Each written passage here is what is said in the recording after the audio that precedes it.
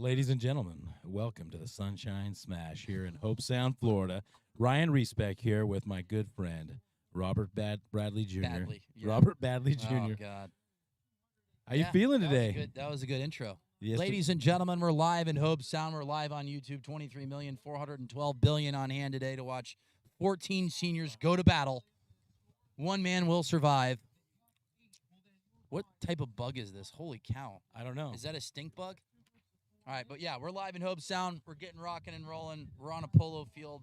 It is beautiful. I had the opportunity yesterday to hit some balls. Ryan didn't cheat for me and put up 390 yards when I was in at like 330.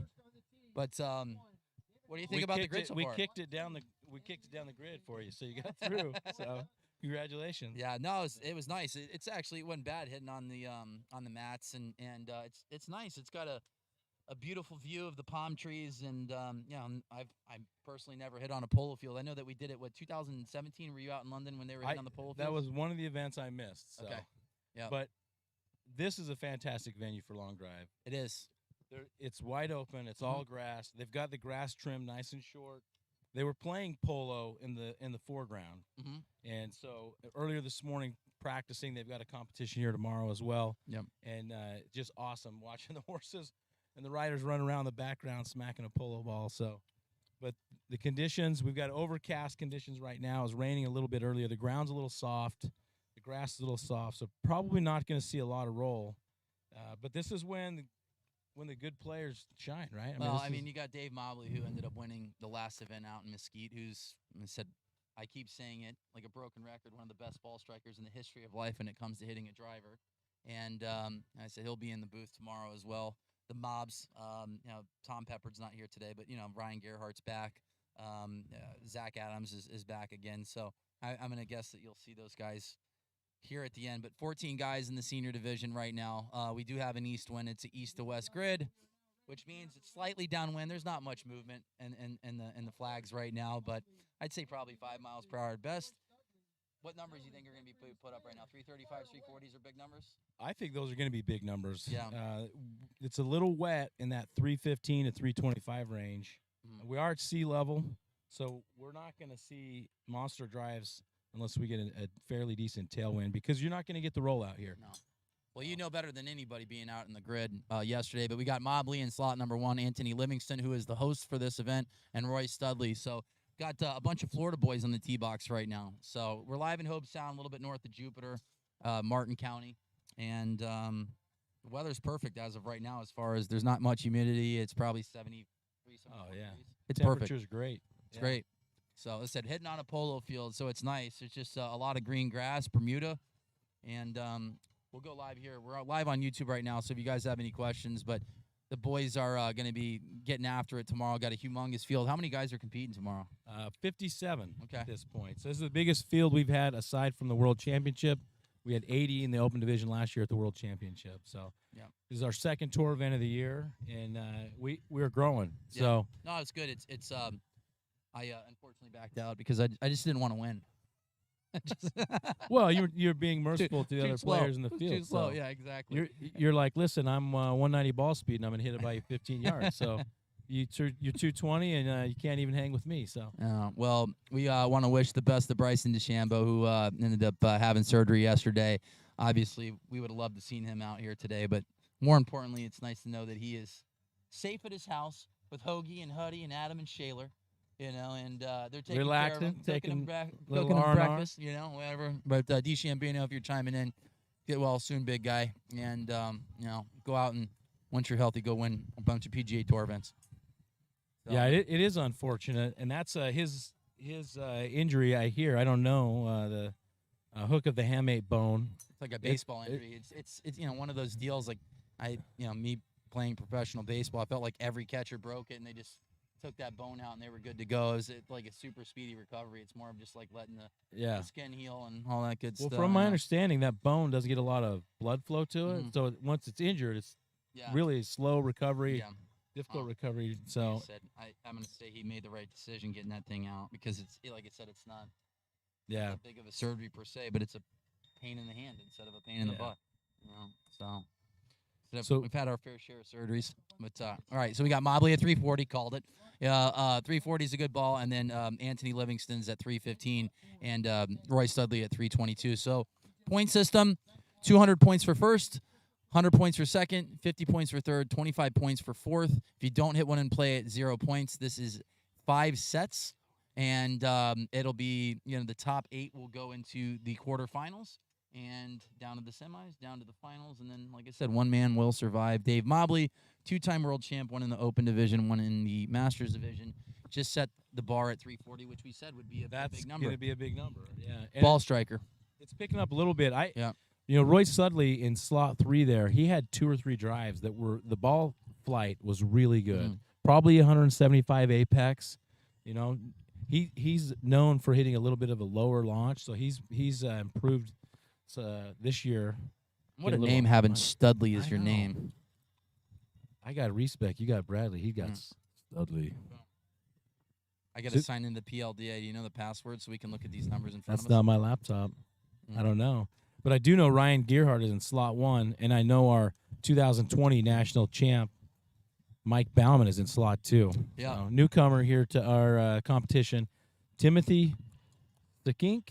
Sicking. We're going to have to ask him to find like out it. how He's to got- pronounce it. Yeah, it's a good name. Sickink, maybe. Sicking. And George Nagy, Sickink. also a newcomer. Mm-hmm. George is a lefty. He is. I like the shaft he's got. He's got the old school. I don't know if that's the House of Forge Ninja or the Platinum or the Black I Diamond. think Who it's knows? a platinum. But. Yeah. So if you're lefty in long drive, you're a 1%er. Yep. Unless you're from Canada, you're a 65%er. I think up Yeah. in Canada. But if you guys want to ask some questions here, where are we at? All right, here we go. Let's take a peek at. All right. Hey, while you're looking at that, There's Bryson DeChampino's on. All right, big guy. You go out yeah. there and you thanks for chiming in, coming in there. Legend. I want to talk a little bit about Anthony Livingston, who is the host of the event down here. He came to us a few months back and was like, hey, I think we could do an event here. Showed us the venue. We pulled it up on Google Earth, checked it out, got it all set up. The Hope Sound Polo Club has been tremendous to work with, so huge shout out to them and appreciation. Can't thank them enough. It's a beautiful facility. They've got a fantastic stable over here of really, really nice horses. I don't know all that much about horses, but they're beautiful. And the lay of the land's beautiful. But, we've got some tremendous support here, too, from some companies. Bonded Lighting. We'd like to thank them. API, also AC America. These events don't happen. They don't come to fruition very well if we don't have sponsor support, corporate partners. So if you have any interest in all supporting Long Drive, support some of these sponsors that we have. Big deal for us. So we have added money to the purse. We got Cradlepoint here. Who's a telecom company. This is where my ignorance when it comes to some of this tech stuff, but TD Synex, Cradlepoint, Fortify are out here helping us with this mobile internet, which can be a problem, right? A lot of the stuff we do now deals with technology. Live scoring that we have up right now that you're seeing on your screen, the YouTube feed, all of that's done through mobile internet provided by these companies. So just awesome.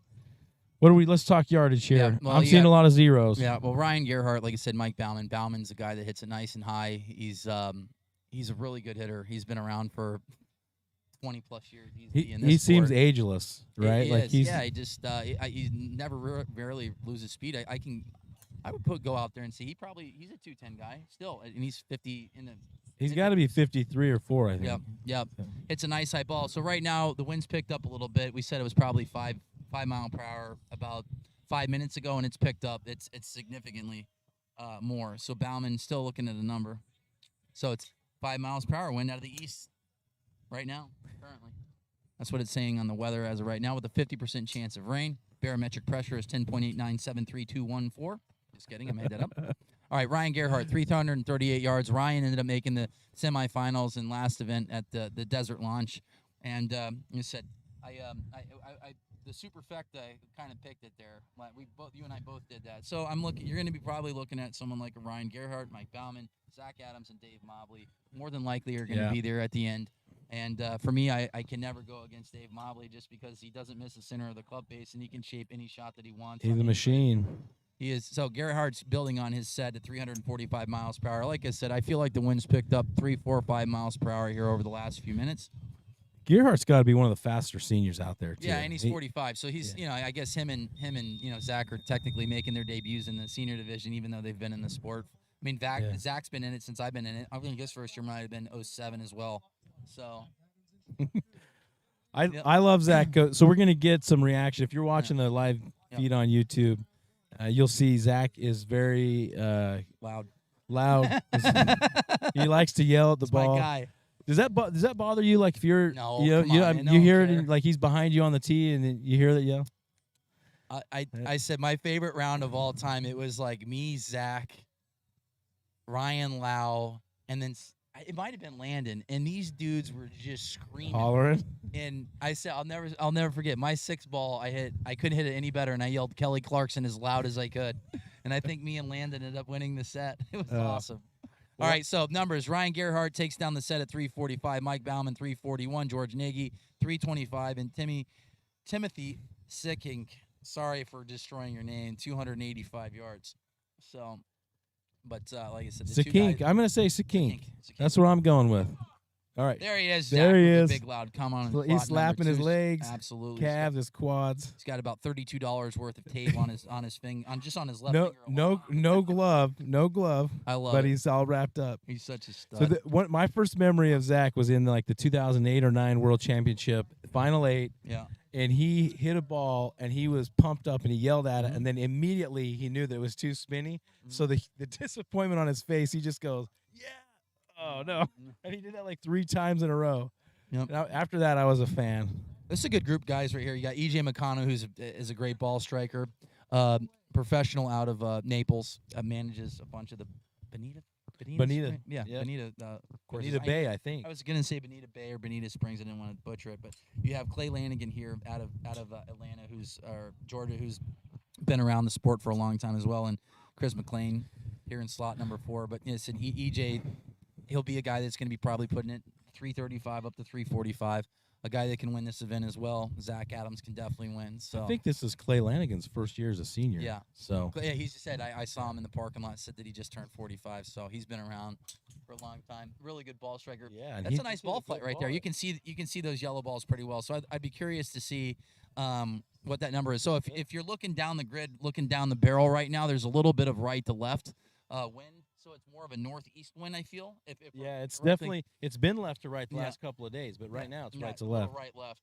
So down the grid it's right left, and then at the tee box, it's right to left. So it's not like Mesquite where you can have 3 separate flags. You're on the tee box in Mesquite, it's downwind, and then down the fairway it's left to right, and then on the Mesa it's right to left.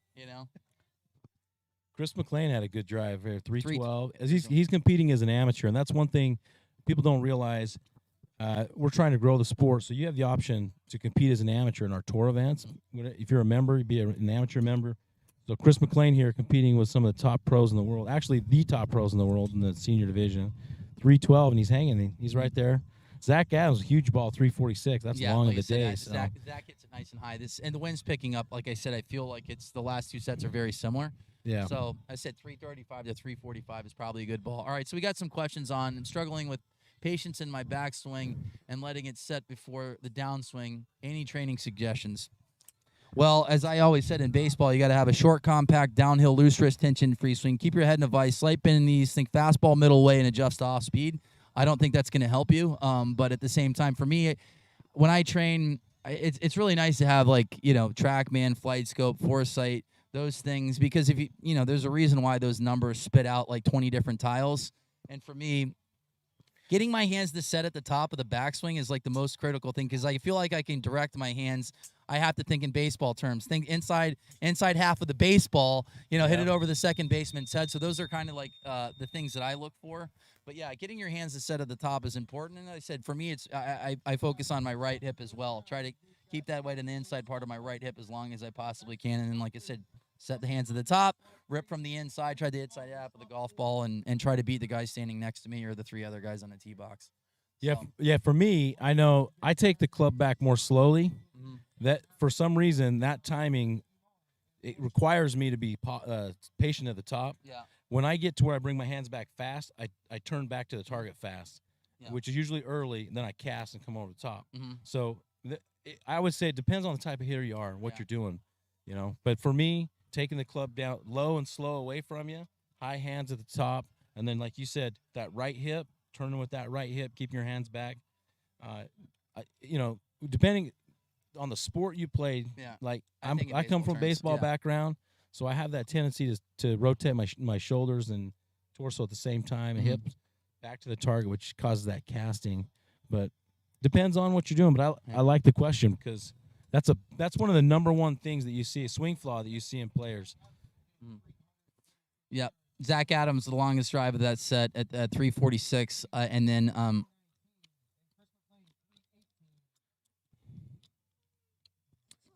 so yeah, let me see here. So Clay Lanigan ended up taking. There you are. I get your yes, absolutely.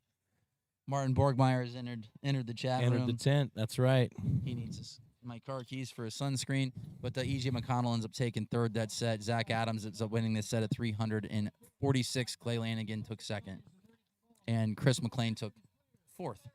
All right. Troy Cowley, Todd Baxley, Russell Sconiers, right? That's right. Russell Sconiers. And Ernie Guimond. I am so sorry. Is it Guimond? Guimond? G-U-I. I mean, maybe he's from Canada. He might maybe. be. Yeah. Maybe he's from Quebec. I think he's actually from down here. So okay. Well, close enough. Yeah, whatever. We need to change the sleep on this display to never sleep. Peterson Corporation. There it is. Big time sponsor. They're a huge sponsor of the PLDA with all this equipment. Oh, yeah. Peterson Corporation helping us out. Absolutely. This is really turning Peterson Incorporated. Sorry. My bad. If you guys have any questions, Peterson Incorporated let 'em out rip. of West Haven or Far West, Utah. Oh, yeah. But the guys, I mean, it's the first three sets. The guys that are supposed to be hitting it a long way are hitting it a long way. And also, we got, say, Troy Cowley's a great hitter. A really, really, really good hitter. Kaylee, like Kaylee Cowley. I like saying Cali. It sounds more Californian. I'll tell you what looks Californian is Ernie's shorts. Absolutely. And the Right. pink shirt. I love it. The pink shirt's more Floridian, though, right? I don't know. I mean, it's tropical for sure. But tomorrow's going to be fun. 57 guys. It's a lot of guys to enter a tournament. is. Like, I mean, I don't know the last time we've had that many players sitting in just like a tour event per se. I mean, they were getting, 54 at World Lawn Drive. Yeah, There was 54. 54. I remember the Mile High Shootout one year was 64. Yeah. That was a fun event. Yeah. We've got to change the format a little bit. We try to do a points format like what we're doing here today, but if we were to do a 57-man point format, it would take forever. 2 full days, Yeah. just the open division. So we've modified the format. The first portion of the format is going to include 4 groups of 15 or 16 players, Mhm. and it'll be a double elimination. So it'll go from 16 players to 4 in each of those 4 groups, and then we'll do a point format like we're doing here. Yep.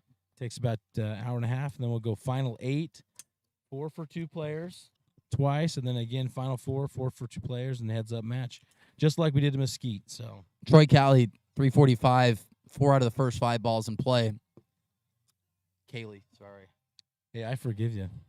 His wife, on the other hand, may not. Oh.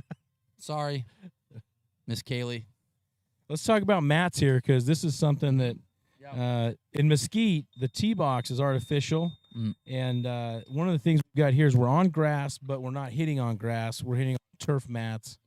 Does that change the strategy at all? It's a little bit softer, a little softer feel. I can say I hit 3 sets yesterday in tennis shoes. I didn't really come prepared, but I didn't slip. I mean, for me, like, I really want to focus on my right foot being able to, like, dig in a little bit, you know, like I'm hitting a big, you know, stand in the batter's box, but I didn't slip, you know, in the 18 balls. And I guess when you don't swing as that fast like I do, like pretty slow, you know, you don't slip as much. You don't use that ground. I'm not using enough ground force, you know. But easy to put the T-Claw in. T-Claw is one of the sponsors as well. And, yeah, just T-Claw and a tornado tee and just let it rip. Yeah, So, one of the things, pieces of equipment that you're going to need when you're a long driver is T-Claw, a couple of T-Claws in your bag. no, those We hit they're a lot. nice. We hit off the mats a lot. So whether you're indoor or outdoor, a lot of the facilities now, like Top Tracer, Mhm. they're using specific bays located so the camera system can pick you up? Well, the guys expected to be there. The top 4: Zach Adams, Troy Cayley, Ryan Gerhardt, and Dave Mobley ended up winning their set. So we're going to go into round number 2. Mike Bauman is in 5th place at 100. Roy Studley, Clay Lanigan, and Ernie Guimond. I'm going to say it's Guimond. Guimond. Maybe it's Guimond. Yeah, maybe he's French. Maybe he is French. Oui. Yeah, he's definitely from Quebec. All right, Gerhardt's in slot 2 and Zach Adams. So let's see. All right, little friendly wager here. 343.5. That's the over/under. 343.5. And I'm going to say it's a push. I bet you they both hit at 344 yards. I'm going to say one of them's going over 350 in this round. I'll take one of the under. two. The wind just died down by a couple mile per hour. You can feel it. I think 343.5 is a good number. Zach Adams, slot 1. Ryan Gerhardt, 2. Ernie Guimond. Or Guimond. Oh, and Roy Zach Studley. Adams just caught at 360 right there. That's what I'm talking about. What's funny is Roy Studley in slot number 4. Big smile, laugh. Got a great smile, by the way. Those have got to be veneers. You need some health insurance. Call got Roy fake, Studley. He's got calf implants. Look at his calves. Phil Mickelson would be jealous of those calves. I think they're sick. Said Ryan Gerhardt, veteran, been in for a long time. Oh, Roy Studley just hit a good one down the left side. That wind's still right to left a little bit. It is. So right now, like it's and more if it's right to left, it definitely benefits Dave Mobley. 49. Zach 49. Adams, 49. You said 350. You have no idea what you're talking about. If this is the Price is Right, you're wrong by a yard. You went over. But I'm still under. Oh, I'm over. Yeah, that's right. I win. Did you choose $1? That was all. If I was on the Price is Right, that's what I would want to do. I would pick $1. No, if you're the first to bid, just like $1. And you've seen that. You've seen the guy on there who like he's on there the whole show, and every time he's like $1. And he's just trying to play the odds that everybody's going to go over one time. That's funny. All right, so Zach Adams still with the biggest number at 349. Roy Studley 325. Ryan Gerhardt still working an under. You just like that one though. That was Ernie Guimond from Quebec. 329 yards from Ryan Gerhardt. So if we're going to go French, I think it's going to be Elny, right? Elny Guimond. Okay. Elny Guimond. Bien. Oh, wait, that's Spanish. Oui. So, yeah, he's from Montreal. We don't have any background on him. It's actually better that we don't. So, now I think about it, he does look a little French. I don't know. Yeah. He could be. Elny Guimond. We're Zach Adams, 357. The wind has picked up. You hit the over. No, the wind's died down. I just know what I'm talking about. I just know what I'm doing. All right, so people that are tuning in, the grid, there is a little bit of a slope at 321 that goes up to about 340. A little bit. About from 330 to 340, it's a slight slope up. Okay. But from 315 to about 325, it's a trench. Okay. It dips down. What it is that between the polo grounds here, the different fields, there's about 3 fields here lined up next to each other, and it's the ditch between the 3 fields that drains the water off the playing surface. Got it. Is this thing have any other questions here? All right. Zach Adams coming in strong there, 357. Waiting for a couple of the numbers to come in, but I think that's going to take it. And Gerhardt's 329 is probably going to give him a second place. Those players, like you said, it's rounding out that. I mean, when you go winner right off the first 2 rounds, it gives you a lot of confidence that you're going to be moving on to the final 8. Yeah, normally the bubble in these type of formats with 16 hitters, right around 450. You can get in with a 375. I've seen it happen before, and then you can not get in with a 475, 500. So, hey, so what do we tell folks that are near Hope Sound, Florida? What's going on tomorrow that they could come out to Ryan enjoy? Riesback will be signing autographs all day. Oh, yes. You came in second, by the way, last event. Good job. I did. That long-haired hippie Kyle Berkshire. That was a dominant performance. I'm jealous. It really was. I mean, that was Rochester-esque, but you hit the ball really well. You hit a lot of balls in play, and obviously that grid fits your eye. Or what is it about Mesquite that you do so well at? Is it because the grid gives it up? As far as like when we say give it up, it give you some rollout. It's not. I so think much that was the grid. major factor there because we were there last year the same time, and it was right after COVID, and nobody had been. We were the first event in the city that came and competed on the field. So there were no soccer teams that had played on it for 2 or 3 months before we got there. Yeah. So the ground was firm. This year is the opposite. They had been playing sports on it all winter long, and so the ground was firm, dry conditions, and so it was giving it up. It was rolling out. I hit a mid trajectory, maybe a little over mid, and so that rolling grid is where I'm most successful. But when you're talking about a mid ball, I'm going to say it's 140 to 160 feet in the air. It's kind of like a mid ball flight. Yep. And then you got someone like Colton Castro that's a high ball flight is not even high. Like 220 is like it's just that's a mid ball for him. So some of our volunteers are some of the high school kids playing the golf team around here. Nice. Shout out to Brody and Mike.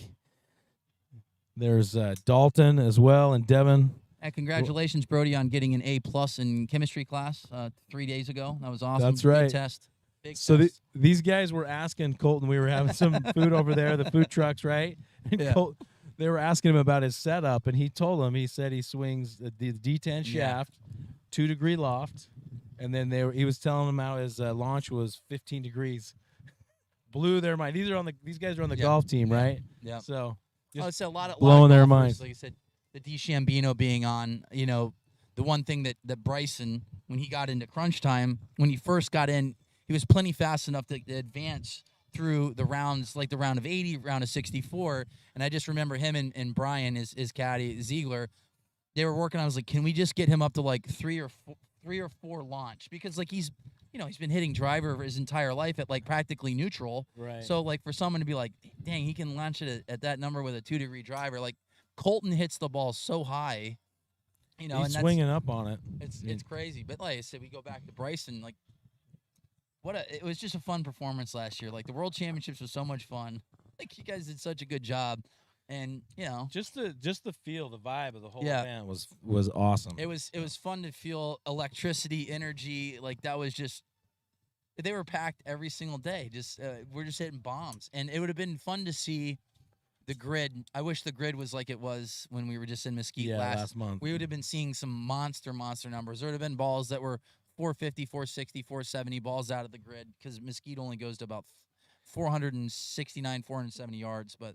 Back to the action real quick. E.J. McConnell in the lead, 335. Mike Bauman, 327. There is a ghost player since there are 14 hitters. So, and Russell is at 294. And Russell, thank you for dinner last night. And Martin Borgmeyer says thank you from Japan. Taiga, hello. If you're tuning in, it's probably sleeping. Taiga's probably sleeping. It's 2 o'clock in the morning there. But yeah. You bring up Japanese players, right? We're doing our world championship for the ladies division. I'm in Japan. $100,000 prize purse. Mm-hmm. I'm not in the tournament to say I am in. You want to go to Japan? I'm going. Yeah, I'm in. Wouldn't you say that's one of the things that Long Drive has done for you is giving you a reason to travel the globe, right? Who knew? Like for us, both of us are baseball players, and my career, unfortunately, was cut short when I was 25 years old. I didn't really have a plan B coming out of pro ball. And, here I am with my scouting director and my dad down here in South Florida we just call it the dump. It's called Parkland or Park Ridge. It was a landfill that they made a golf course, and they had a tour qualifier there. And the rest is history. 2007, I've been fortunate enough to, compete at every world championship since then.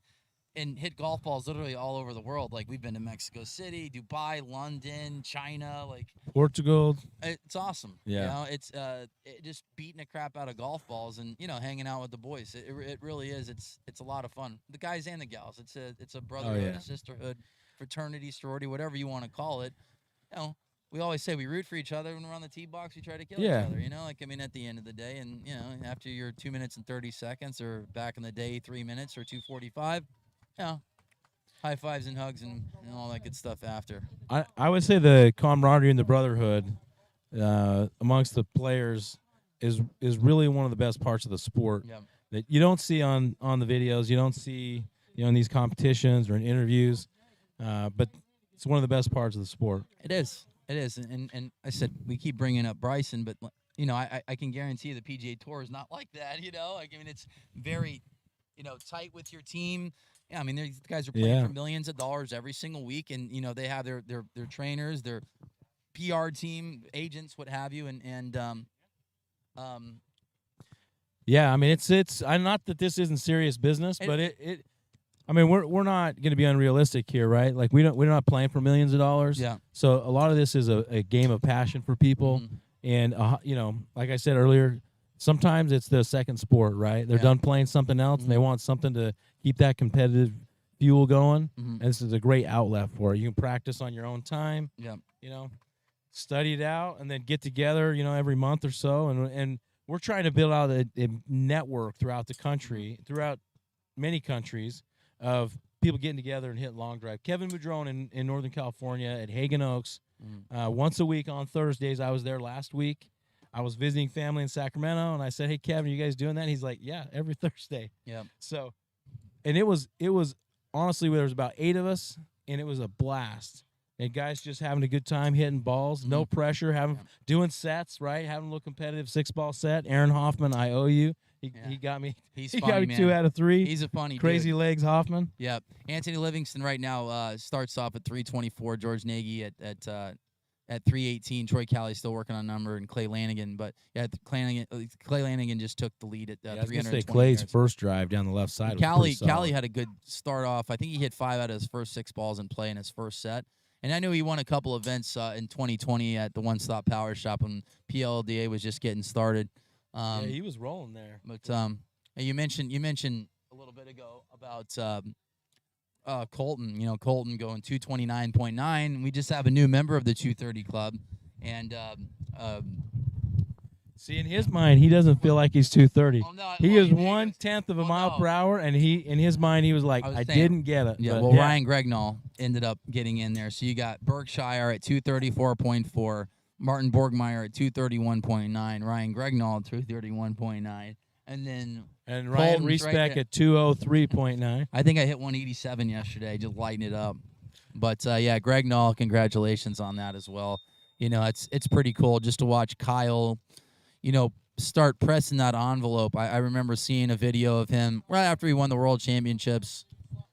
He was 227, 228, and you knew he was close to 230. Oh, yeah. He wants to get there, and realistically, like, he was getting closer and closer. The day that he went 234.4, it's almost 160 club speed. So if he center punches one, yeah, you're getting Colton was closer. 158. Yeah, I mean, you're getting closer. Guys, I mean, I know Kyle's, like, his goal, obviously, is to try to get the 240. And these guys are getting faster and faster. They really, truly are. I mean. I was talking to Gregnall about it, what he's doing, like, for training. And he used to be a power lifter, right? Yeah. He's got chicken legs, little calves, right? He's a monster. But he He's so big. he could deadlift like 450 pounds, 500 pounds. But he said he's not lifting weights anymore, but he hits baseballs off a tee indoors. That's one of the things he's doing. And then he goes and hits long drive at an indoor facility off TrackMan once a week. So he's hitting twice a week, not tearing his body up, breaking it down. He's trying to stay, fresh and healthy. So that's something to think about if you're, thinking about getting in a long drive, and if you got a little bit of pop, can hit a baseball a long way or softball. Yeah. Come join us. I said a lot of it.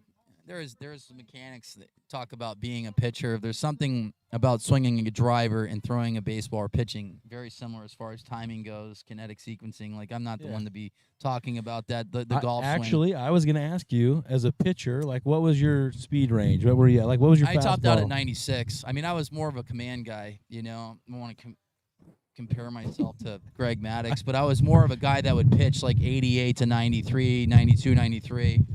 And, throw 4 pitches for strikes. We have a streaker on the field. Just kidding. It's a tent thing. It's a bag for one of the chairs. All right, so last set, Troy Calley ended up getting in. Calley. 338? 338. He ended up taking down that set. So right now you got Zach Adams at 400, Troy Calley, Ryan Gerhardt. Round out your top 3. David Mobley's up for the second time and hasn't this is his second set. So right now the win is this benefits Dave Mobley. It's picking up a little bit here too now. I mean, I'd be interested to see with this wind if Mobley 365 yards. That's what you were wondering. Yeah, he just answered my question. This guy's so good, it's ridiculous. He's unbelievable. David Mobley is an absolute machine. He doesn't even need to hit another ball. This is the second set for him, I believe. So and it should be the end of the second round. I feel like You're man crushing on him is what it is. Well, the guy for good went. reason. For Yeah. good reason. He's very methodical. Mhm. Like in his process right now, he's going to take his time. If he only hits 2 or 3 balls in, that's fine for him. He's going to go through his process, take his time, do what he can to mentally and physically hit the best ball that he possibly can. And it's working. Yeah, I just was curious to see what. Yeah, this wind has picked up significantly here over the last couple minutes. It's blown pretty good, but this grid benefits, a guy that can hit it high and turn it over just a tad right to left, which Mobley obviously can do. He could hit. I feel like he could hit any shot that's needed. So Matt actually still working on a number. Mobley at 65, Chris McLean at 330, Tim Sakink, I think that's it. We're going to go with it because Seamus said that, and he's Canadian. So if this Timothy is from Canada, we'll have it covered. That's impressive number. But I did see yesterday there were some big differences. Like once you got past 350, you're seeing like 360s, 370s. Was there more rollout once you got out farther down the grid? Yeah. So what'll happen is when the wind is down like this, you'll get that flatter descent angle. Yeah. So the rollout it'll give you 10, 15, 20 yards a roll. Yeah. If you get that flat descent angle, but not if you hit it under 330. It's just not going to go anywhere. I mean, they're plugging out there. We'll be out there, in the grid, and you'll hear the ball coming, from the ball caller, and then you'll hear a thud, and you don't see a ball. Mm-hmm. So we're going and digging them out of the ground. Some of them are all the way embedded. So. Kevin Blankhorn's on. Kevin, what's up, man? Hope you're feeling better. Shout out to the Canadians this morning. Yeah. Both Canadians qualified for the world. No, I shouldn't say both, but 2 of the Canadians that are here qualified for the World Championship. Yep. Cody Billinghurst and Colton Kalkanis. And I was struggling on pronouncing that. Colton, not a really big guy, probably like 5'10". Pretty strong guy, though. Yeah. But looks like he could do taxes really well. No, I'm just kidding. He probably can. But he was hitting the right ball flight. Nice high, low spin. They drink Tim Hortons. Yeah. We don't have that. Do they have French vanilla lattes? Oh God, I want one so bad. I got an invite to go out to Calgary in a couple weeks. I mean, I'm gonna just crush Tim Hortons every day. I seriously love that place. So I made my first coffee today for Seamus. I don't drink coffee, so he says, "Will you get me a coffee?" We had to stop and get ice on the way here, right, for the drinks in the coolers. And I asked him, "How do you make it?" And he's like, 4 sugars and some cream or something. I'm asking the lady at the gas station at 6 a.m. how to make a cup of coffee. So that's funny. But yeah, Kevin, hope you're doing well, big guy. Hope your recovery is going fast, and you will be on the grid, on the tee box, hitting bombs. Your turbo cuts, started out left. I remember me and you, like it was Steenberg and yourself doing the senior division at Worlds, and then Steenberg had to go do something, and me and you just let it rip for an hour and a half. And we were talking about Blankhorn. He did like a qualifier earlier that day. He went through like 76 sets. He hit 493,000 golf balls. And he had like 3 Bang Energies or whatever, He hit so many golf balls. I'm like, dude, this Blankhorn's not going to be able to walk tomorrow. And then he had to compete the next day in the Open division. So he's a machine. And you mentioned he's got that turbo cut. He's like the only one that can hit that ball flight. I don't know how. He could hit it 80 yards OB left to start it out and still hit it 400 yards on the grid in play. But like if I hit that shot, that ball like it'd fall out like 30 yards short, wouldn't go anywhere. But so I don't know how he does it. Yeah. All right. Super impressive. Dave Mobley with the longest ball of the day at 366 yards. Zach Adams 357 yards. So Mobley just cruising as he always does. But right now, E.J. McConnell in slot number 3 with 328 yards to start off in the lead. Roy Studley, 359 yards. How can he be an amateur? So he's competing as an amateur this year. This is one of his only events he's going to be able to compete at. So give a shout out to the boys from the net return. You got Brandon Crawley here. What a stud. Yeah, if you're not at home, if you're at home and need something to hit into, net return. Hey, Brandon, I want $100 for that shout out. By the way, you're buying my dinner. You know what we Net need to return- shout out? Yeah, Smack Shack over here yeah, with their lobster rolls and clam chowder. yeah. I had that for breakfast this morning at 10 o'clock. Hit the spot. Delicious. If you're in the area, come over and get some. We got some barbecue going as well. Check out Broward County Motorsports. They're Ooh. here showing off some of Yeah, their They equipment. got some good stuff. And if you don't tell anybody, but if you talk to Chris, I think he'd give you a $500 off card. He gave He's one to got me one the of other those, day. Yesterday, gave you $5. On a Hayabusa. I think he was talking Can-Am 650s or something. So Oh, okay. Roy Studley, 359 yards. He's not from Boston, but he might as well be because he's a stud, and it says it in his last name. The wind is giving it up. High ball is working right now. EJ McConnell is in third place right now with 328. George Nagy at 333. And if it's Nagy, please come up and tell me. I apologize. I think it is Nagy. Nagy. George Nagy. Because you had Charles Nagy, pitcher for the Cleveland Indians for a long time. So if you pronounce it with a Bostonian accent, it would be Nagy. Yeah. We've got Todd Baxley here in slot number 4. So recently, Uh-huh. a year or two ago, you lost some weight. Yep. And I noticed that Bang Energy is one of our sponsors Is here. it really? You want to tell them about your Bang Energy diet? Oh, my gosh. Yeah, drink a lot of water when I wake up, get on the Peloton and just crush it, For like 55 minutes? for an hour and 7 minutes. And then, I sip on my Bang Energies, and then I eat. So I was talking with them over there earlier today, and they down they here. gave me a drink called a Vooz. I think Okay. it's Vooz, Okay. but it's a non-caffeinated like energy or sport drink. I guess Okay. similar to like Gatorade, or whatever, Okay. but it's their version. I had one of those. I feel fantastic. I feel Yeah, right. you look dialed in. Yeah, I'm not. You're I'm not on performance-enhancing drugs at all. I'm not I would hopped assume up that on you are. Just on I can see in your caffeine. eyes. Well, yeah, I haven't been to the gym for 2 weeks. I've been on vacation, and then I've been out here in Florida. Yeah. Come on, Zach, come now. That's what I'm talking I about. thought he was attacking us right there. I don't know if Zach you Adams, can look hear at that on the He's got- telecast. Look at his bio. I like this. This is Steve Young. Look at this guy. Yeah. Yes. I should go get an interview with Zach right now. He You is should. like, Oh, Zach's dialed in. Look at this guy. He calls me at He's- like 6:30 in the morning 3 days ago. He's like, do you know I need a chiropractor or no one? Yes, I got him Tristan Masili down in West Palm. We're just giving shout-outs everywhere right yeah, now. he's wearing his royalty sports hat right Rocking now. the royalty hat. I didn't even have to pay him for that. I I noticed. charged him $500 for that hat because there's a one of one. You are an astute businessman. Yeah, yeah. I'm an awesome businessman. Okay, the Zach wind Adams, just picked slot up 4. though. Did you see it? Ooh, It's- we okay, might see our first 480-yard drive here. You know what I noticed though? He's got more tape.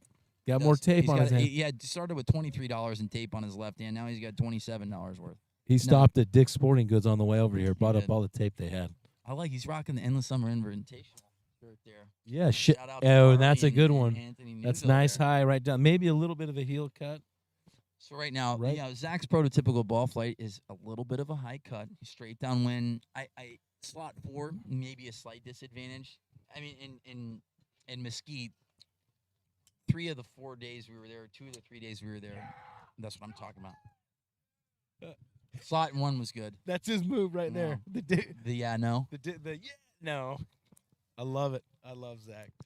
So far, the ghost player has not hit one ball in play as of yet. So we're still No. waiting on a number from the Yeah, ghost he's player. struggling. He's struggling big time. Struggling. Ghost player. All right, so Troy Cayley, 329 yards. Zach Adams still working on a number here. Timothy Sakink. This is his first event. Mhm. He's getting balls in play. It looks like just not quite the distance, unfortunately. But a lot of this is more about the experience than it is winning. Yeah. I mean, you're even though you're 45 years old or older, it's going to be a challenge to come out and beat a lot of these guys first try. But you don't get there if you don't come out and try it, right? So Yeah, I mean, I'm it's I'm pushing for people to come out and try this because it's an awesome experience.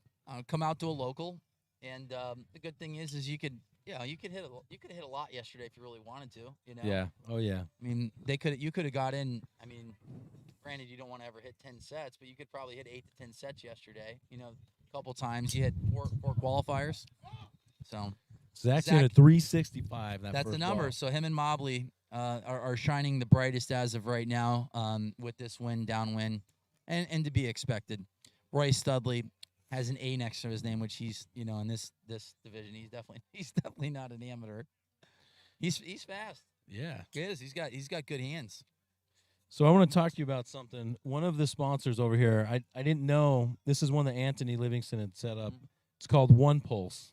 Okay. They have this thing you put on a suit, Okay. and they use an electrical impulse to contract your muscles.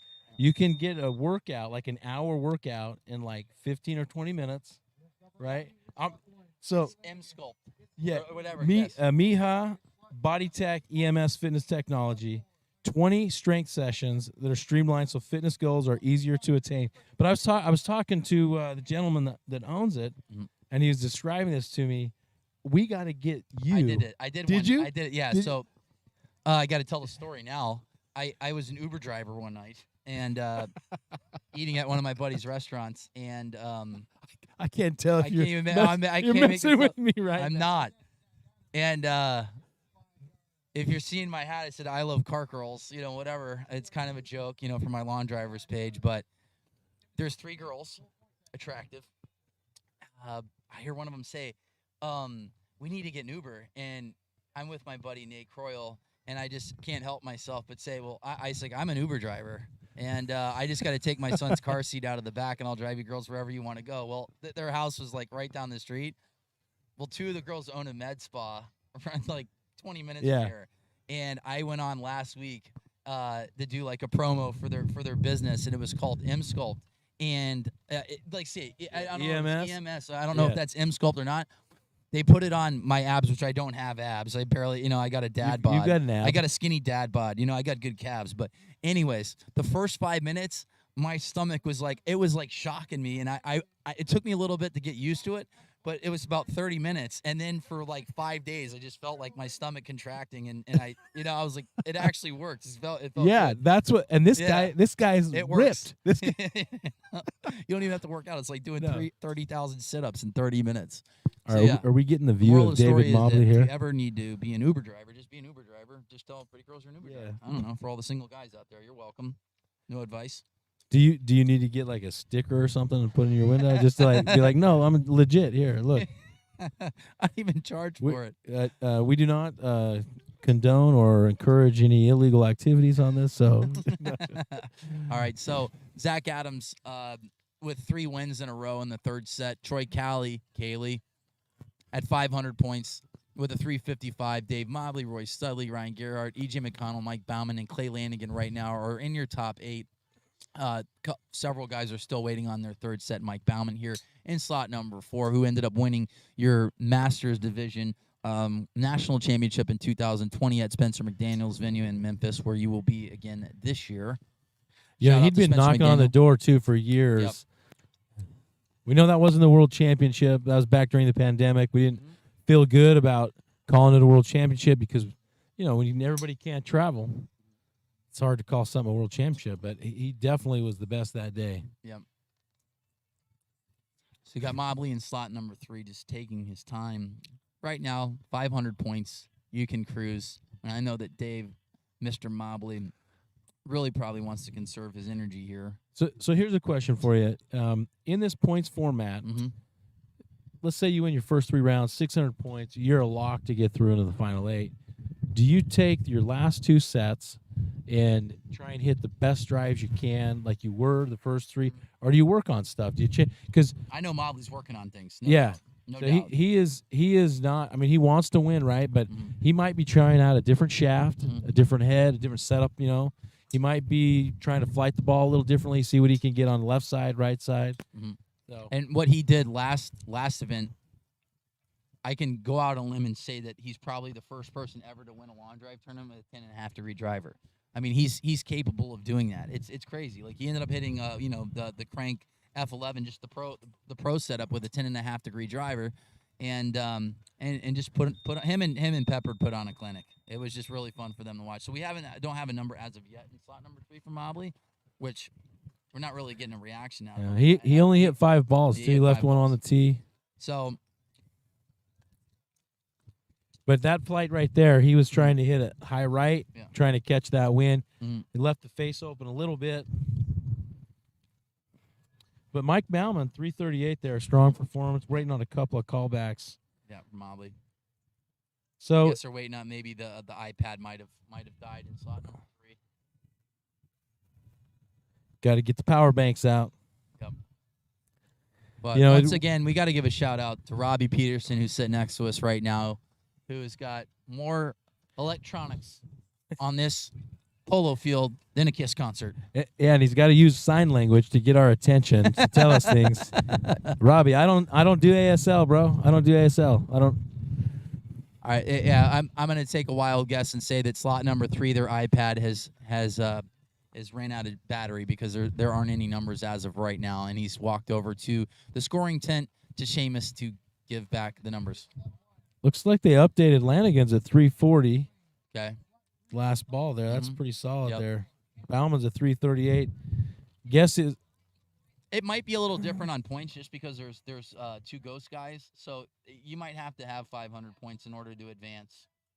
You know, because is really all you have to do. Mobley at 357, so Mobley ends up winning the set. So he's gone 3 for 3 so far. Him and Zach Adams, to be expected. yeah. So it's going to get real interesting here when we get down to the final 8. Mhm. You never know. Right, so the standings as of right now, we still have a couple guys hitting, but yeah, Zach Adams, Troy Cayley, Dave Mobley, Roy Studley, Ryan Gerhardt, E.J. McConnell, Mike Bauman, and Clay Lanigan right now are in the top 8. Dave Mobley, 357 yards. Mobley looks good as always. Very relaxed, composed. He's hit 15 balls out of the 18 balls that he could potentially hit. He's just taking his time. Said he'd rather hit 5 quality balls, in 2 minutes and 30 seconds instead of try to rush and get out of his rhythm or game plan. So, slot number 5, we have 4. We have Anthony Livingston, who's a great host. This is a great venue. He is especially for a first-time event. He's gone above and beyond. The Call of Duty here to make this a successful event. You never know. I'm run several events now, and when somebody says, "Hey, well, I'm going to help you run this event," it's a place you've never been before. It's a little nerve-wracking because you put your reputation on the line with these events, and I would say he's definitely come through for us. This is a beautiful just venue. tremendous. And this time of year, a southeast wind is pretty much a given. Never there will be wind never comes out of the west. If it does, it's super cold. It's a northwest wind or more of a north wind. So guys want to come out and compete. They want to be able to hit downwind or no one wants to hit into the wind, but that's a part of the game. Yeah, Anthony got a good one there. A little turnover action right there. But Got to bounce. it's Florida. Overheating. Can we swap? Oh, all right. Well, ladies and gentlemen, we're having some technical difficulties. The iPads have overheated. I think everything's So- overheated because nothing is on. We need to stick them in some coolers with some ice, cool them off. All right. Well, We're shooting from the hip. shooting from the hip. We're going blind right here. Yep, absolutely. No problem. Hey, this is where our professionalism takes over. You and I are going to spot these balls in the air. Okay. We're going to guess numbers, call them out. Sounds good. So, All right, let's take a peek at Ryan Gerhardt here in slot number 3. That yellow ball is really easy to see right now because we got a little bit of a cumulonimbus cloud in the sky. It's a little bit darker. wind's We're picked able to up see. definitely right here. Hopefully the tents stay down. Yep. We've got them weighed down. We just knocked over a bunch of screens. Not good. Big gust of wind just knocked over a TV screen. It is still intact, and it's still working. Wow. It is. Yep, we just got a gust of wind and just dropped the television. The T flag's almost or the T claw flag's over at a 90-degree angle. Absolutely. So. Start asking some questions. Let's let it rip. Yeah, let's go to the YouTube feed. I love this. Yep. Nick Vorback, hello. Nick Vorback will be debuting the perm mullet. Mullet. Yeah. It's so good. I hope he colors it. That's a Kentucky mullet, right? It is. That's a Kentucky big league top mullet. hat. Yeah. What is it? The mud flap. Mud Mississippi flap. Yeah. He loves it too, man. He loves it. You got Bobby Ray too. Good mullet. Great mullet. But I mean, Nick sent me a picture a couple Saturdays ago of the perm, and it's ridiculous. In ridiculous, I mean amazing good. Probably the best. He still got haircut the of all thin time. mustache? Because the Oh. thin mustache, I think Bobby Ray has a thin mustache. Yeah, Horvath's got the gift of having just good, got good facial hair and good hair in general. I guess he's just a young stud. He's not balding as of yet. Wow. He's got big league hair. Yeah. I wish I could say the same for myself, but Josh Koch has entered the building. Hitbombs.com, .com. C-O-M. Can't tell from there. I don't know if it's C-O-R-N or C-O-M. are we going to call Josh the silverback? Yeah. Koch is He's got a 31 full going head on of about hair and it's 75 going with his silver hair. on us. So, when is registration for the next Nevada event opening? So it should open Nevada. here in the next day or two. Monday. Monday. Back at the home of Long Drive in Mesquite, Nevada. But right now, we're live, Hope Sound, Florida. Let's give him a description of what a normal tour event weekend is. So, first day, local qualifying, which is stage 1 for the World Championship. You don't have to be a member of the PLDA. You can show up on site, hit as many times as you want. Yep. Local qualifiers break down into hour blocks typically when we do them at a PLDA tour event. So, we'll try and accommodate as many players as possible or many attempts as possible. That would qualify you into stage 2 if you get through that. If you're one of the top 7, your drive's one of the top 7 get through to stage 2, which is Saturday morning. So we held one here this morning at 8 o'clock. 22 players competed. 2 players advanced to the World Championship. And then here we are today doing the senior in the afternoon. The amateur division will be after the seniors. And then the ladies division tonight coming in strong with 12 competitors. Yep. That's what I was going to say. Last year we kind of struggled with some of the ladies competitors. It just doesn't have the same numbers as some of the other divisions, but the first 2 events of the year, the ladies are coming in strong. 8 competitors, I think, the first event, 12 at this event. Hopefully we'll get more in Mesquite, keep building on this. Sunday, day 3 is always the open division, which is how would you classify or describe the open division? Well, last year was extremely impressive. I know that we missed some key guys at the World Championships last year, but that final 16, I can guarantee was on average was 4 to 5 miles per hour faster ball speed. That was the fastest final 16 in the history of the sport, no doubt. Those guys, they were flying. I mean, guys like Zach Holton putting up 220, but now it's like, 230s is the number. Like, it's starting to the bar is raised. And like I said, tip of the cap to Kyle Berkshire, Martin Borgmeyer, for setting the bar so high. And I've had the opportunity to hang out with Kyle a bunch and just to see him go about his business.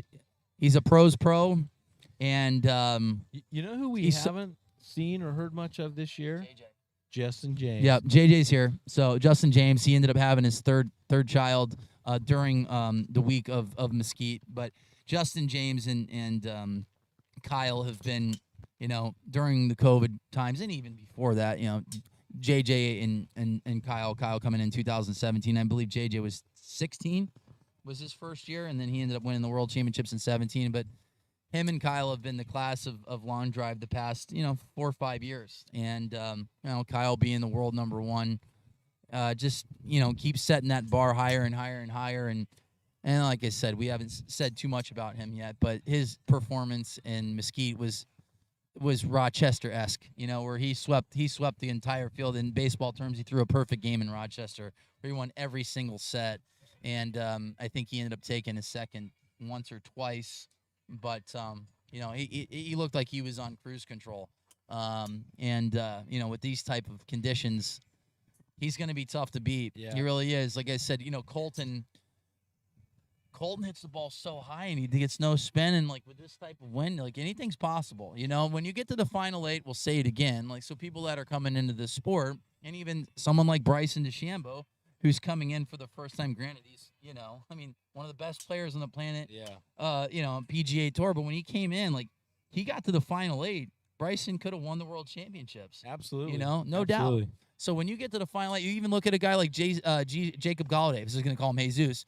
Jesus of golf. Jacob Galladay, great ball striker, 208, 209 guy, and he just kept cruising through because he had so many balls in play.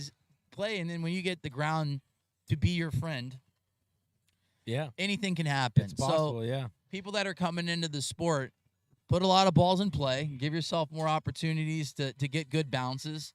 And like I said, the way it's structured right now, that it's so much fun. 16 down to 8, and then 8 is it's just rapid fire. Yeah, and that's if you're not ready. If you're not ready to put it all on the line at that point, you've wasted your 5 rounds or 5 sets before. So and it's a different dynamic tomorrow. They're doing double elimination format, so there's going to be more of a premium of hitting the ball in play tomorrow. So I'd be curious to see some of the guys' approaches that are 220 guys, if they're going to just back off the throttle a little bit.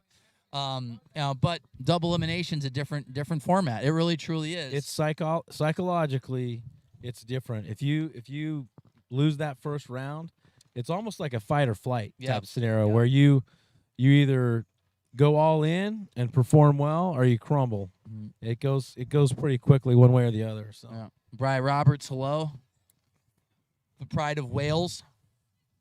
And that's the guy we'd like to see over here. So guys, like you said, we mentioned the World Championships last year. In the States, you have Timmy, Maurice. I'm trying to think who else. They're just like we haven't seen Mark Costello. I know Costello's not a big name, but I mean he's Costello's a so fast. high horsepower guy. Hits a great ball flight. So there's some of the guys. There's guys that we need back. Justin Moose. Yeah, I mean, Moose, some of these guys are not competing right now for various reasons, right? Yeah. But we'd love to see them back. Europe has definitely been underrepresented since the pandemic. Yeah. So. Joe Miller, James Tate, Emil Rosberg, Bri Roberts, Jordan Brooks, Thorne Van Zyl down in South Africa. Those guys are really talented, really good hitters, and it's nice that Martin's been over here. He's going to be at every one of these events, and so Thorne qualified for Worlds. Yep. And Campbell, I'm going to say it wrong. McMillan, I believe, is how you pronounce it. Out of South Africa, Zimbabwe, they'll be there. We've got representatives now in Singapore, Thailand. We're working on Thailand right now. The Thailand just secured some funding. Yep. So if you're in Thailand and you want to do some long drive, it's coming. Get ready. You'll be able to come to the World Championship this year if you're number 1 or 2, I believe. So a lot of good stuff happening. Dustin Merrill, hello, the pride of St. Louis. Is that giving Biff? A shout out to T-Pep, Tom Peppard. That was fun last tournament watching Mobley and Peppard, 2 world champions in the Masters division, just go at it. Just the kings of ball flight. Just watching guys and that. Even Mobley said he was probably in the high 190s in some of his shots, and same thing with Pepper. They're right around 200, but they get every inch out of that golf ball. They know how to flight it correctly. They know landing angle, descent angle, attack angle, like every angle known to man. They can figure it out. And watching those 2 guys hit golf balls is just fun to watch. Masters of their craft. So shout out to Dustin Merrill. Yeah, and Tom, unfortunately, Tom didn't get registered in time. Jeff Crittenden was supposed to be here. Was in an car accident, was injured, not able to come, and we had a hard time finding a spot or somebody to fill in that spot last minute. I called Tom, desperately trying to find a way to get out here, but unfortunately, I mean, travel is really difficult right now. The cost of travel is super expensive. I don't know if it was that or work or whatever, but he was doing all he could to try and get here, and unfortunately just couldn't make it happen. So we miss you, Tom, but we'll catch you in Mesquite next month. Mesquite. Mark Costello, hello. He's going to be in Mesquite. So, it'll be fun to watch Mark because, that grid, he's fast. He hits the ball straight, too. I remember that ball that he hit against Wes. Was it 2018, 19? He went 455. Yeah. Yeah. And it was like 30 or 40 yards longer than anybody hit that night. Yeah, well, that left side of the grid, if you can kept it in and at Windstar, you hit one 474, I think. We were all in that qualifier. Me, you, Cody Zurich, Mark Costello. 476. Yeah, Dan Lambert. Who's counting? Yeah, 476, whatever. And even Miller went up against Mitch Dobbin. It was in 2016, and he hit the kind of like the crease, so you had to hit it down that far left side. But that left side of the grid and Windstar, if it was a north wind, you could hit bombs there. You could just go, you go to town. So, you know, Costello is one of those guys that he's got a good golf swing. He does not look as fast. I call it so low fast. end, like the low end speed. He does not look like he's swinging super hard, but the last 2 or 3 feet before the club head hits the ball, the speed just jumps. The club just jumps into the ball. Super fast, super competitive. So, Mark, we're gonna have a good time in Mesquite. Glad you're coming out. I believe OU grad, right? Registration opens up on OU Monday. grad. He could dunk on a 15-foot rim, right? Mark, we're blowing you up there. But yeah, and we'll say go back to Timmy. I saw Timmy, Mr. Burke, 2-time world champ, 2 weeks ago, and they talk about how long drivers can't putt. Well, we were able to string some putts together. Me, Kyle, we had Eddie Fernandez and Timmy, and we ended You up guys winning. were like 38 under. What No, was the score? We had no mulligans, and it was like 20 mile per hour winds. It'll come out on Kyle's YouTube, but it was a Puma event, and we ended up winning it. So Kyle's like, we need to do more of this. It was so much fun. That was the first time I can say in a scramble, like, no, we didn't take one of my drives. These guys, you know, it's crazy. That was fun. You were the guy there for the short game? I actually played well. I hit a couple good irons on par 5s, and we made some putts. So yeah, that'll be fun on YouTube to watch Kyle. What is that? What'd you just say? Made some putts. What's putts? What's that? That's when you drain the ball goes in the hole with a different club than a driver. Yeah, I don't even know what you're talking about. Is that like some foreign language? No. Jay-Z, the GOAT has entered the chat room. Jason Zubak, the GOAT, 5-time Open Division world champion, Masters Division champion, has stepped in. Hello, Mr. Zubak. Well, Livingston got a hold of Flynn, one there. Brandon Flynn, thank you for your service. Thank you for serving and protecting the United States. I always say it's the greatest country on the planet, but anybody You're biased and you have a right to be. But any country that is watching this, you have the greatest country in the world, and you're welcome. You should feel that way. So How receptive the grid is, Brandon, the grid will give it up. Like, it gives it up the farther you carry it, and it is the east wind now. So we're going east to west. Right now, I think, Martin, in this type of condition yesterday, went 393 yards. I think you might see a 400-yard ball here in Florida, which is, at sea level is not going to happen very often. But the ground, Ryan knows better than most because he was out there, spotting balls yesterday. Not much rollout between 320 to 340, but once you get it past that 340, you can put up some big numbers. Sorry we're not giving you guys updates right now because some of the tech is down because of the weather and the batteries have died, but our microphones are working. That's all that matters. That's right. Yeah, the iPads are overheating, so we've got overcast now. So if we can get those cooled down, I think we'll get them started back up, get it going again. For the guys that you expect to be here in the top 4 or 5: Zach Adams, Troy Cayley, Dave Mobley, Clay Lanigan, Roy Studley, Ryan Gerhardt, Mike Bauman, EJ McConnell, McDonald. So getting a little bit of a crowd out here. Yep. Starting to pick up. There's got to be at least 5,000, 6,000 people out here right now. So we've got maybe 7,000. We've got some new ladies competing in the ladies division, which will start about 5:30 today. Go till about 7:30. Yeah. Gabby Powell. Yep. First long drive competition ever. The pride of FIU. What is? She does a lot of social media influencing now, right? Yep. And very, very beautiful woman, right? But she came out the other day and she was hitting it like 320. Yeah.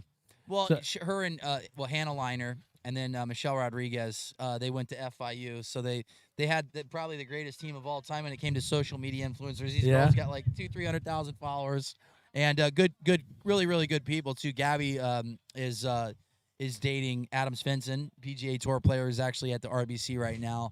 That kid's a good player. I ended up walking with him a couple days at the Honda Classic. That kid's got a lot of upside potential. Another Canadian, the guy that gets to drink Tim Hortons. There's something in the Tim Hortons. I'm telling you, there's something in the Tim Hortons. By golly, if by chance I hit the lottery, I'm gonna make sure that I have like 25 franchises down here. Tim Hortons, whatever. I hope you're listening. Why don't they cross over the border? I don't understand. You've been lobbying this for a few years now. I know that they're up in like Buffalo New and York? Rochester and stuff. Okay. And then they're up in whatever. But. Man, are we getting some no callbacks All right, yet? now No we got numbers some yet. numbers out. We got 300, 301, 302, 303. Is that even possible? I don't think that's the No, it this can't be this right. round. Yeah, Yeah. something's off. But Ryan Gearhart, probably the strongest competitor in this group.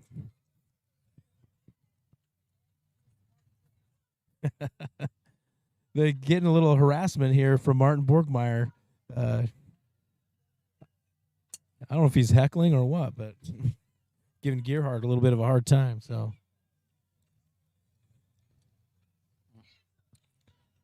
Mitch, what we got any questions for online? Mitch. I got a question for Mitch, but it had to do about my son Oh, hitting golf balls. I always tell my son to have a big shoulder turn and hit it high. yeah. And he's like, "What do you do for baseball?" I don't want him to pull off the golf ball or baseball, so I'm trying to tell him to hit it over, like hit it high Off over the the second field? baseman's head. Yeah, Yes. yeah. There you go. Oppo. Me and you, try to go oppo just to keep that, him from flying open. And you're gonna hear people say, "Oh, you can't hit it as far opposite field." Totally not true. Oppo taco. Yeah, Chris Shelton. He's my example. Yeah. He was my catcher in college. He had like the greatest April and May of all time. Had like 13 home runs. Was batting .475. It was fantastic for about 2 months there. But the reason I bring him up is because he was always going in the gap, right center. Yep. So much pop. So you can hit it just as far opposite field as you can at pulling it. So yeah, I like when I pitched against guys that were really good hitting it the other way. I hated that. I mean, they stay on the ball a lot longer. And Chris Shelton was actually my teammate. was he? Yeah, In with the Pirates. Pittsburgh? Yeah. Okay. Yeah.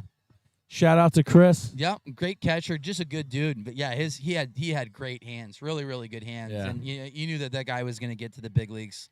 There's a lot of guys that you could tell like right away, like Batista. Jose would just randomly hit one like over the lights. Like, where did that come from? Type of deal. And then once they start figuring it out, he ended up. Batista probably had close to 400 home runs in the big leagues, I would think. That is so much. The beeps. Look, Mobley is yelling at He's Zach. yelling at Zach. He's giving him a hard time. One guy that, like I said, Zach definitely. So it's psychological. I'm telling you I right can now. guarantee you This Zach is doesn't this care. is on purpose. Yeah, but I'm going to tell you right now. Mobley is doing this on purpose I know. for a reason. It's not just because. Yeah, Zach Adams is awesome. So I'm going to tell you a little story. We're in Denver one year, and Jason Esslinger, I think it was me, Landon Gentry, Jason Esslinger, and somebody else, and we're hitting balls and stuff, and I'm feeling a little confident. I'm not a big yeller, and some guys are yelling, so I'm like, I'm gonna hit a ball, and I give it a good holler, and I'm feeling pretty confident. Yeah. They're calling yardages back, 396, Landon Gentry, 394, Jason Esslinger, whoever the other guy in the group was, like 393. I was fourth place, 392. I'm like, I'm never yelling at a ball again, so that's not my style. I'm not a yeller. So the slapping though, he's slapping everything. I love it. Colton slaps. Paul Howell used to slap. Yeah. Yeah. Engaging those fast twitch muscles, getting them fired up. So All right, we got two-time world champ open and master division world champ Dave Mobley in slot number 4. Taking his time, yelling at Zach Adams. Psychological warfare, but Zach. it is. promise And he's you, like I smiling. said, He knows he's a we're talking veteran. He about it loves right now. Yeah. He's Yeah. envisioning that high draw down the right side coming back to center. I love it. I love it.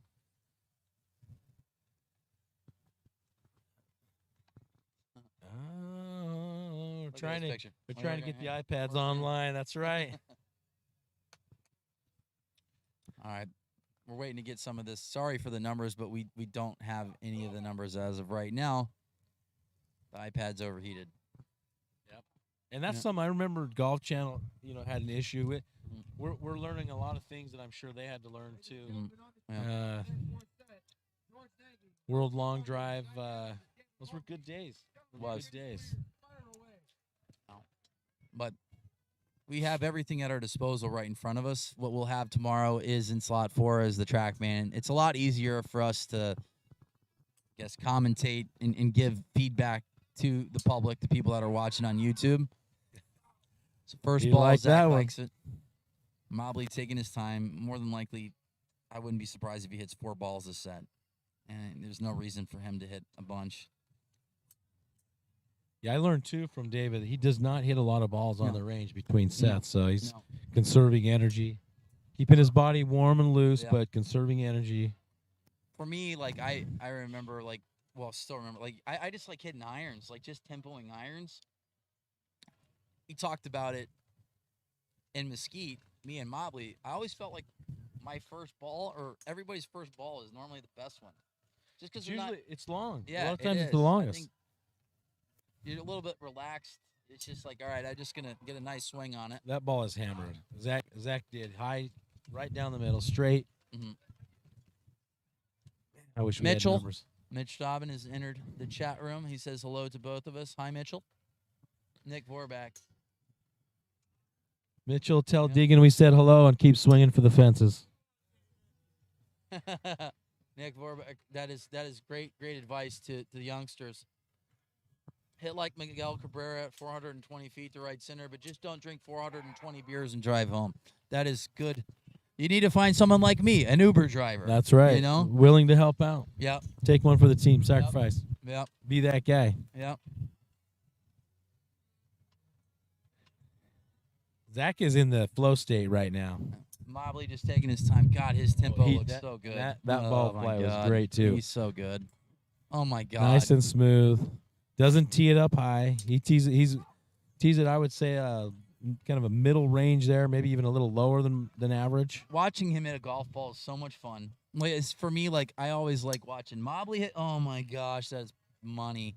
That one I not. like watching him and Yeah. I mean watching Jamie Sedlowski hit a golf ball is just amazing. And I said Kyle. Yeah. Oh Love yeah. watching Kyle hit. And then JJ. When JJ's locked in, watching JJ being Justin James.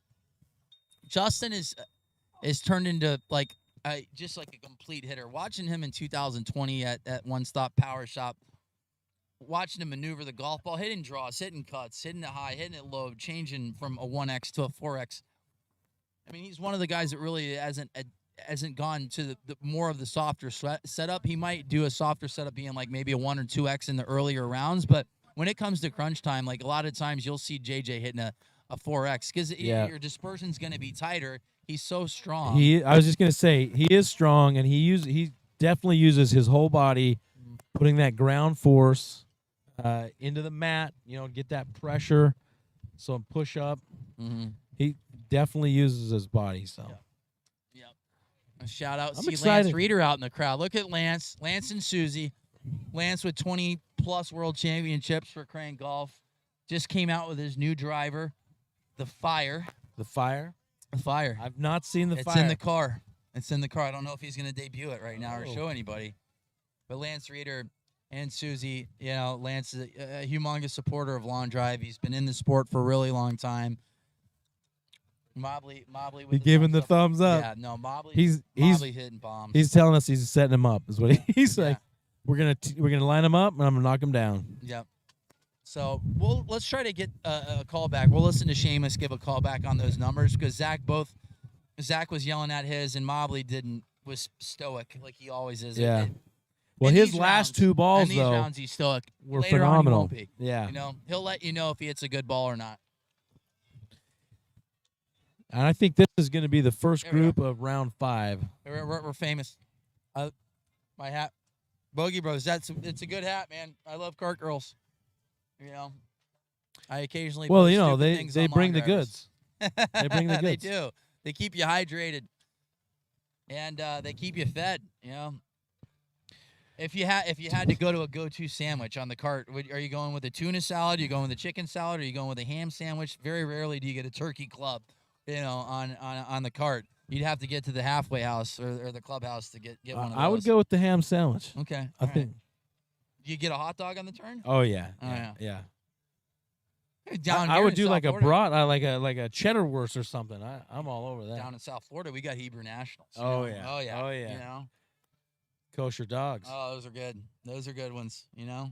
Are you the Dijon mustard guy, or are you just a straight yellow mustard Do you know guy? the older I get, I like mustard. Yeah. I'll go Dijon. Yeah. All right. So the question is, all right, on a hot dog, you're going with the Dijon mustard or a yellow mustard? Do you ever put ketchup on a hot dog? Always, yeah. Really? But Interesting. But I don't mind not having the ketchup. Like I can do just a mustard. Like when I was a kid, I couldn't do that. I was Okay. only ketchup. All right. Now, I can do just mustard. I like the kraut. I like the relish.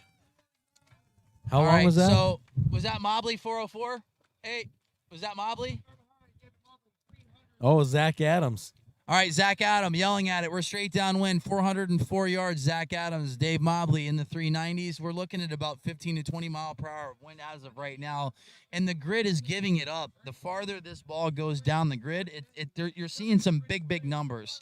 Longer So you'll carries, see more 340, or rollout. you'll see like 355. Yeah. And then like yesterday, like Martin Borgmeyer ended up going.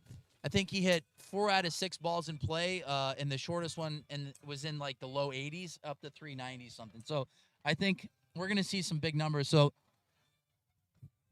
that's got to be one of the first 400 balls ever hit in the state of Florida in a competition. Let alone you don't hit it 400 yards here. Not often. You don't. No. So that might have been the first 400-yard ball ever in competition in Florida. If I'm wrong, can someone please tell me?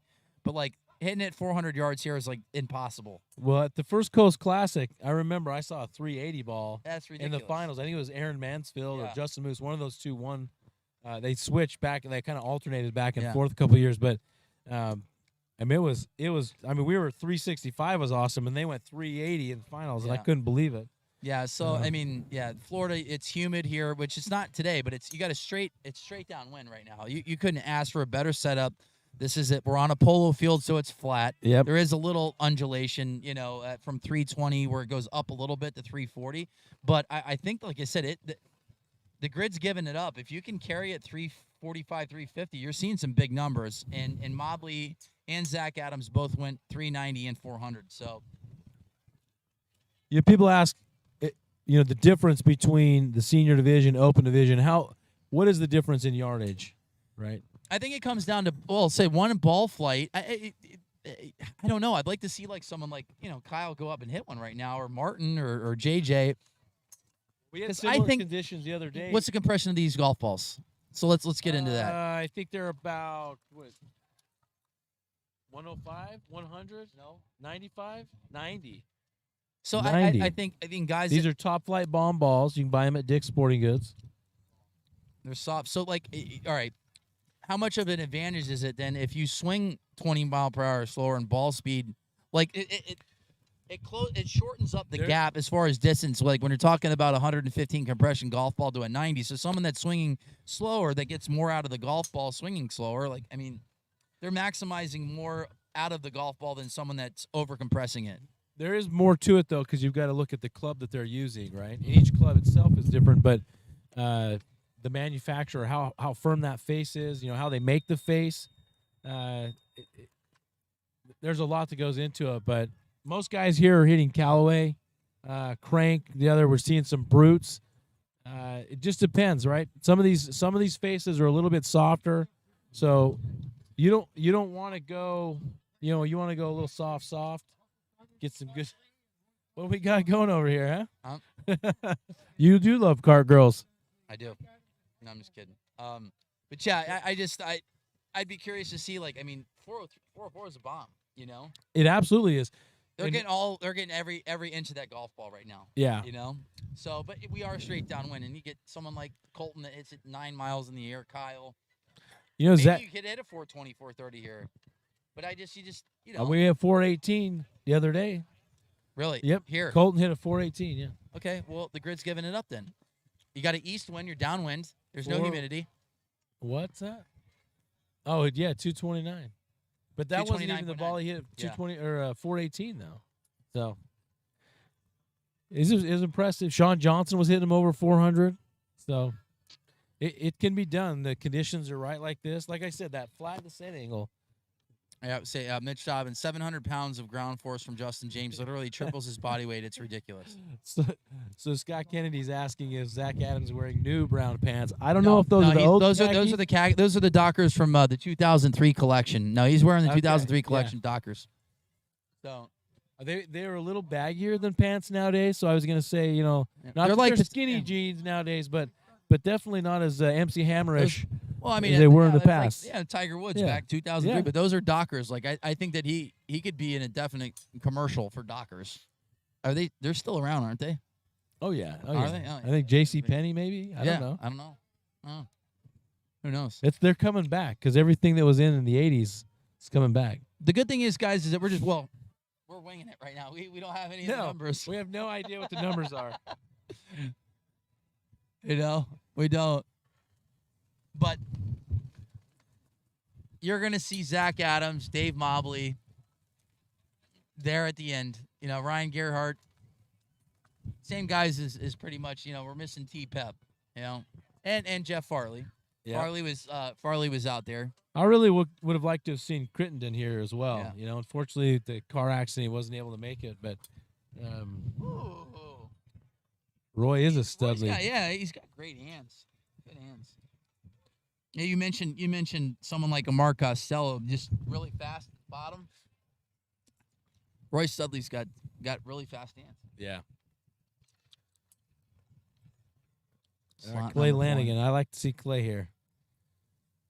I saw Clay this morning. It was a blast from the past. I probably haven't yeah. seen him in 6-7 Yeah. years. Yep. I don't even know. I'm trying to think of the last place I saw him. I think I probably saw him in Tennessee Memphis. Shootout maybe Yeah, or Memphis. or something, Yeah. He's got started a family. I think he's got 4 or 5 kids. Just like you. That's right. Does he have a pantry like We're yours? trying to pot You have like a 4,000 square foot basement of just stuff that food could be storage. used for the next 80 Yeah. years. If there's a zombie apocalypse, we're gonna be just fine. Yep. The safe's loaded with ammunition. Yep. Got Yep. some firepower. But yeah, Zach Adams looks good right now. I mean, he hits the ball high, and we're straight down win. You couldn't ask for better conditions right now. Russell Sconyers with a good drive right there. Finally see Mr. Gregnall in the house. Ryan Gregnall said Mr. 230 as well. Hitting baseballs off a tee. That's the Yep. secret. Yep. He's Thanks, over there everybody, talking for with Sam Judah. tuning in right now. You know, we're live on YouTube. We're here in Hope Sound, Florida, on the polo fields. Got nice stands too. That's a good grandstand. Yeah, we got some bleachers out. So if you're in the area, come on out. Kids 12 and under are free. Yeah. Admission at the gate. April Bent charged days. me a Bring lot your of bent money days. to put my Yeah. bring my car through. We the- charge the program. commentators all the time. So come on out. She took my whole wallet. You got a big wallet too. That's the Yeah, right. I needed a rubber band for all that money I gave April. You know, we're down here. We're staying in an Airbnb. Yeah. Stay with me on this. I'm going Okay. somewhere. Okay. Oh, commercial time. Yeah. API, founded and based in Jupiter, Florida by Tequesta native David Stewart, has provided innovative, proactive, non-chlorine chemicals to the pool industry and pool and spa owners for 25 years. The reason I bring this up is because the place we're staying has a pool. Wow. Not using API, I can tell you the products. Yeah. So I'm gonna leave a little comment in the Airbnb. I'm gonna say, hey, I don't want to say her name because she's a nice lady, but I'm gonna tell her you need to call API, get some of the Easy Spa, Easy Pool products, keep that pool fresh and clean all fresh year and so long. clean, That's clean. right, because it helps. Are Yeah, you a saltwater pool guy or are you a chlorine pool guy? I'm probably a saltwater guy. I am a Yeah, saltwater yeah. guy as well. And then I guess the next question going back to the hot dogs. If you have a hamburger with no cheese, you go with if I have a hamburger, I'm putting mustard on it. But if I have a cheeseburger, I'm putting ketchup on it. Are you the same? I like ketchup and mustard, and I'll go a step further. I like mayo on my hamburger. Wow, you're the type of guy that's probably going to put, it sounds like, mustard and ketchup on your peanut butter and jelly sandwich, too. No, Looks no, like you're that's a combo keep guy. sweet. Okay. Well, look, this hat looks good on whatever. Bogey Bros, give a shout out to them. We're just giving a shout out to everybody. I just like the AC one. I'm like, I can't read that, Ryan. Yeah. Because I my get it. pops has Well- been in Palm Beach County in South Florida for 41 years. Big old That's Bob right. Bradley. Well, AC America does it a little differently. They Oh, yeah? cater to the DIYers. That's right. If you're a do-it-yourselfer, it's going to get real hot outside, so don't burn your money calling a contractor. But if you do, call Rob Bradley. Call Bob Bradley, big old Bob Bradley down in South Florida. Keeping in Palm Beach school since 1980. So they do the wholesale of the AC product, right? So if you got a friend that knows how to install it or whatever, I guess you wholesale it yourself. They'll ship it to you, drop it off. Wow. Get your buddies over, grab a 6-pack, put it together, Yeah. cool the house down. Yeah. AC America. AC America. There's no more American AC company than AC America. That's right, AC America. America. But I am glad that our Airbnb, that our AC is working. It was installed by Bradley Heating and Air Conditioning. Keeping the Palm Beach school since 1980 from regular service to maintenance to full system replacements. With certified Did journeyman he make you technician. memorize that as a No, I had to kid? do it like for ESPN radio back in the day. Oh, So- you did so- commercial. Yeah, so when I do my lawn drivers send off, I always say, as the late great Dick Sanford always said, "Good night, God bless, and drive home safely." Well, Dick Sanford was the PA announcer for the Marlins, and he did the PA for all of our high school games, like growing up. Yeah. So when my dad first signed with ESPN, I had Dick Sanford do all of it, and then he was busy like during the regular season, so I had to go in there and do a couple of Do your own. voiceovers. And I had to put on my fake announcer voice. Bradley Heating and Air Conditioning. Give me the pop, it's just cool. You know? And they're like, you sound like you should be at a different establishment than on the radio. But anyways, we're starting to get some life back here in the tech. We got Zach Adams still looking good at the top. I'm completely lying to everybody. They don't That's know any right. better. We have no idea. I'm looking at you like, where are you getting these numbers? I'm not seeing it on my screen. I'm not so. either. We're winging it, but who cares? Just ask questions. But this is the second to It is last group downwind. here, so you're going to see some good, solid competition. Mike Bauman here, right? Zach Adams. All right, let's see. Let's get some information here. Yeah, we are downwind. We have east wind.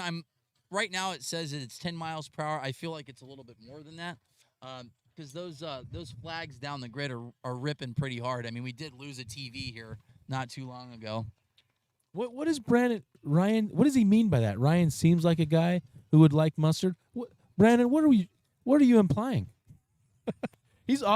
Brandon did the broadcast with me in Memphis, tore me up the whole time. The whole time.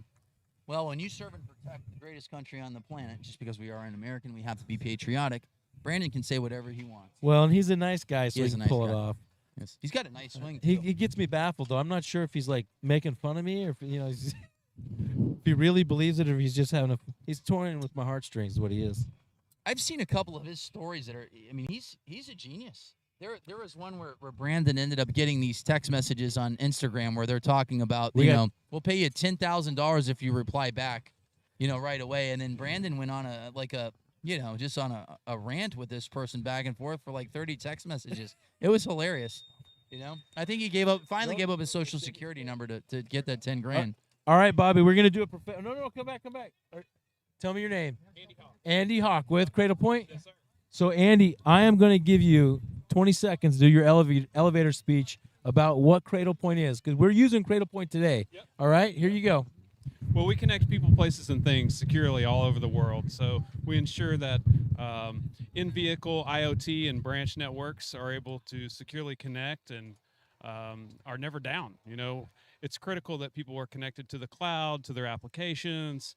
To keep things flowing in this world, we got to continue to elevate and make sure that we're using tomorrow's services in every use case there is. And 5G is what we're using today, and we're excited to be a part of this exciting event. Well, we appreciate you being out here and supporting the cause. What do you think of the competition so far? It's awesome. These guys are crushing it, and I'm trying to pick up some tips.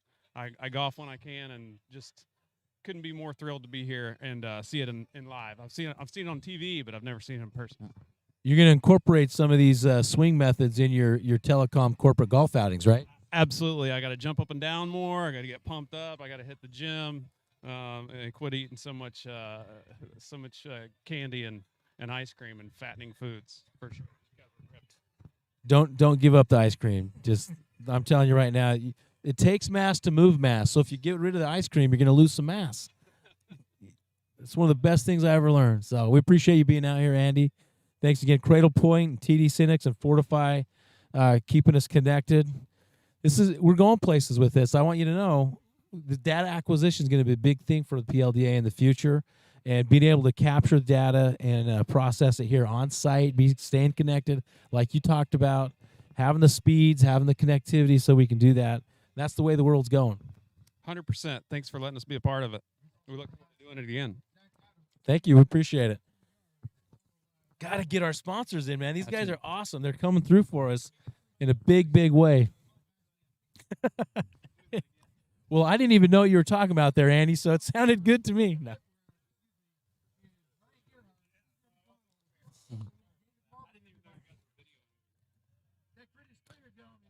We'd like to thank TCI Rude Landscaping and Irrigation as well. Mentioned bonded lighting, protecting people, protecting property and assets. I love it. I'm really excited about this event for next year. Yeah, no, this is a good setup. It really, really, really, truly is. Next year we'll probably have Tiger come out, and I mean they live right down the street. You got so Dustin Johnson, Rory McIlroy. You got Brooks is out here. I'm trying to think. Well, Michael Jordan's got a golf course. They call it Grove 23. Right, we can literally you can hit 2 5-irons in a couple drivers. You're right there. Yeah, we tried to go down there, and some guy at the gate wouldn't let us in. Yeah. You tell him who you were? I tried to, but he wasn't having it. Did you tell him that you put mustard and ketchup on your hot dog? Yes. Wow. And he said, "That's the final straw. Get out of here." Wow. Unbelievable. All right, we got the home run hitters there in this group. The one missing being Zach Adams, but Dave Mobley here is in slot number 4. Troy Cayley, EJ McDonald, Ryan Gerhardt. These 4 are into the final 8, I believe, already. So this right here is a matter of bragging rights and positioning, probably seeding in the final 8. So Mobley in slot number 4. I'd be curious to see what slot he likes the best, but this grid. My guess is slot number 4. Yeah. Because a little turnover action. Yeah, I would think so. But Mobley looking phenomenal as always. Mobley, a tour event winner. David, few of them actually. Troy Cayley's got a few tour wins. EJ McDonald's got a tour win. Gerhardt has been close multiple times since turning 45 in the senior division. I think it's a matter of time. He's got the horsepower. He's got a good ball flight. Sometimes it's just hitting at the right time. Catching the right bounce. We're asking for results. Unfortunately, right now, we are sitting on the other side of the scoring table, and the iPad's overheated, so we don't have any numbers as of right now. But we can safely say that Zach Adams, Troy Cayley, David Mobley, Clay Lanigan, Roy Studley, and Ryan Gerhardt are going to be there in the final 8. So 14 guys entered today. They're in a 5-set round robin. Top 8 in points advance to the quarterfinals. 4 guys will be on the tee box. They will take the top 2 in quarterfinal number 1, top 2 in quarterfinal number 2. Semifinals, they will take from the 4 hitters 2 hitters, and then it'll be a heads-up match. Yeah, give us a few minutes here. We'll get you some numbers back and get a full tally of the of the score here. The group going into the round of 8. Strong performance, like you said. No real surprises so far. We'll see, who those last couple of players are round up. There's going to be, based off of my high school education in mathematics, there is going to be a playoff between, more than likely, George Nagy and Roy Studley. E.J. McConnell had to take 3rd place or better in order to advance. But if he did come in 4th place, Mr. McConnell, there will be a 3-man playoff for 2 spots. So, Ryan, are they going to hit 6 balls on the tee if there is a playoff, or 3? They should do a 6-ball set because it's not a playoff within a set. And what I mean by that is if they're doing a playoff and they're in the same set, it's a matter of who won that set type of thing. This is for an overall, so they should do 6-ball set. All right. If I'm wrong, I'm sorry. I'll say the guys that are guaranteed to be in as of right now Zach Adams, Dave Mobley, Troy Cowley. I'm going to say Cowley. I apologize. E.J. McConnell, Mike Bauman, Roy Studley. There is a tie with Roy Studley and George Nagy, so they are going to be in a heads-up battle for the final 8. So I think they're calling George to the tee box right now. Roy's here. He's getting in the zone, the flow state. He's got his PLDA shirt on. Talk about making America great again. I think it's pretty great. We'll paint the picture. We're live in Hope Sound. Yeah. PLDA, Sunshine Smash. That's what we call it, because it's the Sunshine State, baby. It is. Sunshine State. And it was sunny the last couple of days, and I got smoked. My calves have never been this red. Robbie here next to us, we were calling him the crab man, or lobster man. Yeah, he's got a nice little farmer tan over here. I take a lot of pride in having my farmer tan. Just figured if I just got tattoos from, like, the elbows up, you wouldn't see the farmer tan as bad. Yeah. You know? But, yeah, tomorrow's going to be fun. I'm looking forward to it. I'm looking forward to seeing the dynamic of having the double elimination, because that's what I was accustomed to when I first got in the sport in 2007. Double elimination, pressure bust pipes, 6 balls. Love the 6 balls way more than 8. 8 was awful. I didn't like that at all. As a hitter, I loved 8 because I was always you're missing the fast. grid, so it was like, hey, I get another 2 balls. But it was a workout. Like you'd hit 8 balls, and then you'd do like 6 or 7 sets. I mean, for whatever reason, it seemed like it drained you more, and it never improved the play though. Like that's what we learned. Yeah. Guys were swinging out of their shoes even more, hitting fewer balls in play. 6 seems to be the right number. What was? I mean, back in the day, they used to do 5 and 3. 4. Yeah. So, but you talk about the 8 balls. When you went back to 2019, I remember we were in Aachen. You had to hit 80 balls just to make the quarterfinals. Yeah. That day. And you're going up against studs. I mean, 30 round of 32, round of 16, and then you get into the TV finals. Like you have to hit 13 sets of 8 balls. And it was like 95 degrees. 104. You have to hit 104 golf balls. That doesn't even include the round of before that. We got Roy Studley in slot 4, George Nagy in slot 3, E.J. McDonald in slot 1. Yeah, 3. Yeah, we have 3 for 2. 3 for 2. So E.J. McConnell did take bubble there, which bunch of guys at 425. 3 balls. They're going 3 balls, minute 15. We did say 450 normally seems to be the bubble. So, yeah, we have 3 guys at 425 points. So you got the amateur, Roy Studley, who's not an amateur. How do you get that title? So let me just tell you, because we're a member organization, you register as a member and you declare if you're competing as an amateur or as a pro. So this year he's only going to be able to, this is the one event he's going to be able to come to. The other one's for scheduling reasons and work. He's not going to be able to make it. So he said, I'm not worried about winning. I just want to come out and compete and have a good time and do my best. And so he just went the amateur route. Saved him a little bit of money. So, and that's really what people use the amateur division for mostly, is to either get their feet wet, keep the costs low, or just while they're grinding it out, trying to figure out long drive, not break the bank on it. So I feel like I'm slow enough to be an amateur. Yeah. I'm slower than slow to be an amateur. You should. What's lower than it's not lower about than amateur? speed yet. Yesterday was fun though. Yeah. Yeah, I got to get up You're in the tee box. You're a pro. I had my Nike Air Maxes on. I had one driver. But that works on this turf, right? I know. That was funny though. I ended up hitting about 7 or 8 3-irons, and then 4 or 5 drivers and just walked up to the tee box. But you've made a career doing these corporate outings. Yeah. You walk up, hit 3 7-irons, 1 or 2 drives, and you're ready to go. 5 swings. Let's go. You're running on 98% right there. Yeah. I'm gonna give myself a ribbon and put in qualifier number 2 winner, outright winner too. By the way, we'll give you a little medal. Yeah. All right, Roy Studley's first ball is out of bounds.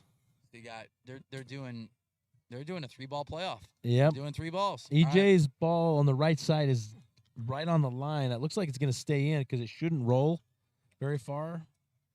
He's probably going to be somewhere in the 320s, 330s. A ball in play right now is good. Yep. Roy misses again. Looks like Nagy's got one in play. He likes it. All right, so Yeah, left side. It's gonna be close to the line, but should also stay in. I mean, anything right now, number's good. Yeah, I think Roy's got to put one in play right here. I can see Lance. Lance just got the fire. Lance, yep.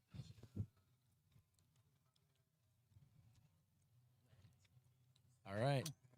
Or no, Oh, he caught it. Roy caught it right down the middle. no, I was talking. Falling back a little bit, lower ball flight maybe than he wanted, but ball in play. Good solid drive. So we're gonna see. Did George get a lot of his ball down the left side, or did he kind of miss-hit it? We're going to get numbers. They're done. Now it's a waiting game. Mr. Nagy got his ball in because he liked it. What we're trying to do is get Lance Reeder over here. Lance has got his new driver out, and we want him to explain the new driver. No, Lance, we want both. Lance, we want to see the new driver. Come here. Come here. So we got Lance Reeder, the owner of Crank Golf, debuting his new driver here, the Crank Fire. And we got Ryan Gregnall, Mr. 231.9. Waiting for confirmation on the We'll get two set studs here. in All there. three players had a ball in play, it looks like, so could be close. We're taking the top two out of these three. There we go. We got a bunch of microphones. Now we got a party. Hey, All we're right, legit. We have a party. Ryan Gregnall, the pride of Toronto, Ontario, and then close enough. Don't ask me to spell it.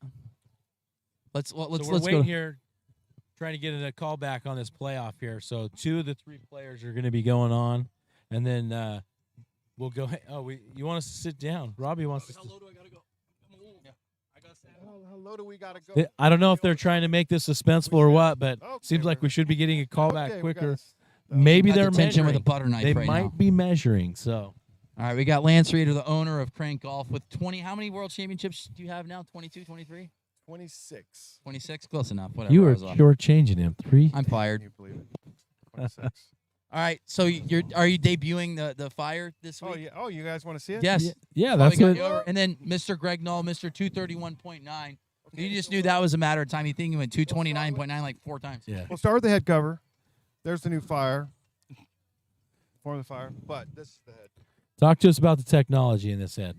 You know what? We make 4 different Fire heads. I mean, if people that follow us, we have multiple face thickness heads. So the long drive version this year that will be coming out for long drive will be adjustable. And really what we did with it, we raised center of gravity. We continued to add body rigidity because we don't want our body to expand at impact. So the louvering's very, very aggressive. We increased the cup face, or how deep the cup is back into the body. And really it's the big move for us when it comes to long drive is that we're adjustable this year. And so that people can play around with their shafts and unscrew it, and we're the And it only makes company travel a sports lot driver easier that's too. adjustable. That's one of the. Travel, yeah. You guys that are really convenienced with Callaway, being able to take the head off and travel more efficiently, we're really at that stage now. Yep. Crank's got to go into adjustability for long drive, and we've done it before. We'll do it now on a higher level. Well, Lance has been around, ever since I've been. He's the man. Yeah. Red Hot Chili Pepper. Oh yeah. Then 20 the Diablo. Diablo. Then the Rage Black. Then was it the Formula 5? Formula 5. And then just letting it rip. Formula. Yep. Yeah. Yeah. So Just- my just my so fun. my favorite when I was getting in was I just liked the original Rage. That thing was sick. Just a traditional driver, like just Yep. it looks so nice and fun to Yes, compete with for whatever. I'm Give- pretty. I just like I like that.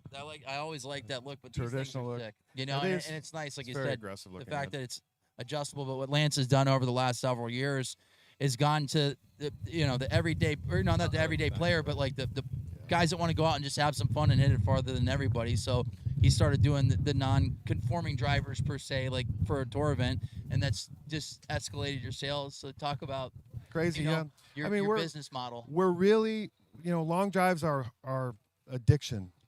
That's what I was going to we say. Is we gotta actually why'd make you get money. into long drive? How'd this happen? I got into long drive because I was a long driver.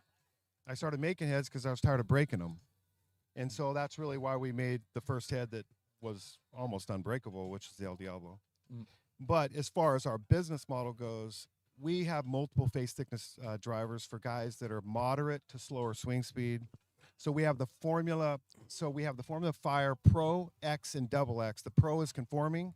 The X and the Double X are thinner face for slower swing speeds. So I'd be a double X. You would be yes, you're at that point. No, you're still pro. But it's really about increasing spring effect for the slower swing speeds because it's really unfair to them for them to be hitting the same face thickness as you. And currently, every driver company makes one face thickness, which I think needs to change. That's why I've done it. We've increased the spring effect to the guys that are really, really slow to moderate swing speed. And then our pro driver is conforming. And of course, I think it's the best in the world. So we covered the entire basis. And that all comes down to people love to hit the ball a long ways, right? They do. I mean, you're talking about those slower or moderate swing speeds. Those guys want to play too. They want to have fun. They like smashing drives. They do. And that's what it's all about. And as they get older, they lose so much distance because they lose all their trampoline effect. Well, the fastest guys get a lot of trampoline effect. The slowest guys get none. Yeah. So we give it back to them. That's really the whole game. You explained it to me like in like elementary terms, and it made a lot of sense. You were talking about the core, like 0.83. And you're like you said at 109 club speed, and the ball comes off. It comes out at 0.83. But if you swing 80 miles per hour, it comes off at 0.7. And he's like, but if you're swinging faster, like I'm like, okay, well that kind of makes sense. Yeah. So like when you have a thinner face club, and you know if you're at 0.7 swinging slow, well now if you swing 70 miles per hour, you can still produce the 0.8. I mean, people think we're making non-conforming drivers. The truth is, we're just bringing all the slower swing speeds back up to the 0.83. If you, we could argue that our super thin face driver at 75 miles an hour is not above 0.83. Yeah. And so, if people really want to understand the science, that's what it is. It's a big deal. That's a really master of his craft, and like you know, for any lawn driver, especially if they're getting into the sport right away, or like it's not a cheap sport. So like the last thing you want to do is go out and buy heads. Whoa. Let's compare it to skiing. I went skiing this last year. It was $165 just to get a pass. Buy 3 heads that break after 10 swings, and you're out of your sport. So what Lance has done, and even Callaway, those heads are so durable now. Like I mean, you could literally do like hit 5,000 balls in exhibitions, and you hit the same head all year. So tip of the cap, and like I said, the face doesn't migrate. It's just I mean, truthfully, Callaway's come a long way. Yeah, and back in the day, we were breaking 3 or 4 heads a week. Yeah, it was unmanageable completely. So, and you're looking at Greg Null now, who's I mean, you just seen him just climbing up the speed chart, and finally went 230. Like, how did that feel? It was good, but it's one of those like it's never enough, right? Like, where's 240? I mean, the long driver mentality. It doesn't matter if you got there, but like, what else can you do? Yeah, right. Like Kyle's not going to stop. Martin's not going to stop. The next kid coming's not going to stop. Colton's, Colton's literally right there, right? Yeah. Give him a different ball yesterday. It might have been completely different. Yeah, but that's you just got to keep it going because the competition's not going to slow down. The sport's just going to grow, and there's going to be more guys coming out of the woodwork that are just going to be fast out the gate. Like one kid I talked to, he's like, "Oh yeah, I've been doing it for a month. I got to 220." Yeah, that was I'm even like, doing the Registry video with Bryson and Martin, and yeah, talking to Sam, yeah. Former, like, former baseball player. You know how long it took me to get to 220? Yeah. Like we you were. know how long it's taken me to get to 220? I'm still 41. I haven't got there, and I'll get there. You got to get in the back of the truck and hit the ball off the back. But it's crazy, yeah. Like yesterday, the kids on the range, that was in the Registry video. You just mentioned his name. Range balls 217, 218. I'm like, are you serious? Like, and he's just getting loose. He hasn't even started the local yet, and he's 217, 218. That's just dumb. It's just ridiculous numbers. Because the first time I saw 220 was Jesse Pedersen. Yeah. Yeah. And that's amazing how that was so rare. Oh yeah. And now it's quite We're a decade common. later, a little over a decade later, because I think that was 10 or 11. 2007. 7. Okay. Yep. 2007, 2008. Jesse was going the 220s, and then Lau was really fast, and then Winther was fast. Yeah. I think Lau went. He was fast as. He had the record at one point, right? Yeah, Lau was 224 points something. Yeah. But yeah, it's just I don't want to say it this early, but like 230 is the old 220. Yeah. Like it's gonna start climbing to turn into that, and then what's next? Yeah. What can we do? What can we find? How can we get there? And I mean, I only got so many years left, so. Yeah. Well, what was impressive with like Kyle was that Kyle's been practicing a lot of golf and hasn't really had that many speed sessions, and that was probably like his 3rd speed session of the year, and he hit 118 golf balls once he was loose. 41 of them are 230 miles per hour. That's higher. I don't That's hit that many insane. golf balls in a session, so. Because people ask like, who's the best ball striker in the sport? I'm like, Kyle went 228 miles per hour over a span of 118 balls is pretty good ball striking. You know. Unbelievable. All right, so EJ McConnell ended up winning that set. And Actually, no. So George Nagy came in at a 227, and then EJ was 226. 326. 326, sorry. 327, 326, and Roy Studley at 325. Wow. Very close. They had to Wow. measure. So, unfortunately, Roy not getting through. But this next group here, bringing them to the tee, Ryan Gearhart, Clay Lanigan. Clay back in mid-season form. First event in like 6 years. So, EJ. Getting a shout out from Mitch Dobbin. He said been with Frank for. Absolutely. Hey, Mitch, what's up? But yeah, Lance is the man. And he said we were talking about what this sport's done for us, and we've been able to travel literally all over the world hitting golf balls. And I mean, here incredible. we are, Dubai, London, China. I know that you and Joe and Shooky ended up flying all over the place. Like, Crazy. yeah, Malaysia. And yep. All right, here comes Zach Adams to the. Now, how many times have you gone to China over to the factories or foundries? oh, man, I've been probably 40. I mean, it's So- really a remarkable place. Our factories are incredible. They're like family to us. Yeah. And we build a very specialized head, and it takes specific people to do it the same every time. And that's what makes our factory special. Well, Talk to us. What did the pandemic do? What kind of constraints did that put on your business? You know, it made supply chain more difficult, but I will tell you, it really did crank Spark. up golf, and Yeah. and it allowed us to really get into the multiple face thickness, thinner face stuff, and really market it effectively. So it was a benefit to us. And we're playing on that as well with the PLDA, right? There's kind of a resurgence of golf. Oh yeah, And we feel like it's reaching, more of that average Joe player, not, necessarily country club golfer, Right. but it's been introduced in a new way to new players. And that's where we're trying to reach into, that group of population, that demographic, to get out and try long drive because it fits what they're doing. it does. If you can continue to work formats that bring in the average golfer, because some of these guys are really long, we just need to get them out and compete. All right. we're let's do it. Let's paint the final picture. 8. Here we Yeah. go. First Zach group. Adams. Hey, Good seeing you guys. Thanks Thanks, you again, guys. guys. We appreciate it. See you tomorrow. I'll give you the old handshake. Old Good school luck. over here. Good luck, gentlemen. Good Lance, luck. why aren't you hitting in this senior division? All right. Ryan Gerhardt's in slot number 2, Clay Lanigan in slot number 3, and EJ McConnell. Everybody wants to slot hit in the number tailwind. 4. Clay Lanigan making his Masters debut. Lanigan out of Georgia. He's been around. He's been in the sport for a long time as well. So, got a bunch of veterans on the tee box. Yeah, They're going to take 2 guys in this top half of quarterfinal number 1. Quarterfinal number 2 will be the same. they're feeling that wind just picked up too. It has. You feel that? So And Zach Adams just murdered a ball. Zach Adams and Dave Mobley have looked the best today so far.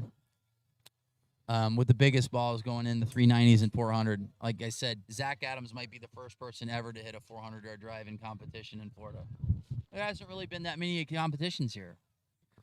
But I guess statistically that's good probability there. it's to hit at 400 yards in Florida, especially down here. If you go down south to Miami, the ground's a little bit harder.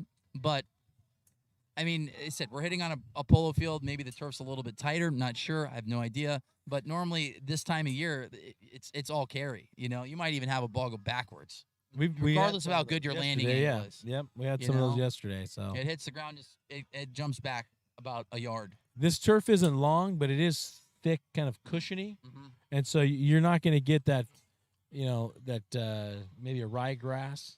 Where I would give you if the ground is firm, you're going to get more roll. But that descent angle coming down, that's what's important. Yep. We got to get that flat shot at the end for it to roll out. All right, so Zach Adams, we're still waiting on numbers here. We apologize. Ryan Gearhart's got that hand on his hip look, thinking, okay, am I second or am I third? He yelled at a couple of them. Yeah.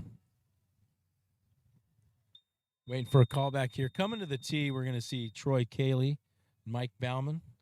David Mobley, I'm assuming, is going to be in this next group. And then Mr. Nagy. Yep. And George Nagy's going to be up too. He's Saw him bouncing around, trying to stay loose over there by the trailer. See if we got some questions here. Go ahead and shoot us some questions on YouTube. We're going to be here all day. We got 4 more hours of this afterwards. So Mobley just started using the lag shot driver for training. Has increased his speed a bunch. Yeah, I think the lag shot. I was at my former golf shop yesterday. I like it. It's a good training device. Get your hands like to set at the top. I think that's one of the biggest issues I see with people that are coming in to events. They get nervous, heartbeats pounding, and you got to get everything to slow down a little bit, and something like the lag shot gets you to be patient at the top. Because if you can get your hands to set, you're going to have a much better opportunity of directing those hands to where you want to, put that club face. And because a lot of times guys are coming, a lot of guys are going to come over the top, and you're going to see those big high and right banana cuts, turbo fades, whatever. They go nowhere, or they get the double cross where it's, OB by 200 yards. Like the shot that you hit. The farthest ball I think I've ever seen OB was the one that you hit in China. That had to have been 400 yards OB. So Ryan was aiming. I don't know what he was trying to do. Did it hit the shed, or was it right of the shed? He hit this thing so far left. Martin Borgmeyer he probably hit the second furthest right ever. I mean, they can't see what we're looking at right now. So the grid is, going east to west. Ryan, I'm pointing where no one will. It was on that polo ground way over there, the other field. Yeah, by Grove 23. All right. I'm glad I'm number one in your heart for something. Just remember that was a good shot. All right, Zach Adams, 379 yards. Ryan Gerhardt, 389 yards. Wind has died down right now. I would say 355, 360 is a good ball, even though they just went 380. Yeah. Okay, 370, 380. The wind died down by 3 or 4 miles per hour immediately. So if I'm at Dave Mobley, I'm looking at about a 365 number. 360, 365 would be good. Bauman's got a ball in play. Kaylee and Nagy not in play in their first ball.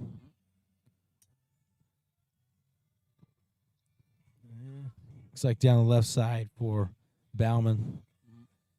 Really wish we had numbers for you guys. We apologize. Some technical difficulties, but we'll. Is that your dad calling you about? My dad is calling. He said, "Don't mention the other company, the competitor." No, that's funny. Yeah, my dad's calling. It's like, hey, I heard on YouTube, giving us a shout out.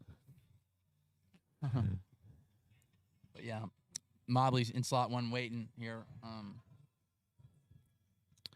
He'll strategize too with the wind. If it calms down, he'll give it a minute. Let the wind maybe turn and pick up a little bit.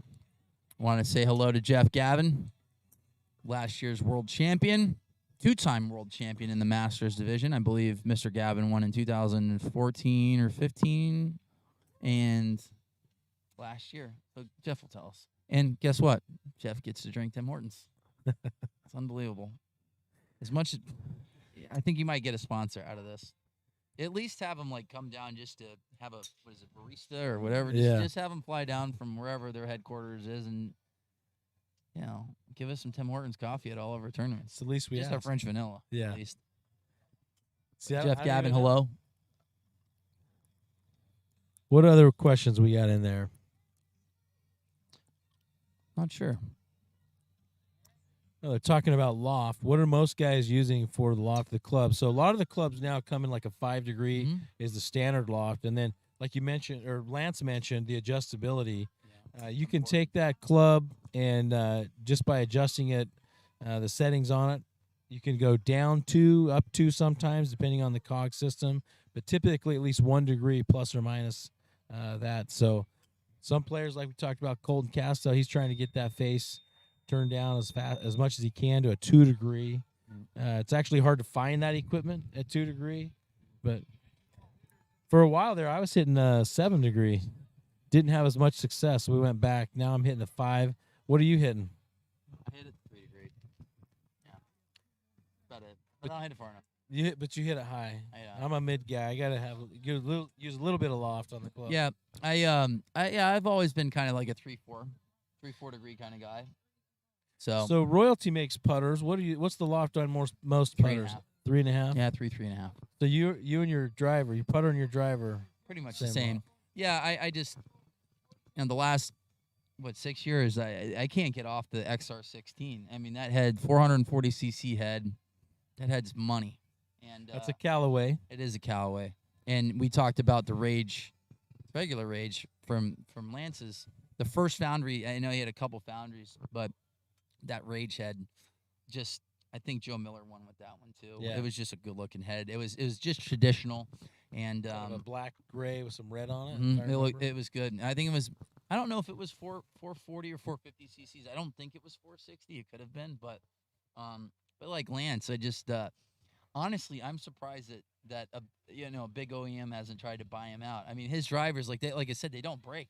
Yeah. And and I feel like he's ahead of of the pack. I feel like they said Callaway did it a while back with trying to do non-conforming heads, and they kind of just pushed it to the wayside. But there's a lot of people that just play golf that just want to hit it farther. And what he talked about, he made it so simple, because I'm not necessarily a technical guy, but when he was explaining like core, it made it seem so simple. It's like, oh, okay, so if I swing 70, like you just have a face at a certain CT or whatever, to where if I swing Suits 70 that miles per hour, speed. you can get that 0.83. So you can go higher than 0.83, based on faster swing speeds. So I think they went off of 109 mile per hour of club speed. That's how they got the core of 0.83. So if you swing faster, you're going to have a higher number. So I don't know if they would say that would be illegal or not. So you can create like a 0.88, 0.9. Yeah, and a lot of players now, they're not playing tournament golf, so that's not a big deal to them. All right, so Troy Cali, Dave Mobley, 370 and one from Troy Cali and 360 from Mobley. Like I said, we felt like the wind died down just a little bit at that moment in time. Now the wind has picked back up to where I think 380 is going to have to take it here. So the guys as expected that are here at the finals are the same. Well, you got the slot 1, 2, and 3. They were both in the final 8 or final 4 in Mesquite. And Troy Cali, I'm going to mess up his name every single time. And Troy, I apologize. At least I can get your first name right. I watched him win multiple times in the Masters division in 2020 at the One Stop Power Shop in Newton Grove, North Carolina. So the final 4 is set. Who was your prediction? Dave Mobley. We've got Zach Adams, Gearhart, Kaylee. I mean, I have to pick very Mobley. I solid can't hitters. go away from him. Yeah, all very solid hitters. Who? This is what I'm wondering. Is somebody gonna catch lightning in a bottle, get a good roll, catch the right shot at the right time with the wind? Can they get him? I mean, Zach's got the horsepower. I think Zach. I mean, today Zach Adams has been on top right now. I think he's had the best set so far. Really do. He actually hit that ball right down the middle. Not spun it. A little maybe heel cut or something, but not as strong as he wanted. But a ball in play is something that helps relieve the stress and anxiety when you're playing. Ryan Gearhart, slot number 1, 2-time world champ in the Open and Masters division. Dave Mobley, slot number 2. Zach Adams, slot 3. Troy Cali, slot 4. Cali. That's right. Hitting the orange balls. I don't know if Troy's got a ball in play quite yet. Read that screen. Tell me what the numbers are, will you? It's been the same number. Zero. For the last 45 minutes. We're still in set number 3 in front of us. Not a lot of hooping and hollering right now. All right. So once again, we're Sound live in good. Hope Sound. We are Gearhart's in got the a good Masters division. one. 14 we minutes. say seniors now. Seniors Masters. Yeah. There's Gindy Wavin. All right, here we go.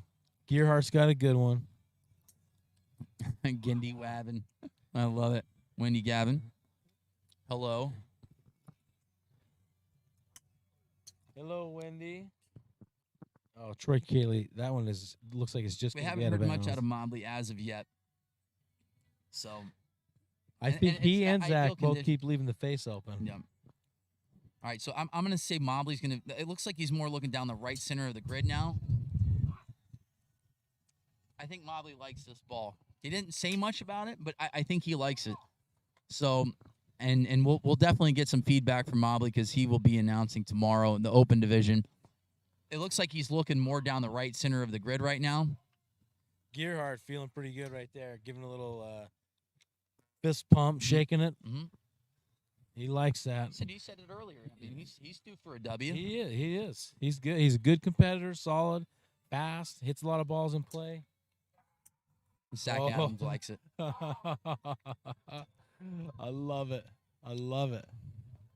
I would go to battle with So Zach based Adams. off of yells alone, because we don't see the numbers, Ryan Gerhardt yelled at one and Zach Adams yelled at one. And Not getting much out of Mobley. Mobley, I was gonna say he's just waiting. I'm just curious if he was hitting draws where he was starting down the left center because couldn't see his balls, and I'm not sure if they stayed in or not. But Yep. Zach has looked good. I mean, every set so far, he's hit 7 sets, and he's been loud in every single one of them. Yes, he has.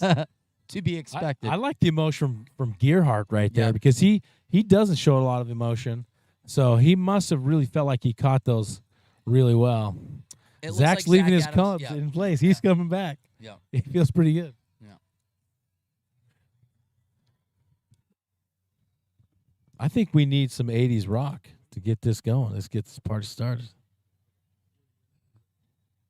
We need Little White Snake, some Guns N' Roses, maybe. What?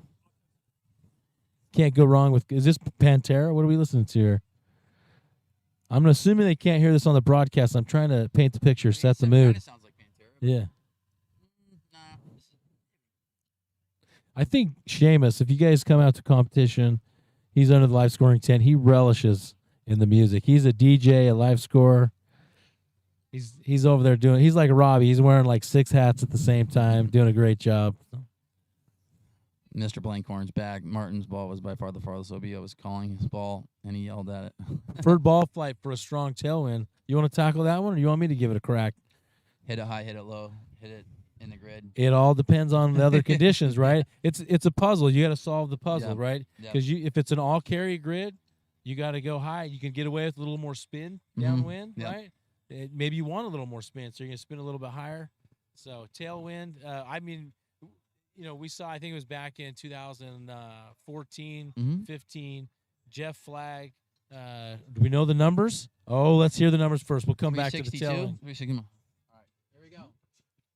Drum roll. Ba-da-da-ba-da-ba-da-ba-da. Dave Mobley, 382 yards.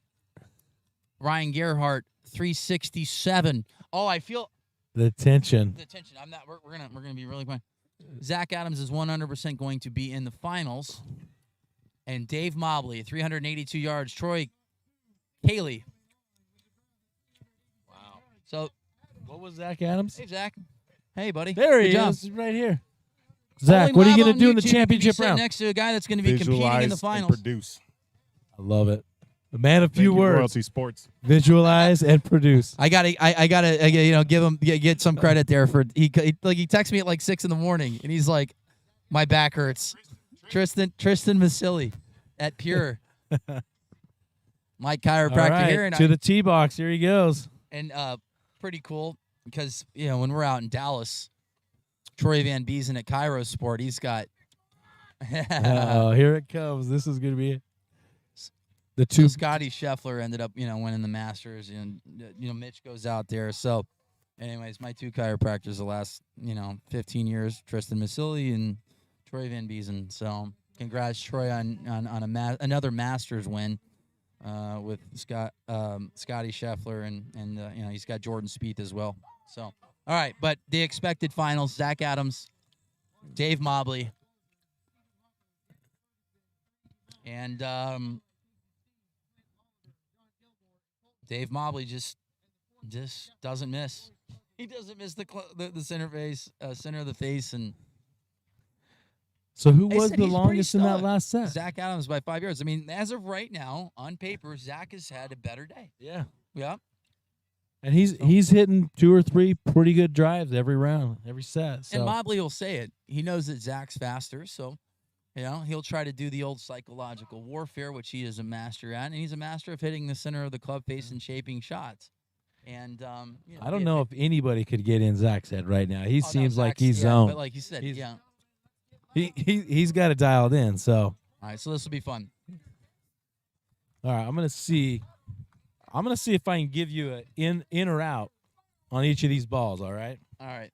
Here we go. Zach Adams, Dave Mobley, senior finals, Hobe Sound, Florida. The Sunshine Smash. Zach's ball down the right line. Should be landing on the line, probably out of bounds. So Zach, I'll call OB Mobley's. on his first set. I like or this. first ball. Mobley. Mobley high right. Big ball down the right side. I'll call Mobley. That's so you about can the call- same place, right side You call Zach, on the I'll call number. Mobley. All right, good. All right. He missed it. He left it open again. So that ball is tailing out right, about 20 yards out of bounds right. All right, so Mobley's ball, OB right, straight downwind. It's picked up too.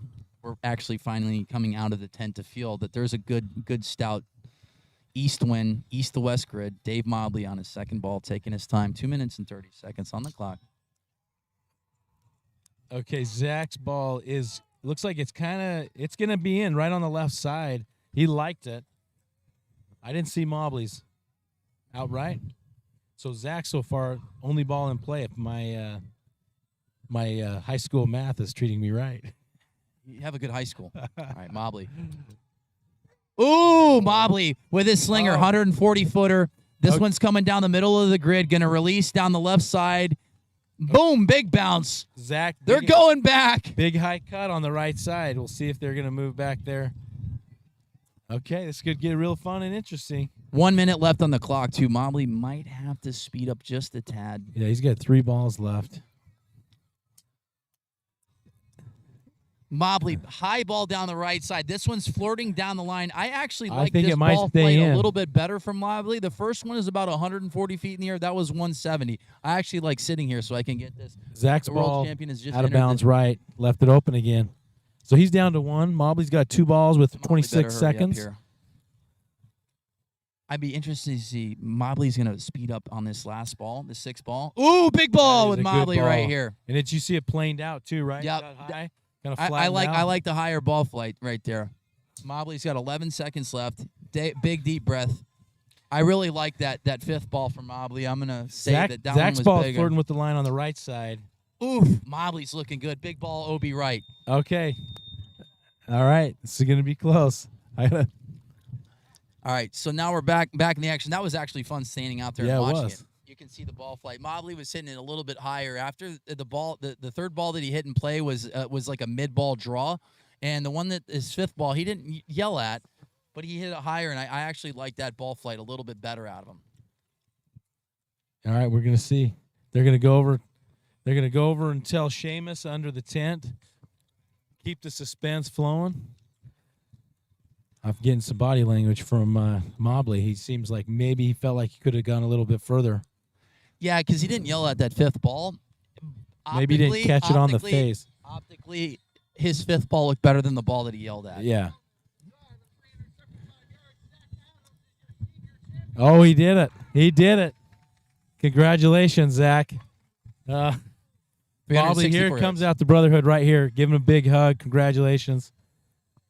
That's fantastic for Zach. That might be royalty's first win with a hat on. Oh, man. Oh my Oh, God! yeah. What do I like, Lance? Now I can say I've won whatever. Oh wow! All right. Hey, they're calling me over. Will you keep talking? I'm going to Yeah, we send will. him over and get an interview. Let's do it. I'm going to mute this. All right. So Ryan Riesbeck's walking off. One of the owners of the PLDA to congrat Zach Adams, who's been in the sport for a long time. He's been in for well over 15 years. He's made multiple finals, final 8s, and even the TV finals, final 8 at the World Championships.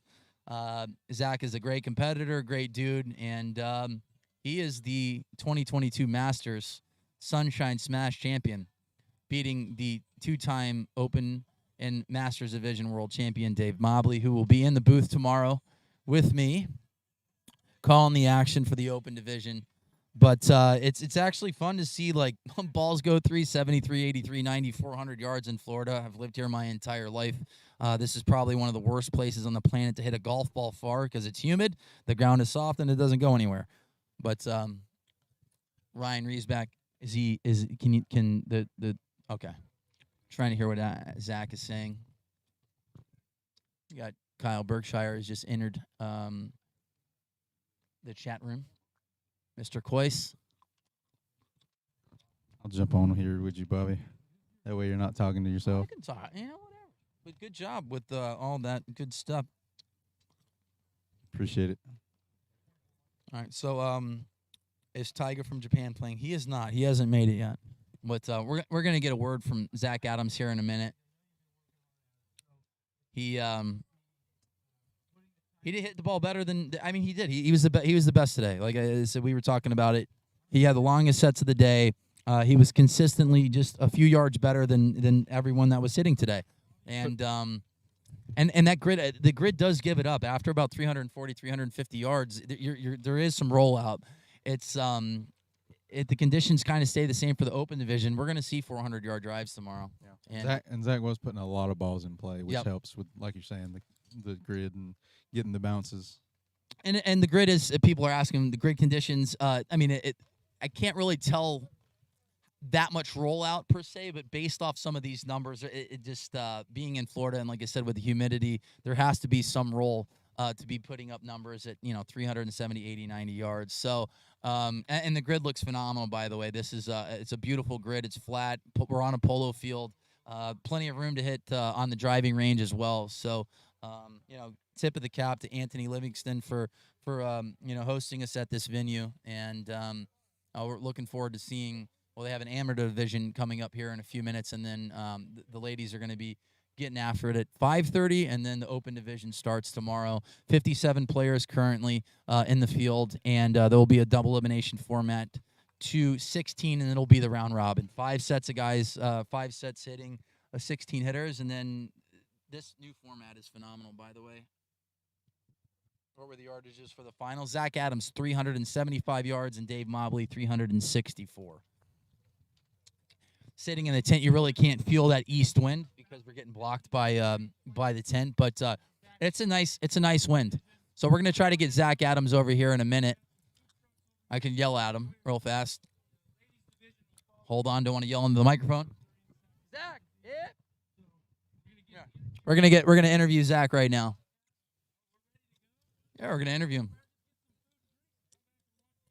All right, we're gonna get the 2022 champion in the Masters division, Zach Adams. If you have any questions for Zach, you're more than welcome to ask him. If you need your car, detailed, windows tinted, whatever. You charge, $500 a car wash and window tint, $1,000. Here he is, stud. Congratulations. Woo. That's, like I would say, that's the first win for royalty. Look at the hat. Oh, my gosh. Yeah. So let's talk about it. You text me at 6 in the morning, and you're like, my back's destroyed. I need a chiropractor. Yeah. I came in at 2 a.m. I was at your place doing push-ups in the parking lot. So if you have security cams, you'll see. I had nowhere else to go, and then I slept in the car.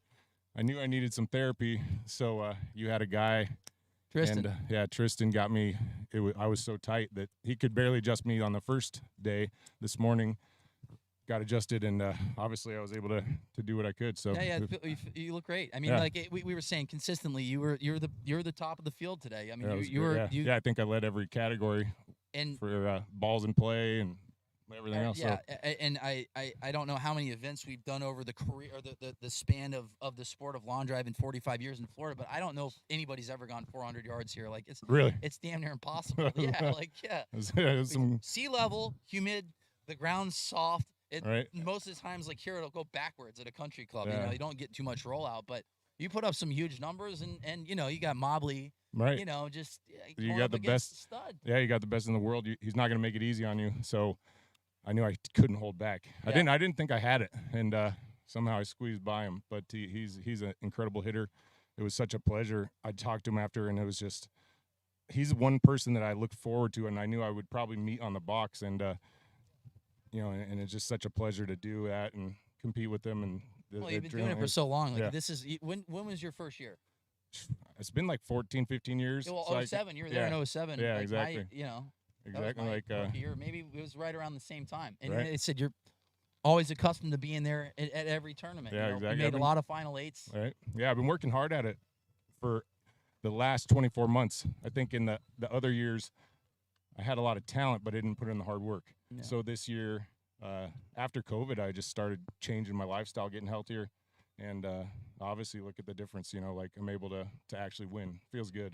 This week I focused on like a winner's mentality, and I think the things that I didn't do in the last event was I didn't visualize as much. So I brought that to the table today, where I was intense. I always have the intensity, but I brought in the visualization. Yeah, you know, and what I thought about this week was like the greats, Tom Brady and the people that just win, you know, and you have to have all the pieces to the puzzle: preparation and diet, and visualization. I think is my biggest difference today that got me the win. So it feels great. You got it. Yeah. Yeah, I mean, you look great today. You did. Yeah, you look great every day. I mean, right. you don't look a day over 31 Yeah. and you're 45. Exactly. You Thank know, you. what's I going on appreciate- here? I appreciate that. Yeah. You the same to you.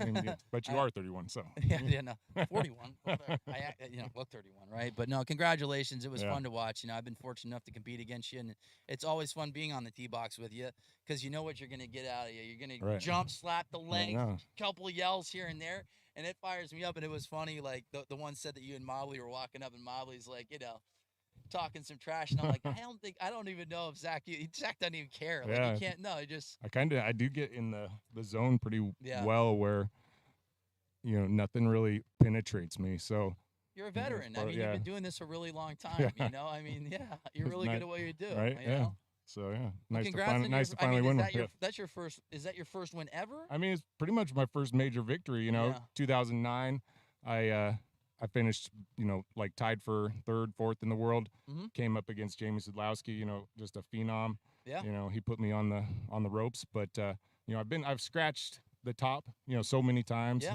I knew I had a lot of talent, and this time, it just kind of shows you what, the preparation. You take the time to train and to do the things, eat right.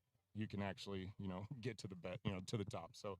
It feels really good. Winning's Feels really- contagious. Yeah, it's. I mean, yeah, two senior events and a semifinal and a win. Yeah, So feels it's a good. good Yeah, start. I hope to. Yeah, it's a good I hope to start. You keep- and keep Mobley, the player of momentum. the year, and even Ryan Gerhardt. That's he's he been ended up, tough. he made a back-to-back semis, and he looked good too. So Yeah, he was job. out like in that Final Four or wherever that was. He put one past me there. So that was my first like loss of the day. So I was feeling Yeah. the pressure a little bit. So but no, great tournament, and yeah, we'll thanks see for you again. everything. Yeah, See ya, sounds and good. you- See you in you the know, ski. Can't wait. It's royalty. Yeah. All right. Well, Does we'll be this back. lock my hat sponsorship? It does. We got this is royalty's first win. All right. Well, Thanks, we'll be Bobby. back later. As the late great Dick Sanford always said, good night, God bless, drive home safely. Zach Adams, 2022 Hobe Sound Masters Division Sunshine Smash Champion, America. We're out.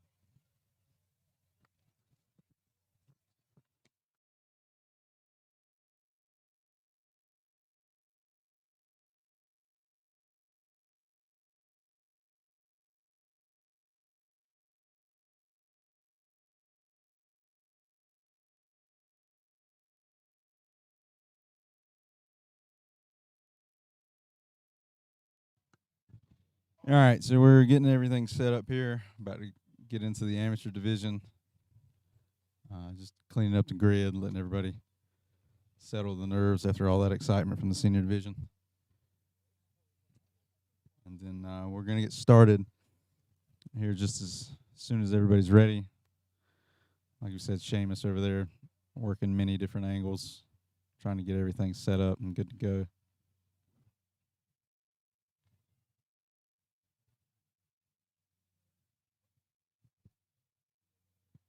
See if I can get maybe Steve Coyce over here in the booth with me, talk a little bit. Maybe Ryan Riesbeck. I doubt I could get the infamous Bobby Peterson, mad scientist, over here.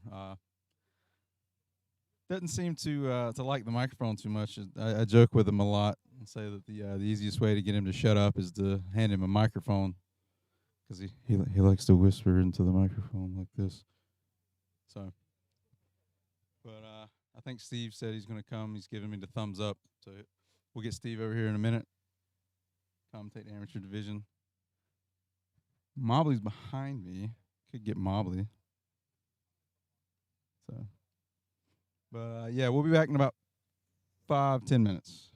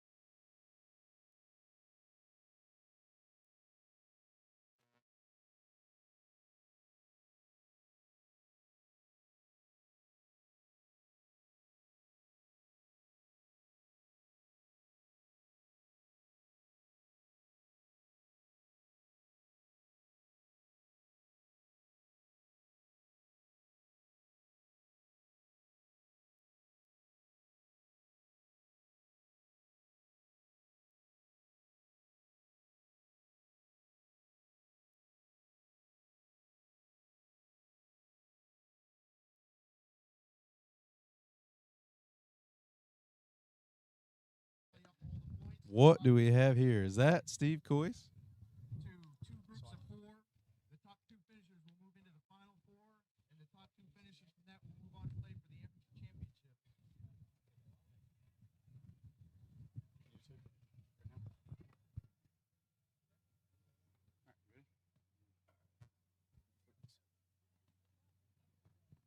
So where are we? I need a list.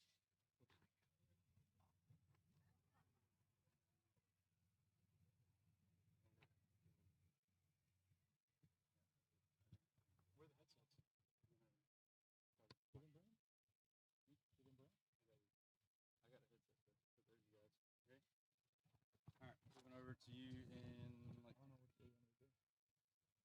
Just say who we got. Commentator, bro. You gotta commentate. You're hot, by the way. All right, we're getting started here. Amateur division. Goes like that. We got Kyle Gabbard in slot 1, Zach Hammer, Cody Billinghurst, and Michael Carpin getting us started. Wave to the camera, Steve. Got you. Hey there.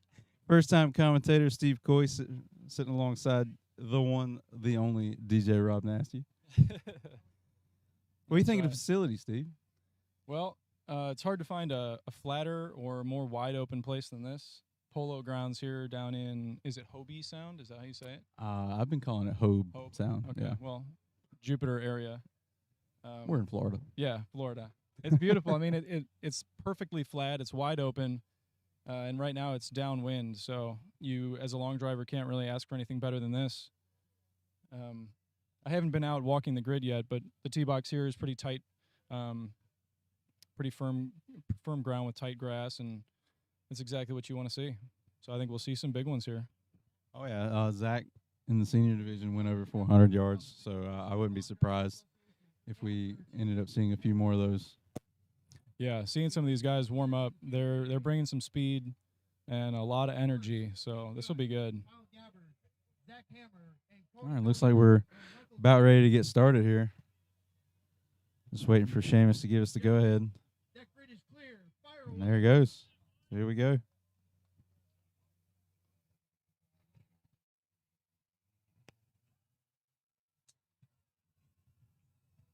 All right, so getting us started, Kyle Gabbard in slot 1, Zach Hammer in slot 2. I think Zach liked his first ball there. Yep. Just watching it. Yep. I can't really see the flight from here, but yeah, it's a little tough from this angle. On top of the balls being hard to see in general. It's kind of funny. They're very vibrant, but they go up in the clouds and they just seem to disappear. You got a nice swing here. Cody Billinghurst obviously does some weightlifting. Got a little power in the swing.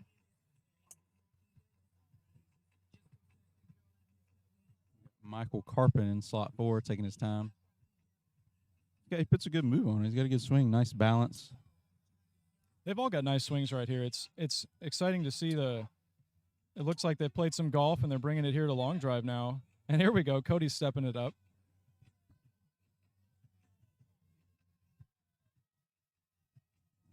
Unfortunately, our live scoring system, we're in Florida. It's humid. It's hot. The iPads don't like it. So we're kind of winging it here as far as the numbers go. But I will show the spreadsheet every now and then, give us a little update as the standings. So. Yeah, you know I've been in Arizona, but this is humid for sure. Just standing around, you're getting a little sweaty.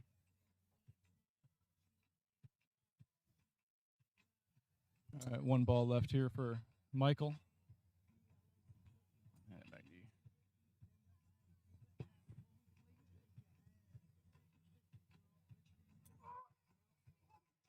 Cody likes it.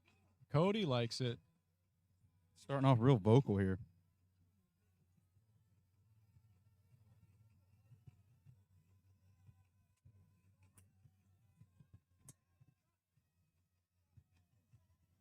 All right, watch Cody in white here. He's really going after this one.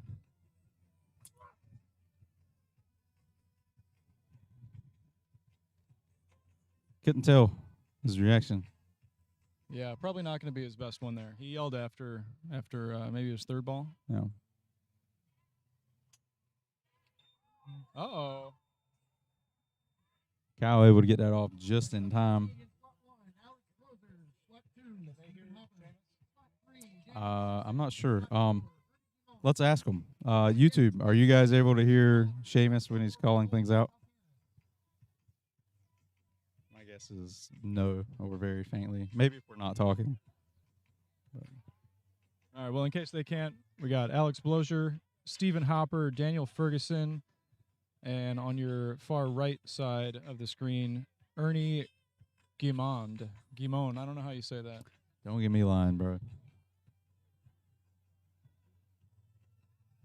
I'm terrible with name pronunciation. I'm terrible at speaking and pronunciating things to begin with. So. We're still waiting on the yardages from that set. Yeah, it looks like everybody's saying no, that they're not able to hear Seamus, so we will need to keep them as informed as possible. All right. Still waiting on the official scores. Try to get those out as soon as we can get them in. And I'm honestly kind of glad that you guys can't hear Seamus. Definitely allows the music to be a little better, I would say. Uncopyrighted music tends to get a little iffy sometimes. Plus, it gives you something to do, Steve. That's right.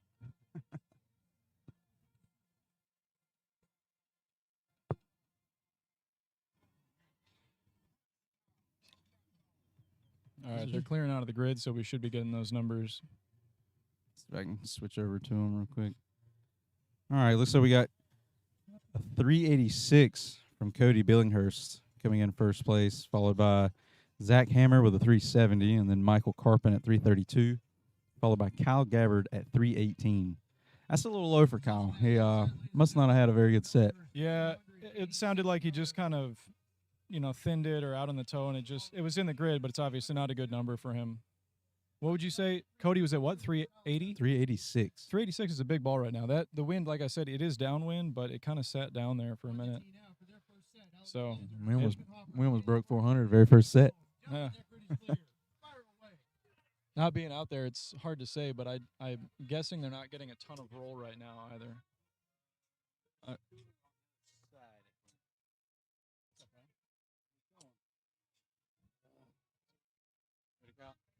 All right, Ernie likes that one. Thanks for everybody.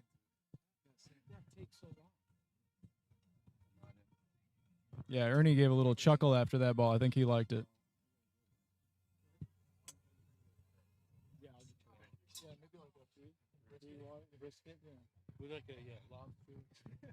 I don't want to sing it.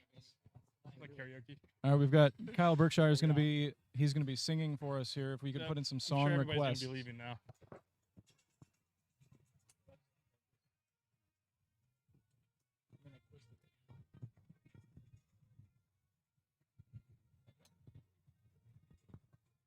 All right, good swing there by Stephen Hopper in the second set from your left.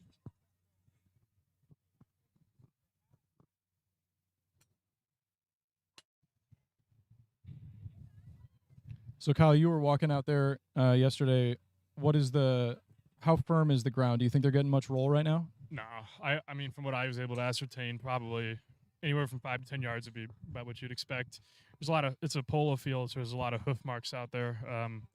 But normally that would be a big deal if it's a firm grid, but it's really wet. So I think roll's going to be fairly uniform throughout the day, probably 5 to 10 yards. And so it's going to be a carry grid. I believe it's going to be tailwind today and tomorrow, probably 10 to 15 miles an hour. So it's going to be a lot of long balls. So looking forward to it. Probably a lot of balls tomorrow, especially in like the 430 range. Yeah, we just saw Cody Billinghurst, I believe, at 386, which is a big ball.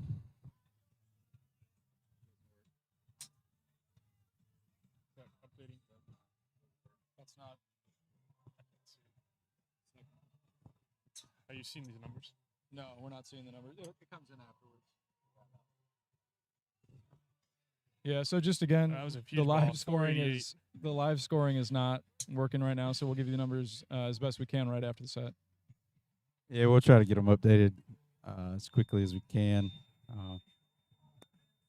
clock just went off, so let's see if we can see Seamus as he's inputting them.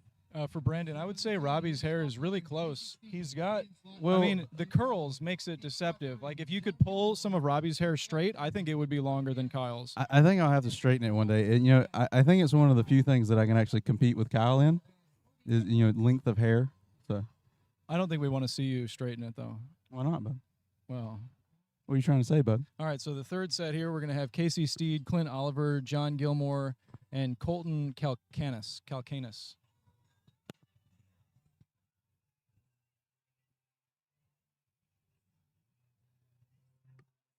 All right, we got the spreadsheet up, and we'll see what the numbers are as Seamus inputs them. That little purple square box with the SM, that's where Seamus is currently focused.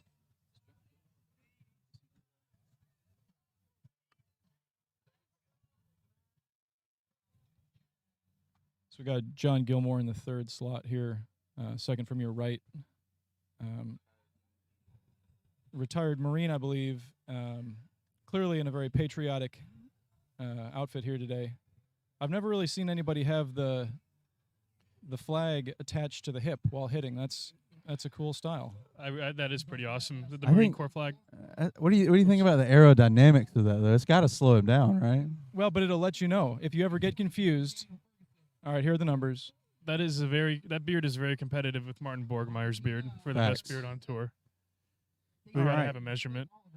Coming in from the last set, we had Alex Bloser at 325, followed by Ernie Human at 322, and then Stephen Hopper at 320, and then Daniel Ferguson at 312. What's going to be very interesting to see how people adjust to is, with these mats, the tees won't go down as far. So using the Tornado T, T-Claw combo, it's going to be very interesting to see how people adjust to maybe hitting a bit higher than they're used to off a tee. Yeah, and if I'm not mistaken, you like a rather long tee as well. So what are you going to do to prepare for this? What I did was I did a quick test of how far we're going into the ground, and it's high, but it's not to a point where I won't be able to adjust. So I'm just trying to, on the range, tee it up a little higher than I'm used to. Just got to make sure you kind of stay on top of the ball a little more and don't get under it. But the one good thing is we are hitting off of a mat. It's definitely a lot better than hitting off of the polo grounds itself, as it is fairly spongy and there's a few holes, where feet are digging in. So it'll lead to, what's going to lead to is a lot more speed because the ground's a lot more firmer under us. So I think it's very good to have, mats in place. Yeah, and hopefully the weather will be nice enough that I can actually get a track man out there and catch some of those speedy numbers that you're talking about. Oh, yeah. I'll definitely be having my track man running all day tomorrow, that's for sure. I think we're going to be, some balls over 230 will probably happen if it's warm again tomorrow. Oh, yeah, we're supposed to have some good weather, so 84, 85. I'm expecting 240 from you. Yeah, maybe kilometers. Here's something worth noting is with the stands blocking some of the wind, you're going to still get the wind when the ball launches, but you're going to be warmer because the wind's protecting you. The stands are protecting you from the wind, so that's going to be a very good combination for a lot of speed because you're going to be warm because they're not being exposed to it when you're hitting, but the second the ball gets in the air, it's still going to be getting caught by that wind. Because when I was hitting today on the range, getting loose and just practicing today, the wind was definitely making it feel a little colder than it was. So I can definitely feel there's not a lot of wind here in the moment. So All right, back to the set. Colton, I know, has hit a couple that he liked. He's on his last ball right now. don't know if there's someone supposed to be walking onto the grid with people hitting, but Yeah, that's. um, and Well, I think Casey you might really want to liked watch his noggin. yeah, Casey really liked his last ball. maybe he's walking behind. He looks pretty far out there. It's hard to say. We'll know if someone goes down. It's a little. Someone to suddenly collapse. It's a little hard to tell exactly how far he is out there because, the tree line back there is a good, I would say, 1,100 yards away. Yeah. It looks like at least probably half mile. That'd be a good put a sniping target back there. Wes Campo in slot 3 and Cody Gebhardt in slot 4. We just had a question about the wind. It is blowing straight down. It is Maybe- packed house here, by the way, folks. Maybe 10 miles an hour. Wind-wise, Yeah. we're looking at probably 15. You think so? Usually, so if you look down on the grid, you can see how much it's moving. You just don't feel it with this with the Yeah. stands blocking everything. It's like when I was heading out there about an hour or two ago, it was whipping. We had a couple 20-mile-an-hour gusts, I think. That's Florida.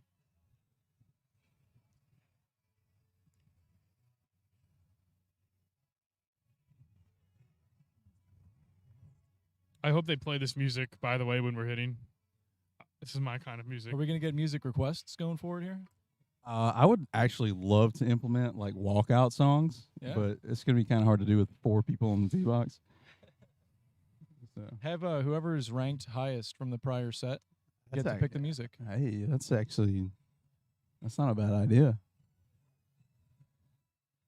All right, here we go. So Roy Studley didn't he just compete in the Masters division? I didn't get to He, watch. he did. How did he did. do? I thought he did fairly well. Roy's got a really busy schedule, kids, work, and things like that. They got a lot going on, so it was really nice to see Roy to be able to get out here and compete, and I think he did really well. Well, good. He should be warmed up here. Last time I saw him, he was bringing quite a bit of speed. All right, here we go. Here's some numbers.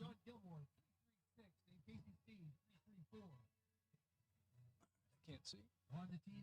All right, we had Colton in that last set with 200 points, 380 yards. In second, John Gilmore, 330. Clint Oliver at 340. In third, John Gilmore. And Casey took fourth just by 2 yards. So here we're on the fourth group of the first set.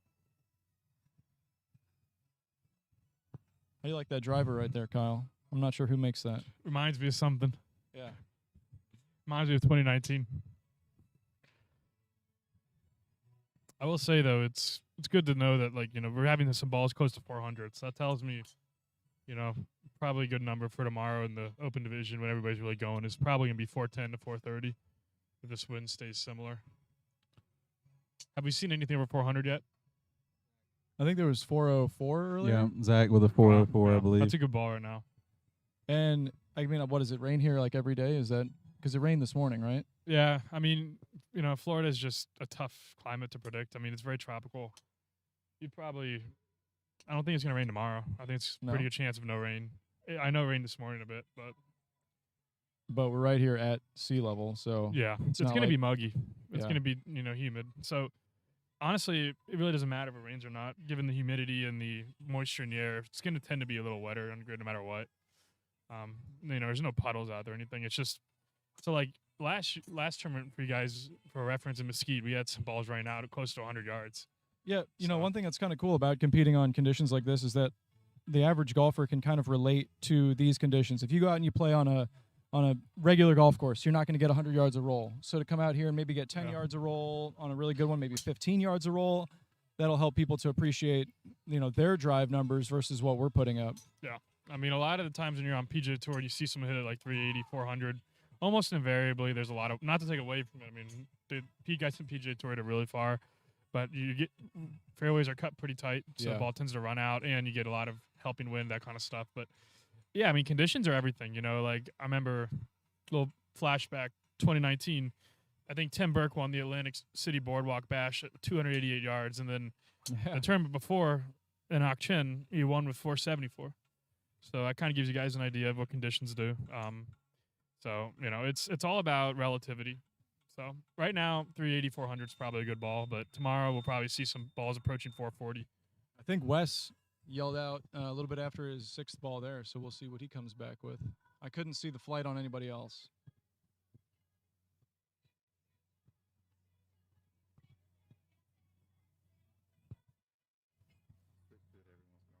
Oh, okay. Yeah.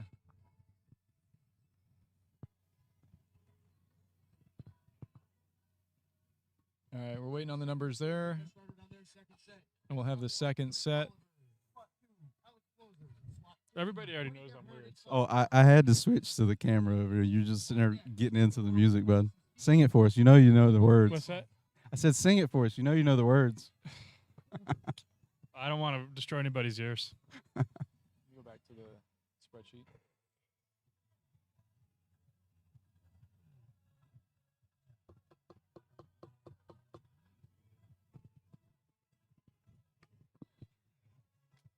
He's still waiting on the official numbers to come in.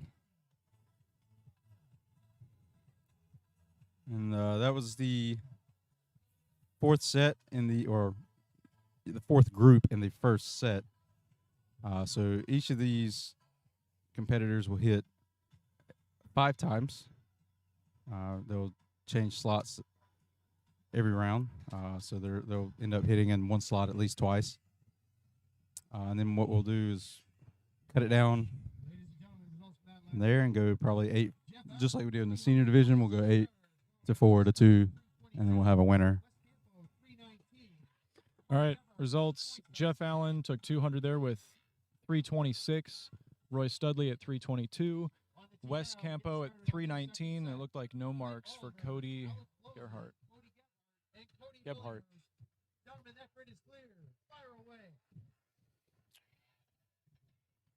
All right, in his first set, Cody put up a big ball. He's still amped up. Let's see what he's got here. Closure's got a He's good right ball. near the Start out camera. there.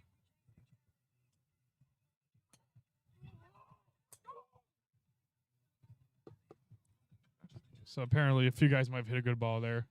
Yeah, from Cody the liked grunts. it. It's always a good sign. Yeah, and Cody tends to be pretty vocal, kind of like Zach.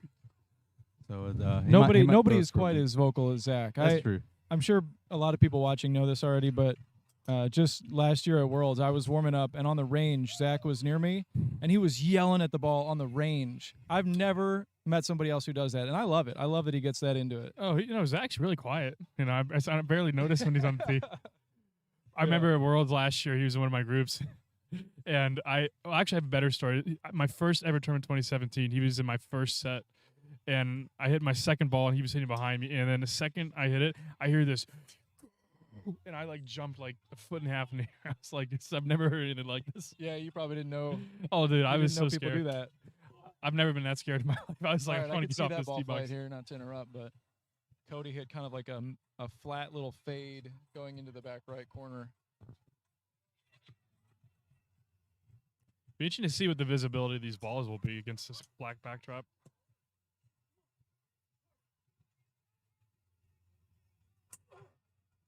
Cody's kind of talking to himself like Colton does. He's like, I hit it was harder. Come just about to mention that. Yeah, you beat me to it. Yeah, if anybody watches Colton Casto hit, he's slapping his legs a lot. He's talking to himself. It's fun. He's rather mean to himself, He too. is very mean to himself, yeah. But it works for him, I guess. I wonder if he apologizes to himself later. He has a good set. He's like, Colton, I'm sorry. You did good. He gets his revenge on himself whenever he pulls out the Theragun.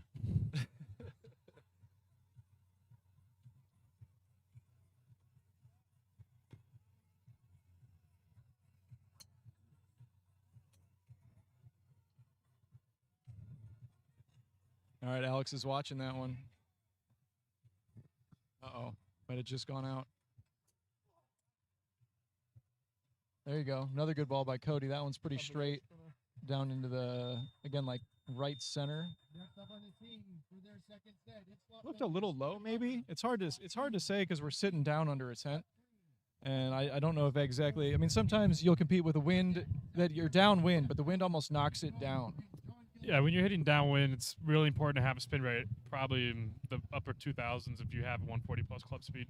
Just because if you have anything under it, the wind gets on top of that ball, I think it's not going to hang in the air. You'll see a lot of people in downwind conditions, a miss hit will go further because they're spinning it more. So that's definitely something to keep in mind because it's almost assuredly going to be downwind the rest of today and tomorrow. So that's going to be a big factor for these hitters. Yeah, and the clouds seem to be disappearing. Things start to heat up. Might start seeing some longer numbers, possibly even some 400s. Oh, yeah. I would say, I'm sure guys today right now are getting close to 400 with one or two of them getting past. And then I got to be honest, I think there's going to be some sets tomorrow where fourth place is going to be 400 plus. Because on the range today, I was seeing a couple that are carrying 430. So, there's with the competition level tomorrow and the rest of the day, 400 is going to become the norm. Yeah, it's a good thing we brought extra paint because we might have to go back out there and extend the grid a I little say you bit. guys paint that out to 440. That might not be enough. Might not be enough. It really might not be. But it's like those railroad ties don't start until 500. They are exactly 500 yards. So good guess. Might need pretty close to 500, honestly. I could see a few balls approaching 450, 460 tomorrow if the wind gets up there enough. Especially as you get to the final rounds and everybody's on their last legs trying to hit that ball. There we go. 382. It's a big ball.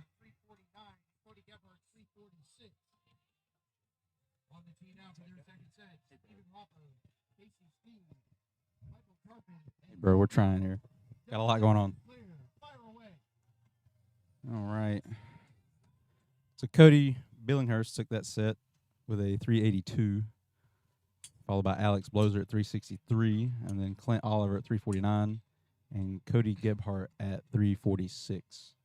Casey Steed in slot 2 in the white shirt just got off to a good start. What was your excuse on the live scoring? Why isn't that working? So there's a lot of moisture in the air, and it gets kind of steamy every once in a while. So our iPads don't really like that. They tend to overheat really quickly, and yeah, that's not good. So they cut out, I think, in the third set of the senior division. So we got about probably 30, 40 minutes worth of work out of them. Things to keep in mind. Hopefully we can improve on in the future.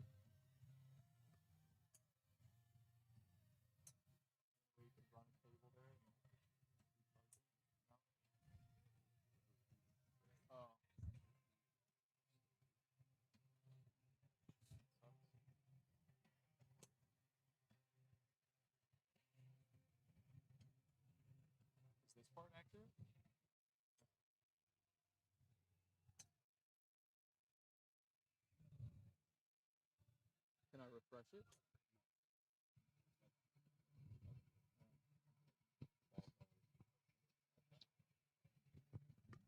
To give you a little background as to how it works, the live scoring, the ball callers, as they input or they get the call back from the grid workers, they input that into the iPad, and that's what updates our live scoring. And since our iPads are what cut out on us, the live scoring is technically working. We just don't have any input. So we're having to fall back on the traditional pen and paper method, which is, foolproof. So it's not quite good for broadcasts. Yeah, just not as good for the viewers, but. So Kyle, what are you looking at when you're seeing these guys? Some of them, we were just talking to a couple of them. This is their first time getting into the amateur division here, first time competing. What do you think are some of the things that they should be, have going through their heads as they're getting started in the sport? Well, the first thing is just getting used to the pace of the sport. 6 balls in 2.5 minutes. Well, is it 3 minutes? 2.5 minutes. Fairly fast pace, especially relative to golf. So a lot of this is just about getting comfortable with the pace and kind of the feeling of hitting a golf ball with time counting down. It's very different from golf. The second thing is then kind of being comfortable, even if you hit a couple balls out of play and you have a few left, just taking a deep breath and hitting a good shot. And then the third most important thing is getting comfortable swinging and hitting it straight under this kind of adrenaline. It's a completely different swing. I remember when I started, I blew my first 6 balls about 100 yards right of the grid because I wasn't shutting the pace. I was firing so fast. I wasn't used to that. So that's the first thing they got to adjust to. And then once they do that, it's just about refining their approach. And everybody's approach is going to be different. It's going to be unique. It's whatever makes them tick the best. And that's what it's all about. And it typically takes a little bit of time to really maximize your comfort level. But right now, it's just about getting their feet wet, getting comfortable, and just kind of get into the spirit of the sport, which is fast and furious and really just sending it. And, that's why so many people get addicted to it because it's a really fun feeling. It is really fun. And if you watched David Mobley earlier, who just took second in the seniors division, even though he lost, he was like laughing and smiling. That's and the spirit of the sport. He went back to someone he was with and he was like, "Isn't that fun? Wasn't that fun?" And that's true about the sport. It is a lot of fun, but it also, I think, is a testament to him and why he's such a good competitor and has been for such a long time, because he really does love it and it's something he enjoys to do. Absolutely. It's easy if you're playing tournament golf. It's easy to not really enjoy that as much because you hit a shot, okay, like 5 or 8 minutes later, you hit another shot. 5 minutes later, you hit, and that can be boring, to be honest. But you get up here and you're just ripping on it. You're just having a lot of fun. You know what I love about the sport? And this is very different from golf. You can have 17 great holes and one bad hole completely ruin a round of golf. You can have 5 terrible balls and hit one great ball, and it completely redeems you. That was when I started in long drive. I was in that process of frustration from golf, and it was so nice because I blow my first 7 balls out of play back when we had 8, and then just square one up, and it completely redeemed it. I was like, I love this. You know, this is so much fun. And it is a different mindset because, like you said, if you have that one bad hole, it sticks with you. But here, it doesn't matter. It is truly a mulligan. It's your you best get, ball. Yeah, it's your best one. I And so will you say- can't be hard on yourself if you get that one good shot and then you get some bad ones. You know, the only caveat to that is while we do take the best ball, the more quality balls you can hit in the grid, the better chance you have of one running out. So it is a little bit like golf in that sense where every ball does count, and meaning that it can be a really big run out if you hit it in play. But absolutely, you know, in golf, you don't get to snipe one left in the woods and re-tee hitting one again. That's the biggest difference with long drive. And I think that's what appeals to a lot of people because it's completely inverse to golf. You know, the appeal of golf is the difficulty and the finality of each shot. And I think the appeal of long drive is, while it's still difficult, every shot is a little less, relatively speaking, important to a shot in golf. And I think people like that, you know, the go for broke mentality.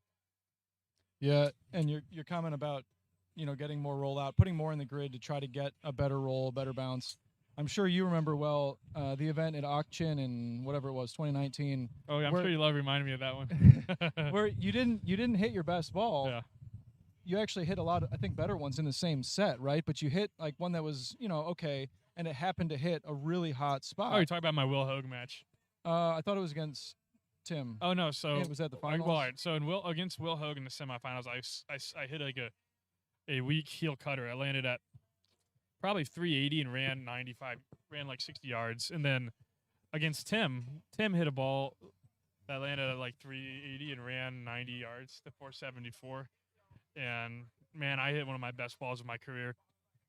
Perfect shot, and went 468 and I lost. Just goes to show rollout is so important, you know, and that's why hitting balls in play is really a big deal because typically if you hit 10 balls in play, 2 or 3 are going to take crappy bounces. You know, a couple are going to take below average bounces. 2 or 3 are going to take average bounces. Then you're going to have 1 or 2 that run out big time. And those are the freak balls, you know, when those things line up and you have a fast hitter catch one. Or So- like, not to bring up again another sore one for you, but in Fort Jackson, Oh, how yeah. Ryan Steenberg hit that perfect spot on the right, kind of back right side of the grid. And I don't even know if it was his best ball, but No, that thing it was just ran. 210 ball speed. The one I had in play was 218. So I mean, it was a good 8 miles an hour faster. But to your point, that was a spot to hit, and I really remember I was the first one up, and I hit I think I had like a 370 ball, which is okay, but I wasn't super confident because even though I had a ball speed of 218, the one in play, it was on the left side, and I knew if Ryan hit one 208 plus ball speed on the right side, he was going to beat me because that right side was absolutely on fire. And yeah, I mean, it was.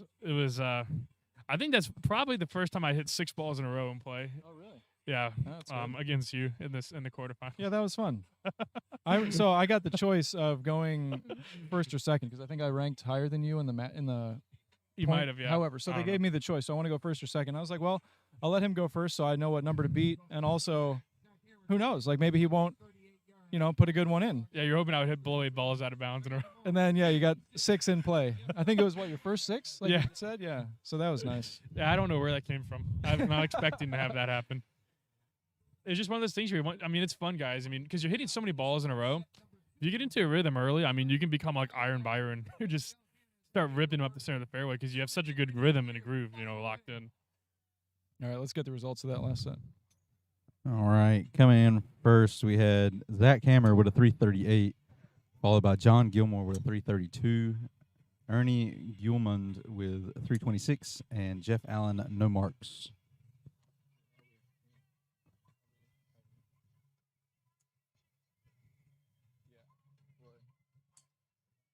All right, so Colton Calcanis on his first He ball. liked his first ball. He did one of those things in long drive where he looked back to the audience like, "Whoa, did I really just hit it that good?" No, there's And he hundreds laughed. of people that's, here, so. that's the best reaction to have, where you're almost surprised you hit it that good. That's always a good feeling.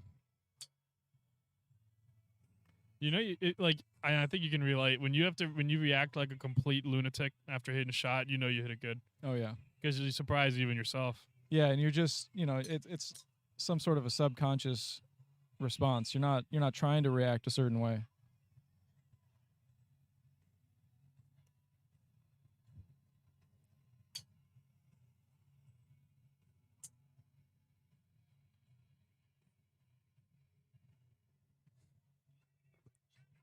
All right, so this is the fourth group in the second set. So after this, we'll bring up the leaderboard and see how everybody's currently standing. Again, they're going to hit 5 times, so we're not even halfway through. So there's plenty of time. No stress yet.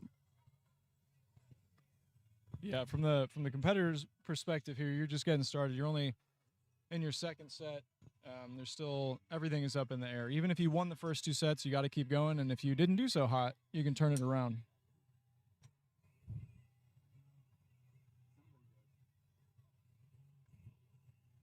Kyle, what do you think of this format where you're accruing the points versus what we're going to do tomorrow in the start where we're doing the double elimination? I think a round robin format has to be a part of every single tournament to identify a winner properly. However, given how many people are competing in the open division, it's just not going to be feasible tomorrow. So having a double elimination to chop the field quickly is fine. I will say the only thing about it is you just got to make sure you hit the grid. But it's a great way to get the tournament started, I think. But then having the round robin where everybody's going to hit at least 5 times is very important, I think, because you want people coming out here to have a good experience. You don't want to have people come out here, hit 12 balls, and be done. You know, you want them hitting at least 30 across 2 hours. Gives them a good competitive experience. Yeah, it does. You know, and that is my hope, is eventually we will be able to do 2-day events, because with the demand of players, I think if we want to do it the right way, we're going to have to do, 4 groups of 16 for 64 hitters and have a 2-day event. That's probably how we're going to have to start doing it. Just so that we can make sure everybody's hitting at least 5 sets. Did you ever do any of the WLD events where they were double elimination? The very, very beginning of my career in 2017, the qualifier was like that. And also in 2017, the tour events that weren't televised, they went from 16 to 8 by doing double elimination. Yeah, so my first one was the one in Canada. Yeah, I think Cash. 2017, I think it was. Were you the one at Rockwell Blast in 2017? No, so I don't think I Rockwell, did that. they did that in 2017. I think my first was the Canada one. Yeah. So they did it in 2017. Maybe 2018 non-televised events. I think they did from 16 to 8. They would do round robin. I'm sorry, double elimination, and you'd have to finish top half. If you finish top half in 2 sets in a row, you'd be through. If bottom half, you didn't have to win the next 2 sets to get through. I thought you had to win 3 to get in. If you finish and lose, if you lost one of them, then you had to win 3. If you won the first one, won the second one, you were in. Huh. The key is, it's pretty obvious, but if you're in a double elimination bracket, stay in the loser's bracket. Stay in the winner's bracket. That's what you want to do. Yeah, it makes life a lot easier. All right, Robbie's going to tell us what we got going on here as far as the standings. All right, so after 2 sets, we've got Cody Billinghurst winning both of his. He's in first place right now with 400 points, followed by Alex Blozer, Zach Hammer, Colton Kalkanis, Kyle Gabbard, Casey Steed, Jeff Allen, and Clint Oliver. Or like I said, plenty of balls to be hit, so this is kind of just getting things started. Feels good to come out the gate, win-win. I'm sure Cody's excited about that. Definitely makes the last 3 sets a little bit easier. Yeah. I wonder what his mindset is. I don't know how many times he's competed in these. But sometimes, not to do it too early, but you can then start experimenting maybe with different equipment, aiming for different parts of the grid. And, if you're in a comfortable position, it gives you some leeway to say, all right, well, what's the best shot here? Do I want to hit a little cut? Do I want to hit a draw, high, low, stuff like that? You can explore, and it's a little less risky. But looks like he's just going at it. So maybe he's not concerned at all with ball flight or anything, and he just wants to mash it. I'd be curious to know what he's moving. It looks like he's got to be moving it in the mid 140s minimum. Just looking at the way the club's moving through the ball. It's hard to tell, obviously, with speed from the naked eye, but that looks like 145 to me, 145 plus. Whenever you got 145 plus in the amateur division, that's pretty fast.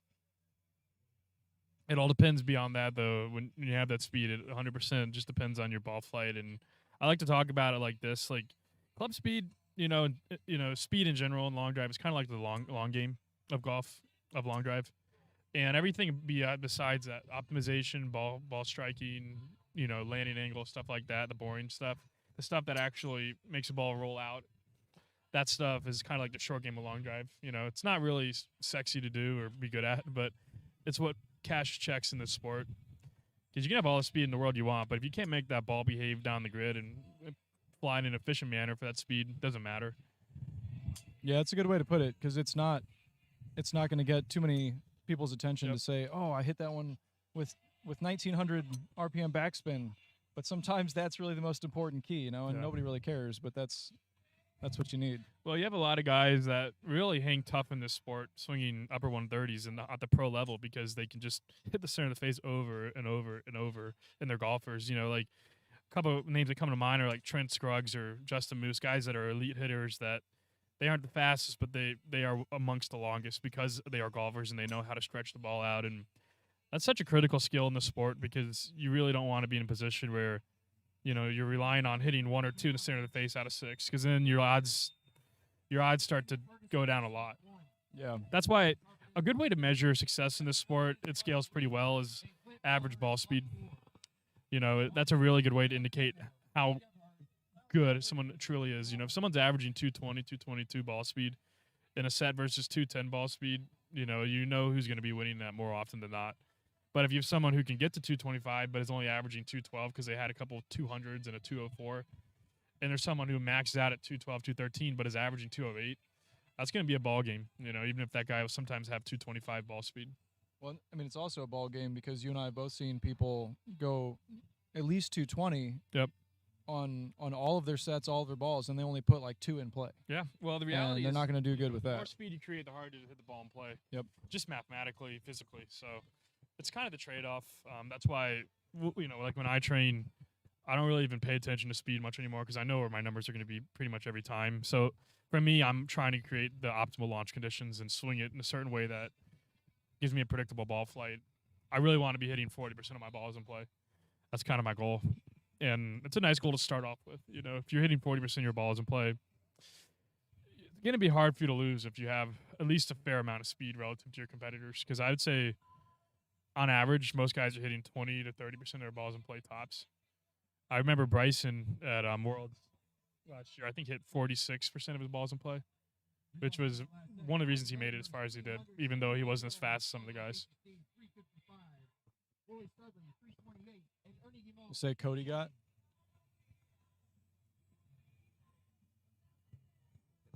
All right, Cody won that last set at 371, so he's got 600 points, yeah? And then Casey Steed at 355, Roy Studley at 328, Ernie at 320.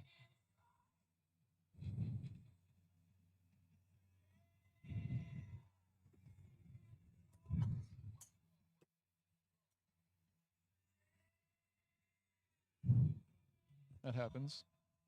That happens. You know what? I'll tell you guys, my first ever shot on TV was exactly like that. That's like I literally hit it like 100 yards, and then I did it again in the final 8. Where was that?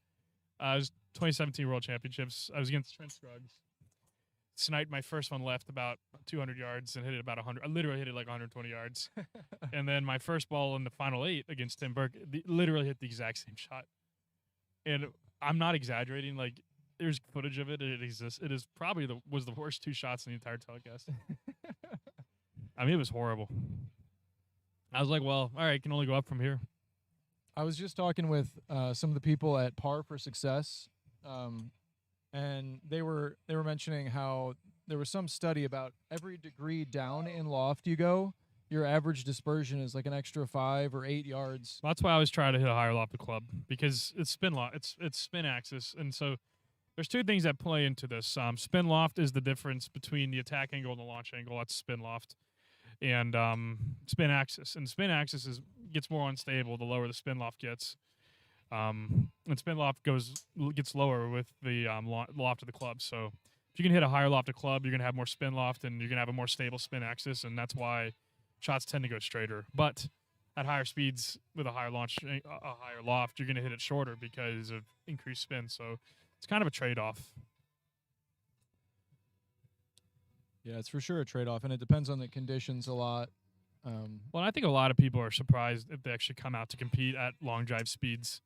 I think a lot of people, especially golfers, are shocked at how many balls are hitting out of play compared to a play driver playing golf because it's such a different swing and a different movement and a different speed. So it's just a big adjustment to make. It's nice to see people from different backgrounds, though. We were talking yeah. with those guys earlier. One of Absolutely. them plays, I think, pro baseball. There's a lot of baseball players in long drive, but there's also a lot of good tournament golfers and other people who just want to maybe have a multi-sport background. They're trying it out. And what's really interesting is how dead it is here, and even out there I can tell because there's not a lot of rippling on their shirts in terms of the wind. But if you look out there in the flags, you can see really how much. I mean, if you look out there, they're ripping. Down here, you feel almost nothing. I'm telling you, tomorrow especially, that is going to make people swing so much faster because they're warm by being protected by the wind, so they're not getting cooled down by a lot of breeze. So they're going to feel warm, but once the ball gets in the air, it's going to be affected by that wind just as much. So, I mean, I'm calling it right now. There's going to be a ton of sets tomorrow where 400 is fourth place. Because that's just where the sport is now. I think at this point, 2019, 2018, when I was starting, compared to now, 225 is the new 220. How can you not have a custom background? I'm just not a complicated guy. I'm sure that's pretty obvious to a lot of people. I'm a very relaxed person. I don't have a lot of pictures worth showing. So I thought that was like one of the first things that people did when they get a phone. They put in hey, dude, a I like different this background that they want. It's at the beach. But you didn't take the picture. No, I didn't. Or what if You I could did? go to the beach every day and take I the work for picture. Google, right? So I took that picture. Well, you live like a half hour from the beach, so you can go and take a similar Well, picture. you know what? I'm lazy, so And Robbie's here has got some abstract Jackson Pollock painting for his background. Not even as good as a Jackson Pollock. It's just the default. Well, I'm a path of least resistance guy, so So like you don't enter any contacts in your phone, or you don't. I literally don't. I'm not even kidding. I memorize every number for who the person it goes with. That sounds difficult. Why does it not surprise me that you say you memorize every number? I mean, it's easy just to have someone call you, just see the number instead of the name. I know who they are. I say, hey, how's it going? Gentlemen, that grid is clear. Fire away. Also explains why you never answer my phone call. Yeah. When have you called me? I called you once a couple or weeks twice. ago. Once or twice.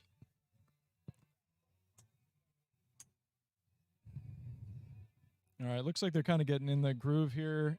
They look loose, like they're swinging pretty good. I gotta be honest, the towel on the bell clip is such a power move. I'm a big fan of it.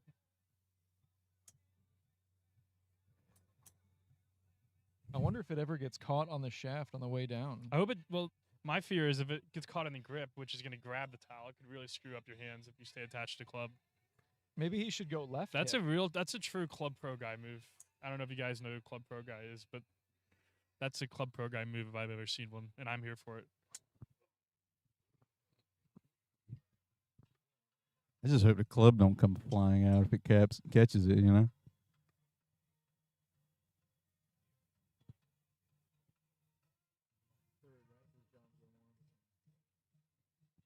All right, Stephen Hopper looked like he really liked his third ball, sorry.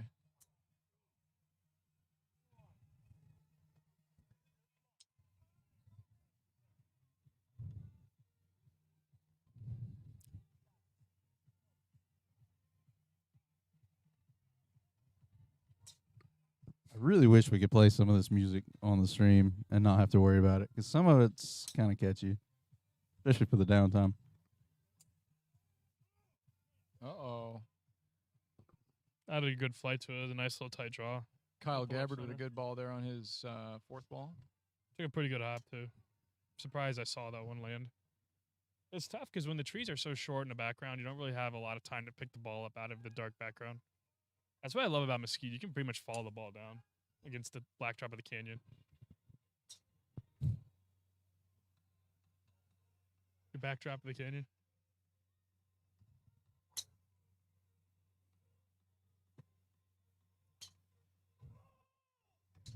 Ooh, he liked that one. Got to yell after it or from Cody Gebhardt there.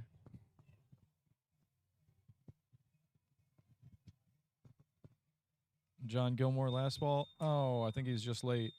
Yeah, 492 yards on the last ball. What is Pretty it? Is good. it the start of the timer means the ball doesn't count, or is it the end of the beep? The very start. Uh, If you do not get the ball off before the buzzer sounds, it does not count. Slot 2, Colton Calcanis. Slot 3, Alex Floser. And slot 4, Zach Hammer. On deck to start the fourth set will be Colton Calcanis, Cody Billinghurst, Stephen Hopper, and Jeff Allen. all right, the last set here, last group in the third set. This should be a good one. I think we've seen everybody put up a pretty good ball here so far.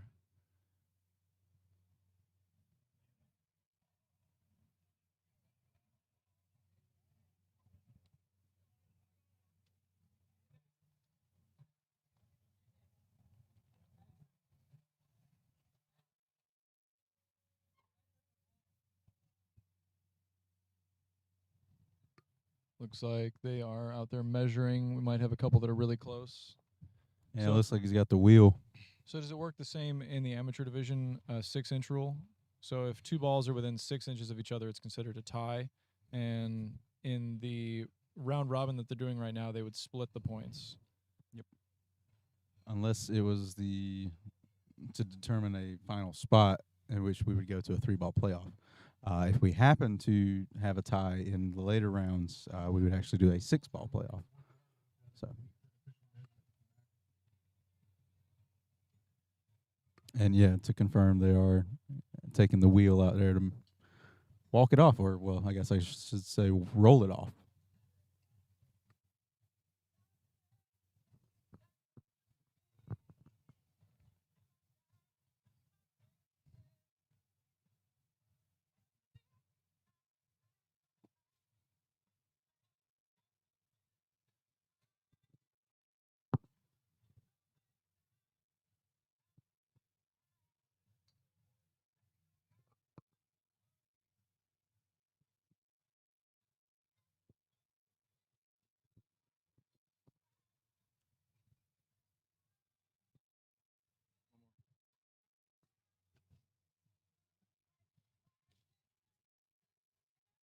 Out here is probably an absolute disaster right now. All this wind. Yeah, I totally put that on the live stream. You taking a there we go. selfie with Kyle? Check my Instagram. Coy's fit. And Stephen Hopper, 328. On the tee now, finishing off set 3. Wes Campo, Colton Calcanis, Alex Floser, and Zach Hammer. Gentlemen, that grid is clear. Fire away.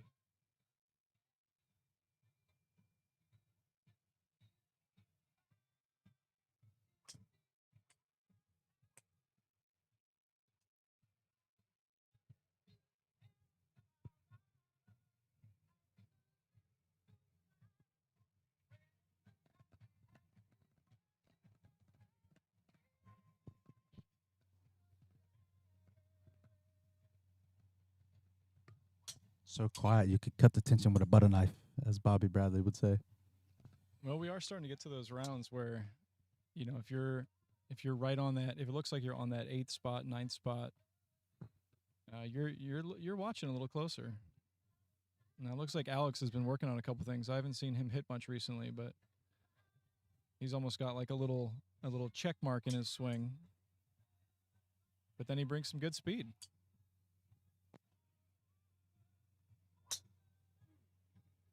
Oh, it's a good ball. That'll be close. So- Zach here on the right spot. For you two competitors, would you say the third set is more stressful because you don't really know how things are going to play out, who's going to hit a big ball here, who's going to get some points here, or do you think like the 5th round would be more stressful when you know you have to get a ball in play to move It on? kind of depends on where you are. If you're so in the Cody likes another, or Zach likes another one.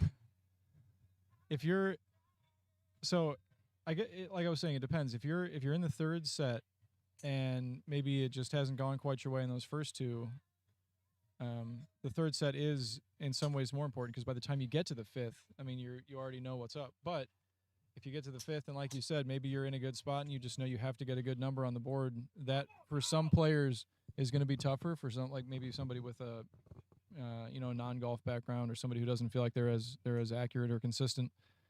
For some people, they're more comfortable just putting a good shot in play and knowing that that's going to happen a good percentage of the time. So it depends a lot on the person and certainly a lot on the position on where you are for that particular tournament. Did you ask me a question? I've been completely zoned out. Robbie was asking kind of your thoughts on the nerves or the pressure of like if you're in like a third set versus a fifth set, like what are you thinking about? Well, my goal is to put it away early. Like I really like to have at least 500 points by my third set, so that you're kind of mathematically in. But yeah, but he's saying if that doesn't happen. yeah, no, I mean, I've been there a few times. You just kind of the key is if you can manage the panic level. So, like, if you can be in a place where you know you're still in danger of getting eliminated and still be as relaxed as you would be in the first couple sets, that's really a huge key. Because typically if you're a good hitter and you're in danger of getting eliminated, you just had a bad run of sets and regression to the mean is inevitable, where you're going to have some good sets. That won't happen, though, if you're panicking. And when you start panicking, just kind of it's like gasoline on a fire. And so my big advice and my goal, first off, is if everything is going right in a long drive event, I almost get a little nervous because it shouldn't be going all perfectly. I like it when something goes a little off because then I know that, all right, I can make adjustments. You just kind of got to, everybody's a plan until they get punched in the face, and you just kind of got to, once you get punched in the face, you got to be able to adjust. And if you're in that situation where you're facing elimination, you kind of just got to put that out of your mind and just hit good shots. The mindset of it only takes one, and you could literally hit that one ball at any second, any swing. That goes a long way towards keeping that panic off. If you just know in your mind, if you hit your best ball, you're going to win the set, then it's a lot easier to just focus on hitting good balls. When you start worrying about what someone else might do, it gets a lot harder to focus on what you're doing and hit the ball well. Yeah, and that's another difference between long drive and tournament golf, because if you're out on the course, unless there's a bunch of leaderboards all around you and stuff like that, you don't necessarily know or care what the other players are doing. You're just focused on yourself and the golf course. But out here, you're standing 8 feet from another person who's swinging as hard as they can and probably yelling, and you hear it, and the fans are cheering for different people. And so it's a little more of a...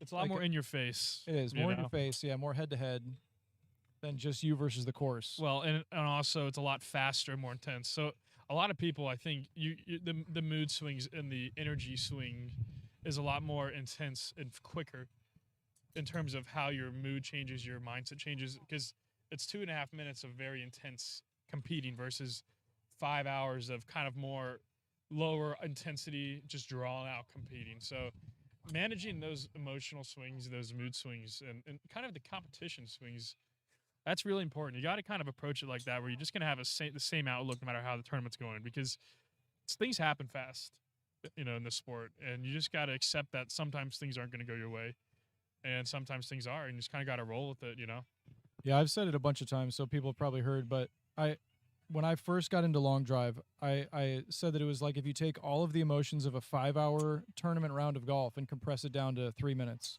2.5 minutes now. So a lot of highs and lows in a very short period of time. Yeah, and I would even say you're probably going to experience higher highs and lower lows than you would in an entire tournament, to be honest, unless you're like in contention. Yeah.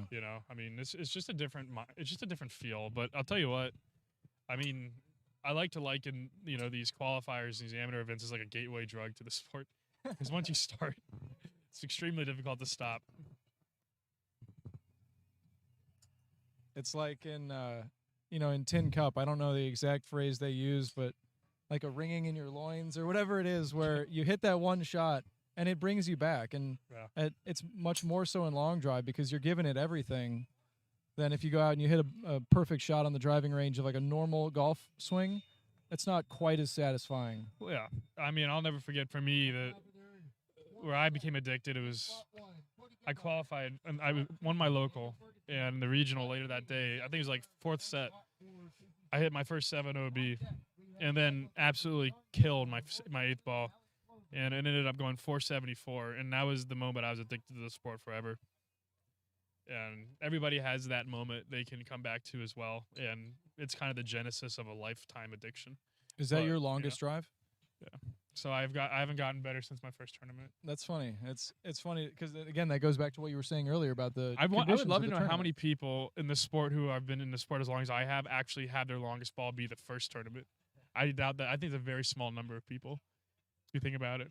Possibly, but I- we do oftentimes see that your first ball ends up being the best ball. So Yeah, especially if it's if it's out right or left if you're a lefty, because they hit it a lot higher if they push it out to the right. No, I mean, but that was like 4,000 or 5,000 feet of elevation in a desert with 30-mile-an-hour helping winds, and on top of that, there was a bunker in the middle of the grid at about 415. That was where everybody was hitting their balls into, but the lip of the bunker was 425, and some balls were flying into it. And that 74, I actually was upset with because I hit it right at the bunker, and it actually carried about 2 yards over the lip and got a kick off of that downslope. So it was completely miraculous because it got an insane bounce and it carried just far enough to catch that bounce. So All right, Robbie, what happened in that last set? What are the numbers? all right, let's see if I can pull it up here. All right, so it looks like Cody Billinghurst took it with 390 yards. Woo! Still just shy of that 400 mark that we're hoping to see. Then followed by Jeff Allen with a 336, and then Colton Kalkanis at 333, and then Stephen Hopper at 311.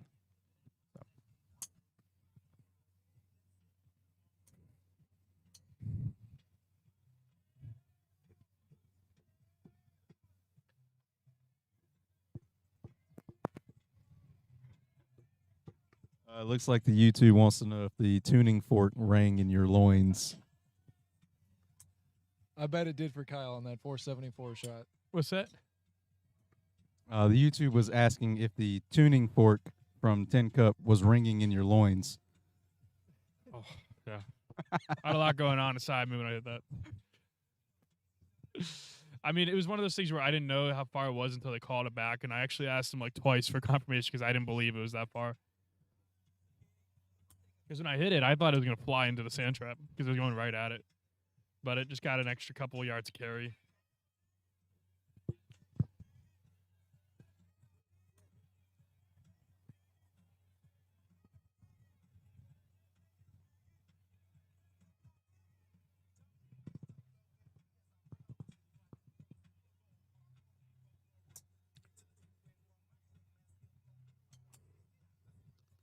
Casey here in the fourth spot has a very nice golf swing. I don't know his background, but looks like he's probably played some good golf and has now been ramping up the speed in his Yeah. competitions here. Fairly certain that Casey actually teaches. Oh. I believe he's a teaching pro. And to your point, it's he's been around for a little over a year now, and it's interesting to see how he's changed in his approach to the game. When he first showed up, he was that teaching pro that was very, very balanced, very controlled. Still put a good move on it, and still had a little bit of speed. But we knew as well as he knew that there was still a little bit more in the tank. And you look at his swing now, and it's pretty clear he's getting just about every bit of it that he can. Yeah, So, that's one of the for a lot of people who are making the transition from tournament golf, you have to let go of it a little bit because you've got your swing ingrained and it's finely tuned for playing good golf. But then in long drive, it doesn't matter so much that you put them all in place. So then you've got to almost let go of that that internal desire to hit it in the fairway above distance. And now you've got to prioritize. Okay, I'm just going to really go at it and see what happens. That's kind of how it happened for me. The second I would get my swing dialed in for a golf tournament, I would have another long drive event and jack up my swing. And then I would try, once I finally got dialed in again, I'd have another event. That's the hard part about doing both. Like, and it's not even the clearest thing. It's more about, it's not even about the swing. It's about the mental bandwidth of being able to grind out 5-hour rounds of golf. And I don't think people understand unless you compete how much more mentally exhausting it can be to compete 5 hours, in a golf tournament. Versus, and then you have to go from that to competing at a high level in long drive. It takes up its own mental energy. Yeah. That's the hardest part, is managing your mental bandwidth to actually do well at both of those avenues. It's very tough. It is very tough. That's what I noticed was just I would go to these tournaments and I literally would have like an 8-footer and I'd be like, I just don't have the energy to line this up. I'm not even kidding. That was literally what it was like. I played okay my first couple events, but I just ran out of gas because it's just trying to do so many other things. It's just so hard to dedicate that mental energy. Yeah, a lot of people have trouble focusing for 30 seconds, let alone 5 hours. Well, that's why pros are so good. They have that ability to focus that long under those kind of circumstances.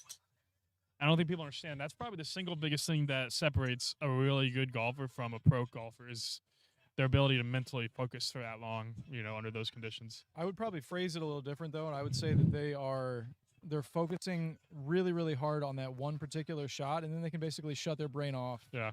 And so for the next 5 minutes in between shots, it's not that they're focused; they're probably just literally not thinking. I mean, there are some, not to name any names, but there are some players you can see on the PGA Tour. There's probably not a lot going on in their head in between shots. Yeah. Oh, and I really Former think world number one is a like good if you look example of at that. guys like Scotty Scheffler, Sam Burns, Cameron, and Cameron, who's been on an insane run the last couple of weeks. I mean, all these guys, they have a very similar personality, at least on the course, where they don't have very intense emotions. And I think that allows them to not expend that emotion and react into a shot, and they can then use that extra emotion left over to focus on what they need to do.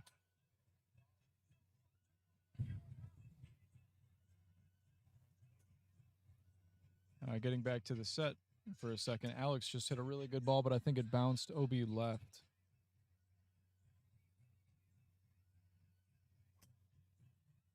Yeah, same deal there. It's a well-struck ball, but it's just a little too far left. Interesting. I'm gonna cut to Alex on this next one. He's trying something a little different in this event. He's forcing himself to what we call getting extended, and it's something that he's struggled with for a long time. And it's almost like he's adding a drill. As you can see there, he almost pauses right there. As soon as Charles Barkley. In the backswing. He hits it a little bit better than Charles does. Yeah, I've heard he's playing pretty well recently, though. I haven't seen.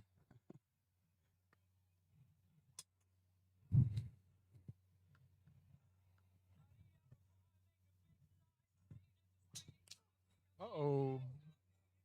Broken shaft on John Gilmore's back. Looks like we have our first fatality of the event. Oh, that brings me back to 2017 and 2018. Great ball by Alex Blozier. Blozier, last one.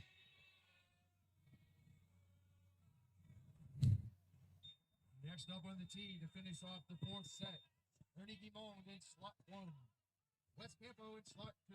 Yeah, there were a number of shafts breaking back a couple years ago. That's what I was saying. Brings me back to my rookie year, my sophomore year. I think between those 2 years, I broke, I would say, between 100 to 150 shafts. But since 2019, I've broken, I think, 3. So, and it's all a deceleration pattern. Being able to slow that club down after you hit, especially when you're a newer hitter. It's very easy. It's much easier to build up the speed of acceleration. The muscles that decelerate the club typically aren't built up until after you build up your acceleration muscles. So you have a period, typically with long drivers, especially when they've reached a new speed that they're not used to, where they're breaking a ton of shafts in their back. But after a couple of years, it typically subsides because you get those decel muscles working a lot better. So, and that's just as important, because you can only move a club as fast as you can slow it down. So, and you find that when people develop their decel muscles a little bit to slow the club down, they actually sometimes pick up even more speed. Results from that last set. Alex Blozier, 354 yards, followed by John. All right, so the numbers coming in. Looks like Alex Blozier, with his new move, ended up taking that set with a 354. John Gilmore followed up with a 340, and then Michael Carpin with a 333, and then Roy Sedley with a 308. That brings us to our fourth group in the fourth set. I'll bring up a scoreboard after this, and we can see where things are standing, see how things are going to play out. I want to say this again. I really hope they play these songs tomorrow. Like, the Rocky stuff gets me going. In fact, I would say the last 2 times I've hit personal records, it's been listening to Rocky music. Okay, so I went to the beach earlier this morning. I told you earlier, but I was doing some sprints down the beach, just like Rocky did. How many girls were ready. looking at you when you were doing that? There was really nobody out there because it was raining. So No, I mean, but it really does get you really moving good, something about. I don't think it's the song itself. I think it's the connotation of that movie that really gets it out of you. Like talking about it now makes me want to go and practice some more. I want to swing some more.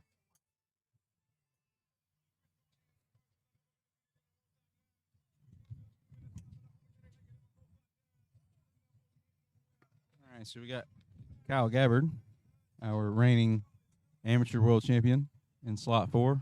I'll see if we can cut to him real quick. Get a face-on look.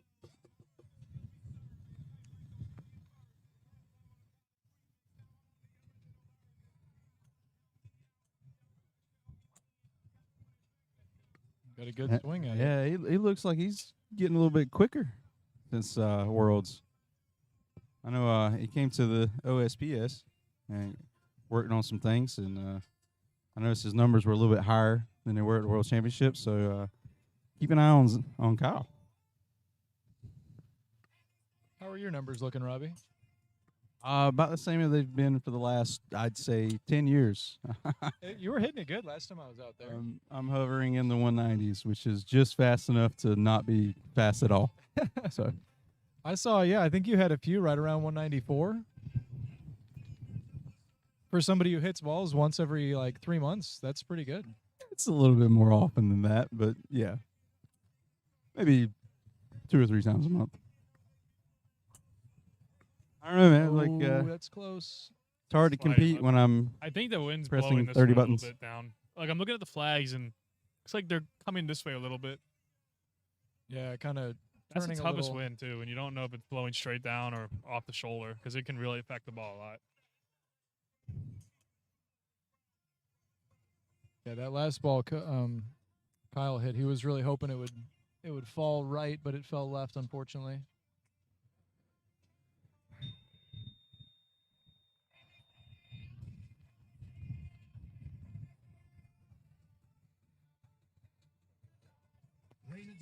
All right, let's take a look here.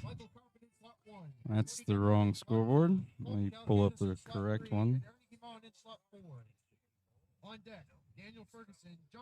All right, so it looks like Cody Billinghurst is in first place at 800 points, followed by Zach Hammer, Alex Bloser, Colton Kalkanis, Kyle Gabbard, Casey Steed, Michael Carpin, and Jeff Allen are currently your top 9 that will be moving on. Actually, excuse me, top 8. Didn't notice that the spreadsheet was off one number. Let's see. What? No. Like 15% chance of rain. This is actually turning out to be rather tight. Quite the logjam around 400 right points. It's pretty much the exact conditions, but it's gonna be partly cloudy instead of mostly cloudy. Probably should see how that affects the visibility of the golf balls tomorrow.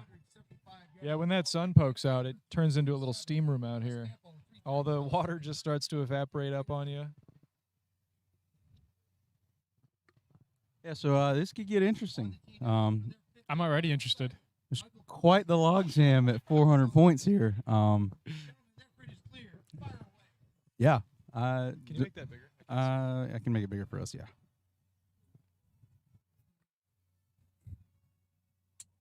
That's not big. Yeah, I literally can't. This computer's not working. It ain't going to.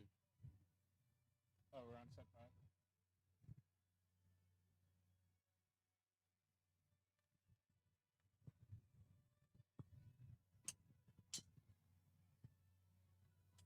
I'm just checking out the numbers here, trying to see where everybody is standing.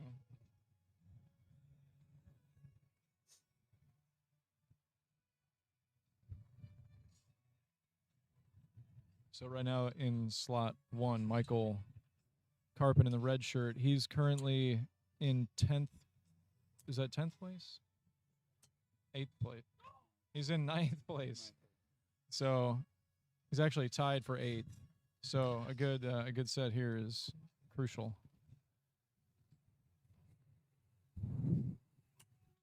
If he wins, I don't know what Colton has done, but he'll have 550, and Colton has 550 currently.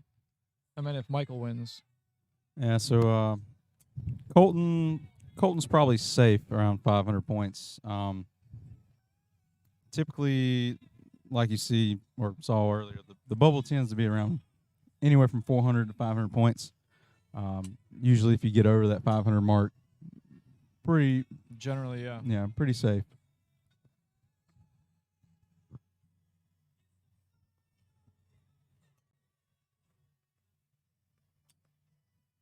It's a good swing by Cody there.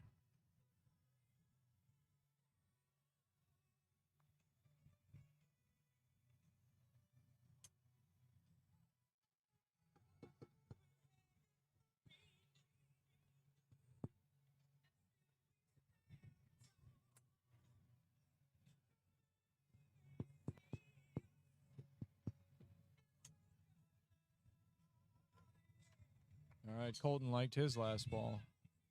Uh-oh. Looks like Cody was grabbing his side there. I don't know if he's working through a little injury here or what. With the humidity, it could very well be a cramp. I know we see a lot of those out here. When you're swinging this hard, you tend to flex a lot of muscles, and sometimes you find out about some muscles that you didn't know you had. Or personally speaking, at least. Are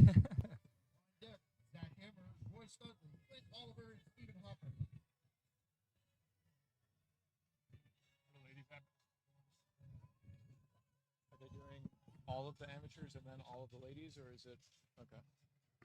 Yeah. So after this, we should roll straight into the ladies division. We have 12 competitors in the field today, which is our largest ladies field to date. It's really exciting to see that growing, and we hope to see a lot more of it in the future.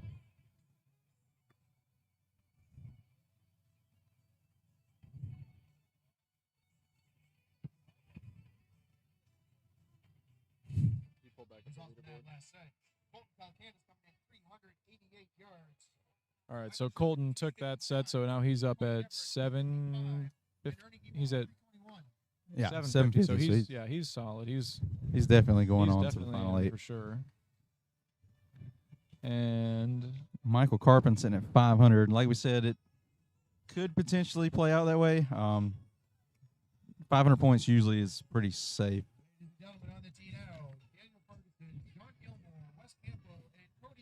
yeah, so if you're Michael Carpenter at this point, it's an odd feeling because you got 500 points. A lot of times that's good, but if you look back, then you've got really a few people that can pass you and could bump you out. So Clint Oliver and John Gilmore, and John Gilmore's in this set. So watch if you got the nerves for it. Otherwise, just wait. Yep.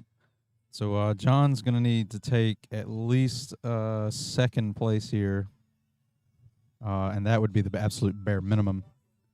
I don't know. Robbie definitely hasn't found any sunblock. I don't know what sunblock is, but Yeah, it's better to just work on your tan.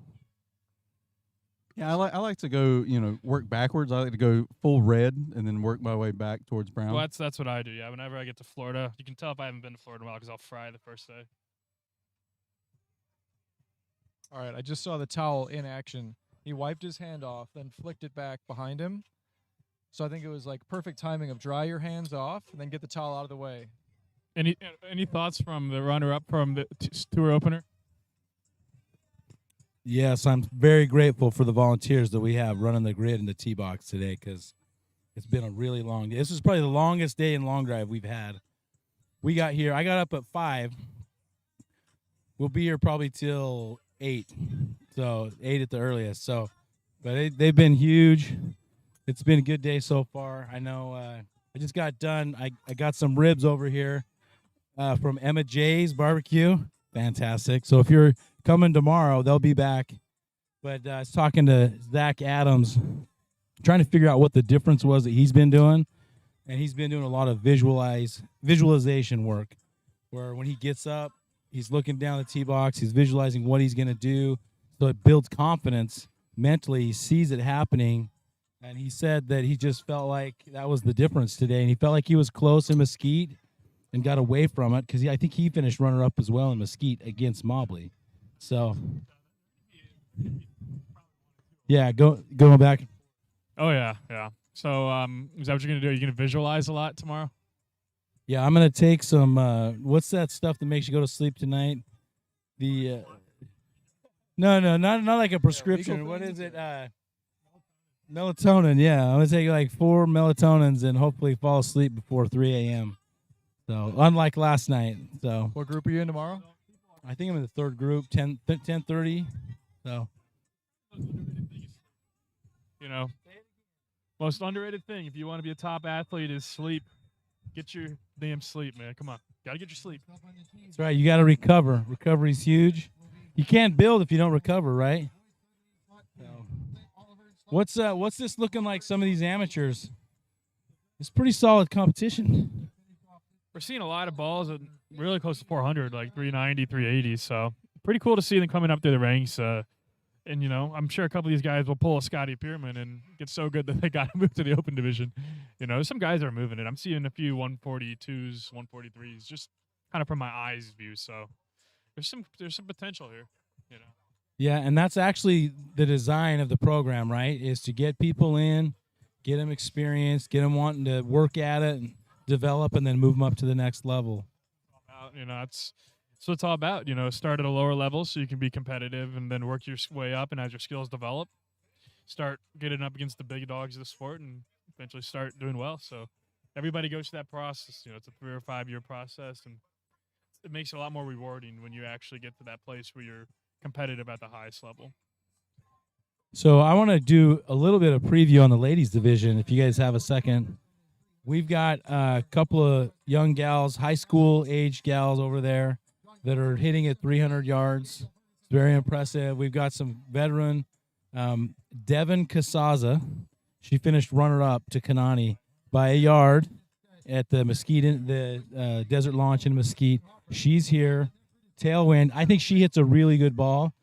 She is probably the favorite from what I see, but I think there's going to be some pretty good surprises. I think it'd be really cool to see going forward. Like you said, they're in high school, a couple of them.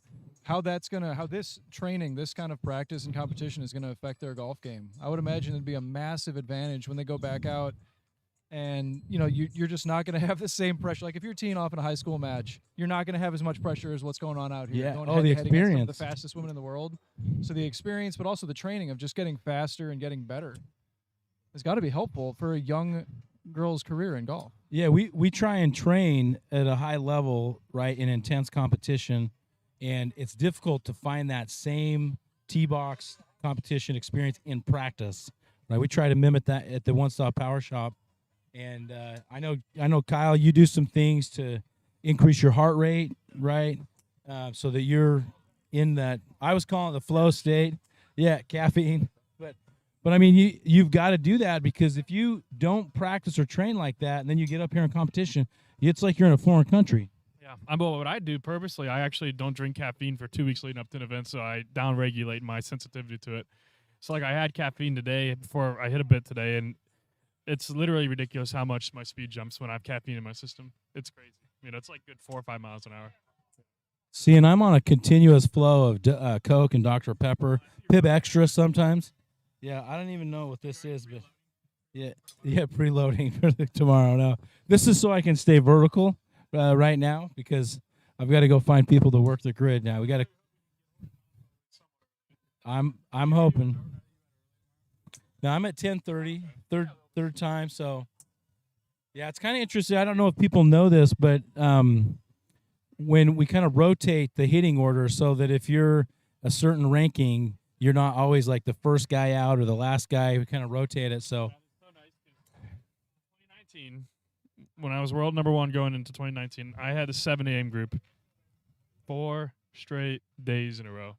That I had about that entire week about 10 hours of sleep over 4 or 5 days. It was insane. Like, I couldn't get to sleep. I had to get up at 5 a.m. to get ready for my slot. 7 a.m. 4 days in a row. what's your preferred tee time? I would say I prefer afternoon, but I also do like morning because the wind's typically a lot lower, which makes it a lot more of a ball speed contest. So I think I get my fast speeds in the afternoon, which is why I always prefer afternoon. But I've had great sets in the mornings too, because I think a lot of people don't like morning, and I don't mind it. I just prefer afternoon, so I tend to do well in the mornings as well. But afternoons where it's at, man. That's where the speed's up. That's where the distances are up, and that's where the tournaments are won. So I'm always partial to later in the day. So, are you early? Are you an early morning guy? All right. Early morning So, when I'm keep that in my down. own time zone or later. So living in Utah. Just to give an update All right. on some of the points here. All right, let's get back to the action here. That was an important last set there for Clint. Clint Oliver. We're waiting on his numbers, but if he takes first, he's certainly in. If he takes second, I think that might secure a spot for him as well.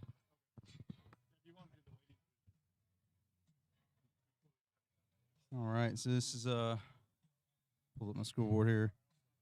So Jeff, it's a really important set for Jeff Allen here, and Casey Steed. Both of them are sitting at 7 and 8.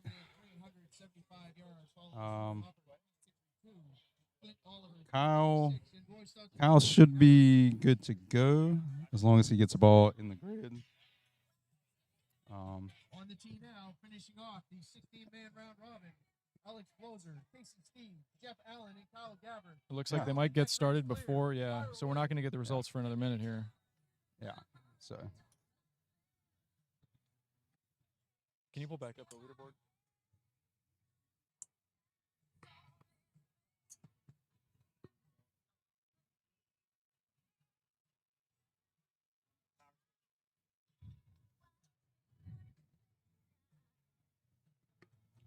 All right, so third slot here, Jeff Allen, a big set for him. So he kind of holds the power over who. Oh, I think you like that one. He kind of holds the power over who's going to take those last couple spots. And it's amazing to me the mathematical options when you get this points format. You can have so many different endings because you can go 0, 25, 50, 100, or 200. And then, of course, split points as well.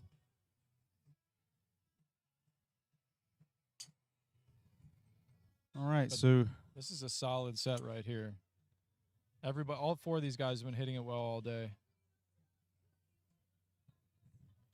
yeah, this is a huge set for Jeff. Clint Oliver actually took third in that last set, which gave him 400 points, bumping Jeff Allen outside of the top 8. So Jeff is going to need to at least take third here in order to get to that 400 mark. Casey Seed sitting at 425, just needs to get a ball in play. That'll at least put him at 450 points.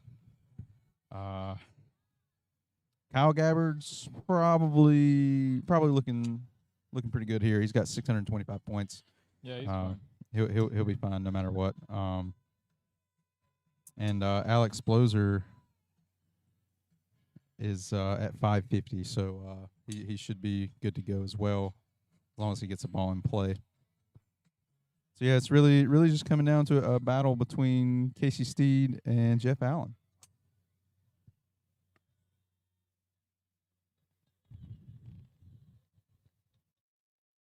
Definitely possible for a playoff here. Oh yeah, this is a nail biter, and Casey Steed is in the white there in slot 2, and Jeff Allen in slot 3. Jeff not happy with that one. Not sure how he finished.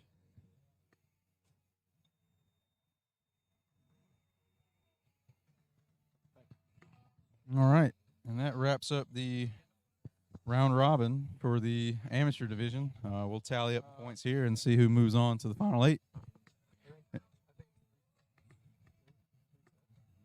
Yeah, that's right. Once we get the final 8 set, it'll be 8 down to, it'll be 8 down to 4, and then 4 down to 2, and then we'll have our winner. So.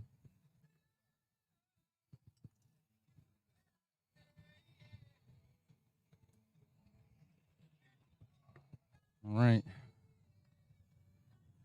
All right, here's how things are sitting for the moment. Cody Billinghurst with 1,000 points. I think it's safe to say he's moving on to the probably. final 8. 1,000 might just get you just scrape through. You might Yeah. just get through maybe. Zach Hammer with 800, another one that's probably safe. 750 for Alex Bloser and Colton Kalkanis, so they should be good to go. Looks like we're getting our updates. Casey Steed with 475. Oh, man. And Michael Carpin at 500. All right, hang so on, let me switch over to the fifth and final all set right, here. so we just got the results, and unfortunately, the number I was watching and the guy I was watching, Jeff Allen, looks like he finished fourth in that set with 327. So he finished in ninth then overall, which is a rough feeling. Yeah. Wow. 374 from Kyle Gabbard. That's a pretty good ball. All right, so that does it. We actually have no playoffs. Here are your top 8. We have Cody Billinghurst, Kyle Gabbard, Zach Hammer, Colton Kalkanis, Wow, 400. Alex Bloser, Michael Carpin, That's Casey pretty- Steed, that's a pretty tough and bubble Clint number Oliver. right there. So let's go back a second to Clint Oliver's third place finish. What a nail biter. He needed at least third, got the third, and it was just enough. That's like a mood, doing just enough, and then you completely reset. That's like the best thing. And that happens. I mean, we saw Yeah. that happen as recently as the last tour event we had in Mesquite, where there were a couple people that just kind of barely made it in, and then they advanced even further. Well, you want to talk about a good example of that? The round of 96, the round of 64, Wes got 375 and made it through, and he made it to the final 8. I mean, I'm telling you, and I remember talking to him. He was, after his fourth set, he had 175. And he was, and I mean, and then he went out and won a set, 375, and got in, and, he ended up being in the final 8. So it's just amazing what can happen. This happened to me as well. Like, I got a very fortunate advancement through the prelims in 2018 at Midwest Slam. It was in a 3-for-1 and got in the last spot and ended up winning the tournament. Just always seems like when you make it through on that bubble number, you feel like you're playing with house money. So you're just happy to be hitting, and everybody else is trying to keep their momentum going, and you're just like, screw it. I sucked and I still got in. So here's nothing, and people free up. They start hitting good shots and they start getting confidence. And I'm telling you, in this sport, when you start getting momentum and you start seeing some balls drop in the grid and going far and get some confidence, it's easy to win when you get that kind of momentum going. Yeah, and it's interesting because you can have confidence if you're hitting it great, and of course you're advancing, or you can have confidence if you're not hitting it well, but you still are making it through. Yeah, it's a good. It's an equally good feeling to hit it poorly and win a set, as bad as it is to hit it great and not win a set. Those are both equal and opposite feelings. All right, so Kyle, we got a few minutes here before the next set. So why don't you tell us, what would you be doing in these conditions? It's downwind, it's going a little to the right. So what kind of loft, what kind of shot shape are you hitting right now? First thing I would do is loft up, not because I want to hit it higher, but because I want to create more spin. So in these conditions, you want to be spinning at about 2,500 or 2,800 so the ball doesn't get pushed down. When you spin it under 2,000 in these conditions, the wind's going to tend to get on top of the ball and push it down a little bit, and it won't fly. So I'm probably going to loft up about 2 degrees. And then depending upon the direction, if it's downwind across my right shoulder or downwind over my left shoulder, I'll kind of just fit my trajectory with whichever direction the wind's going downwind, so it's not fighting it. Are the Cobra heads starting at 5 degrees? I have heads ranging from 0.5 degree to 7 degrees. So if you're going up 2, what is that? You're going up 2 to what? For me, I typically will hit between 3-4 degrees. So like at Worlds, when it was straight downwind earlier, I was hitting a 6.5 degree driver. I was launching that thing 230 feet in the air. And that was kind of what I was focusing on. But yeah, you want to loft up. You don't necessarily need to change your angle of attack. You're just lofting up so you can spin it more. You just want to think about how long can I keep this ball in the air, especially because it's a soft grid. So landing angle is not that important. It might mean the difference of 3 or 4 yards. So you're just trying to launch this thing in the air with as much spin as you can get. I would even be okay with 3,000 spin, to be honest with you. With this kind of, it's got to be blowing. Looking at those flags, 15, 20. So that's kind of, and a good rule of thumb is for every 5 miles an hour, probably about 250 extra RPMs of spin if you're downwind. So if you're 20 miles an hour downwind, you want another 1,000 RPMs. Calcanis, Alex All right, we're getting started. Gentlemen, that grid is clear. Fire away. So this is essentially a shootout, right? Where the top two advance. Yep. 4 competitors, only 2 advance.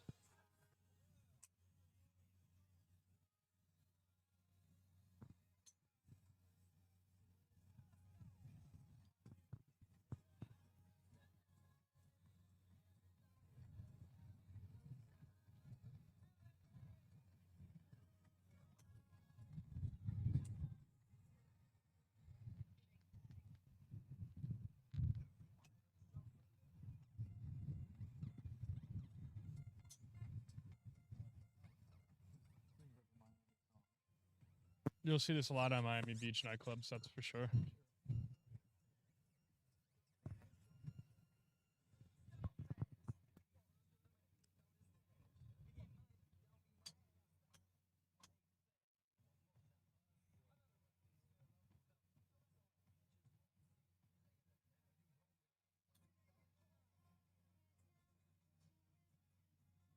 Cody's watching it close there. I think he hit it good, and it was hugging the left side. It's really tough to see because we're under a tent, so we can't see the ball flight on almost any of them.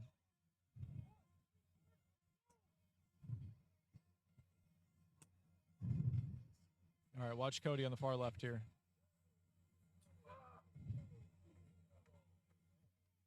That's pretty much a max swing for him. When he's talking himself up, he's like, come on, let's go, Cody. I mean, when you're doing that to yourself and then you grunt after it, he's amped up right now.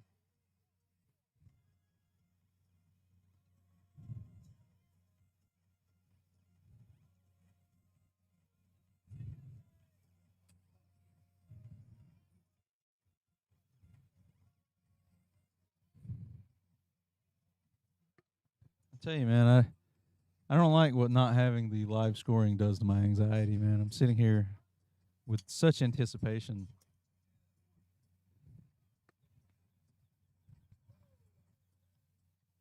Well, it's tough because you just have to go off of player reaction. But, if you have a player like Cody who's going to be very vocal about it, and then someone like probably Clint or Alex where they just might not say much. You might hit a great shot and just kind of nod to yourself and say, yep, that's going to be hard to catch. Now the second group in the final 8. Kyle Gabbard in slot 1. Zach Hammer in slot 2. All right. Michael Carpenter in slot 3. I got the board up. Just waiting on the official numbers to come back.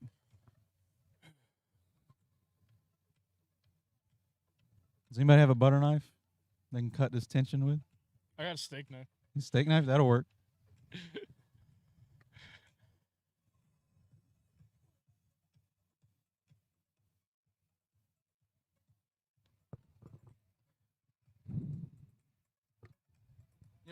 I've got a question for you guys. I don't ask a whole lot of questions, but I finally came up with one. In between sets, what goes through your mind? You focused on what you did last set or what you need to do in the next set?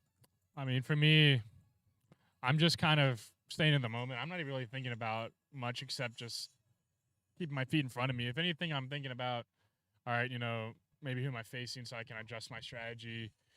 I'm keeping an eye of where I am in the point standings so I can see if I can start messing around with different clubs if I'm already in.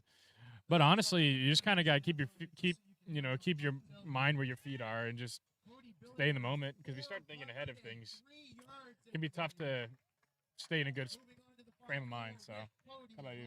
If you hear the applause in the background, it's because they just announced that Cody went 403. Yep, our first 400 ball of the amateur division. Earlier. Of the amateur division. And he took second? What a time to hit it. He'll move on to the final 8, followed by Colton Calcanis with a 380-yard shot, which is nothing to sneeze at. Oh, yeah. They will face the top 2 competitors in this set. Robbie, getting back to your question of the thought process between sets, I would probably mimic closely to what Kyle said, but it depends a little bit, like at a good event, and like when I'm doing well mentally, and when I'm doing well, my mind, I don't really think about much. Like I don't know if you call it being in the zone or what, but you try to just essentially not.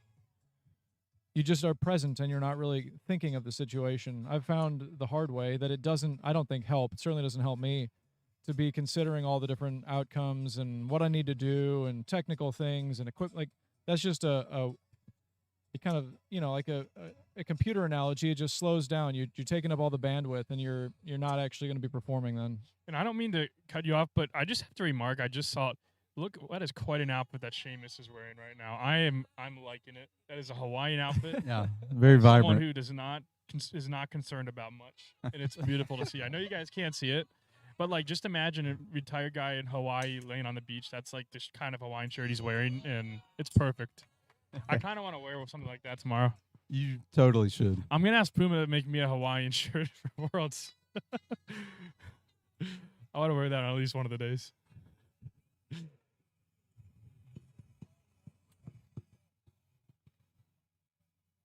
Yeah, I wish that live scoring was working because we got a couple of people yelling at these balls, and I'm sure it's close.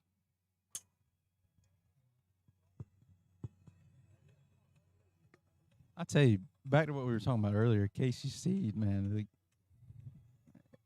I swear he's picked up 10, maybe even 15 miles an hour since last year. I mean, it's just night and day. Here's his last ball, white shirt. Good swing.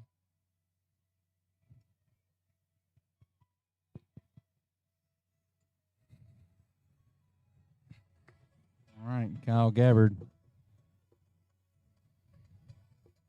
He's using the clock. Oh, yeah. Staring it down.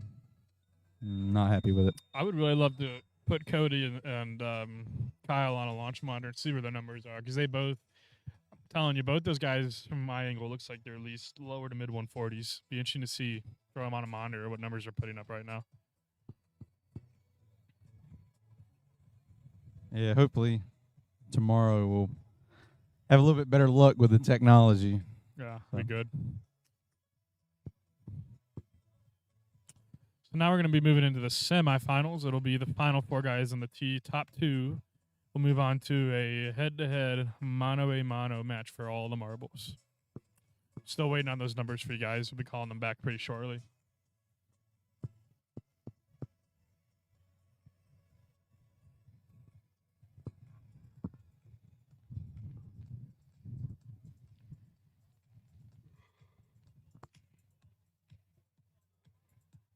Yeah, we're a little protected from the wind here, but you can see the flags are blowing. It's, if anything, it's picking up here as the day goes on. All right, here they come. Looks like Zach Hammer took the set with a 383, followed by Michael Carpin at 346, Casey Steed at 329, and Kyle Gabbard, no marks. You hate to see it. Yeah. Ladies and gentlemen, results from the second group of the final eight.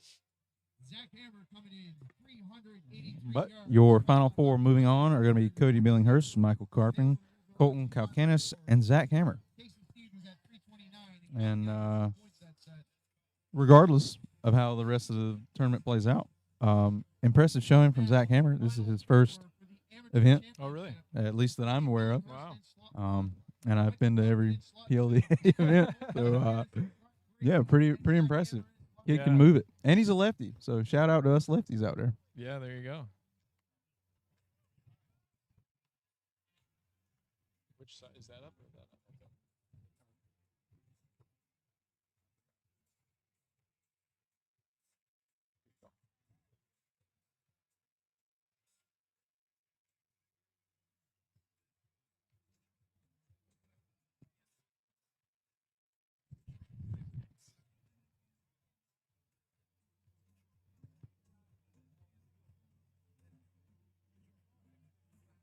All right, everyone. So this is your final four of the amateur division. Top two will advance after this.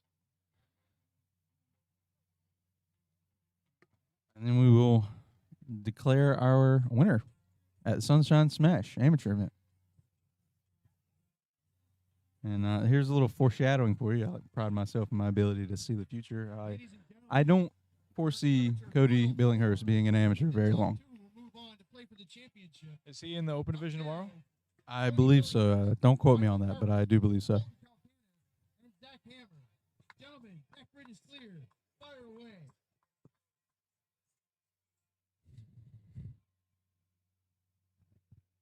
To the last question about notables in the field, unfortunately I don't know too many of these amateurs yet. I'm looking forward to getting to know more of them.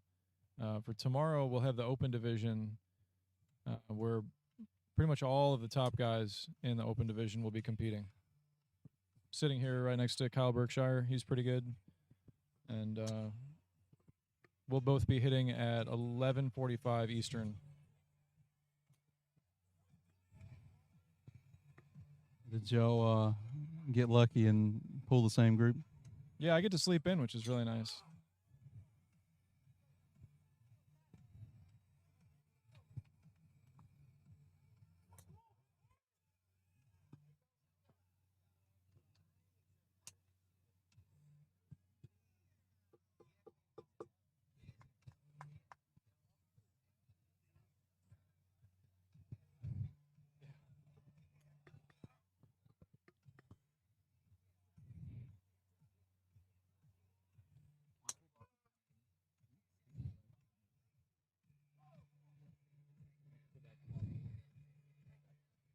Yeah, so we've got the sole lefty here, Zach Hammer. He's taking some nice deep breaths. He's getting coached by John Gilmore.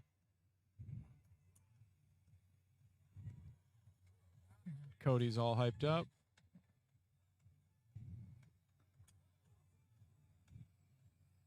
I would like to see Cody let it go a little more. I think he's got a little bit extra in the I think he's tank. guiding it a little bit. I'll say though, just from looking at it, if Cody hits his ball, he's gonna win this tournament. I can tell he's got to be moving at 145 to 147. Yeah, he kind of reminds me of that one guy with the long hair that went undefeated that one tournament, just didn't lose a Terrible single set. person. No, I mean, yeah, it's it's good to see these amateurs moving it like they are. I would say all four of these guys are 135 plus, and I think Colton's definitely over 140 for sure, and Cody's got to be in that 145 range. So it's cool to see the level of competition at the amateur level right now. Yeah, Colton was really watching his last one. I don't think he loved it, but he was hoping it would hang on. I hear somebody in the crowd there saying it was in.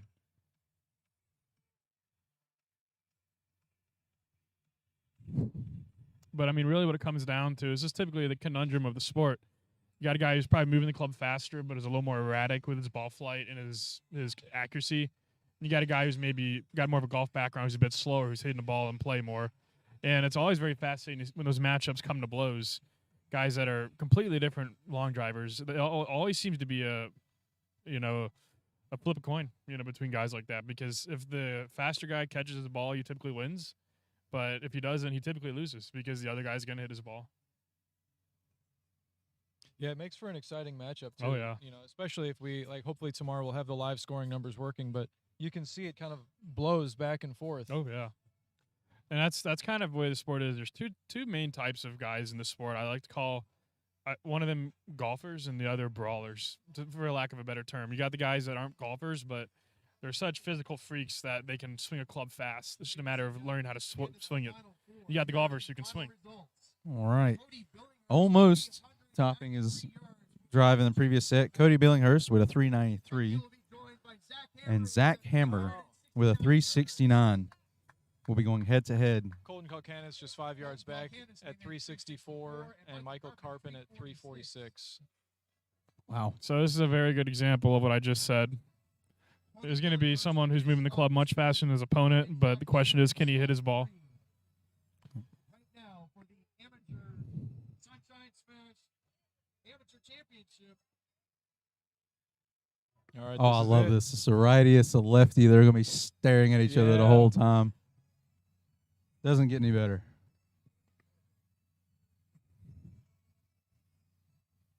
I want to see them stare each other down after each shot.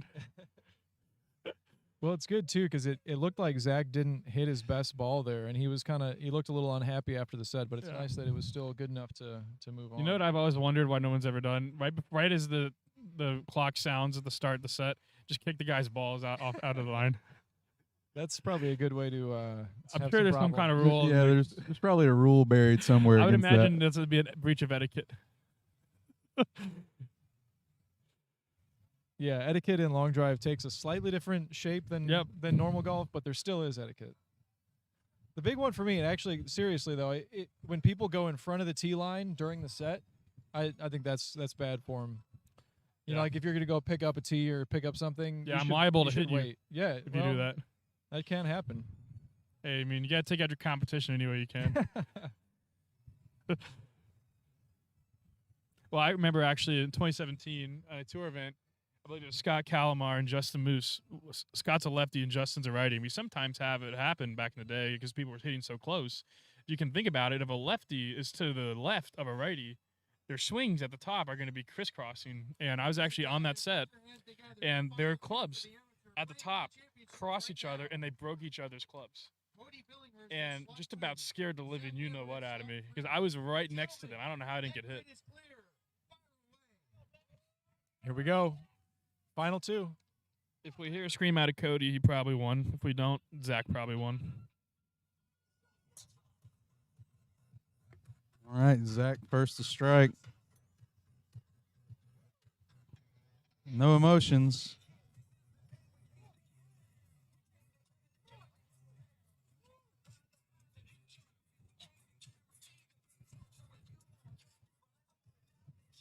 What? B squared is back in the booth. Quay, so you retiring? No, I here? want to try to see the ball flight. Oh, hey, Kyle. What's that? These guys are getting after it. Cody's probably swinging 145 plus. Oh yeah, no, this is set number 13 or 14. This is it. Yeah, because they hit 6 sets earlier today. Yeah. Him and Colton back in the booth. You know. No.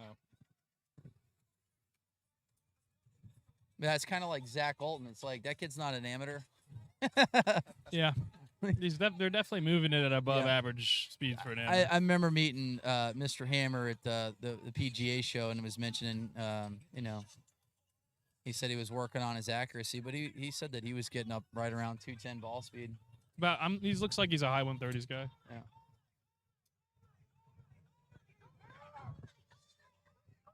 Yeah. So I was able to watch like a little bit from the back. Like it looks like a little old pull cut that kid hits in slot number 2. It's good. It's a good ball flight too. He should be competing in the pros. Yeah, no, he is. He is competing tomorrow, so he should be nice and sore. I only hit 3 sets yesterday, swinging 132 miles per hour, and I feel like I was hit by a car.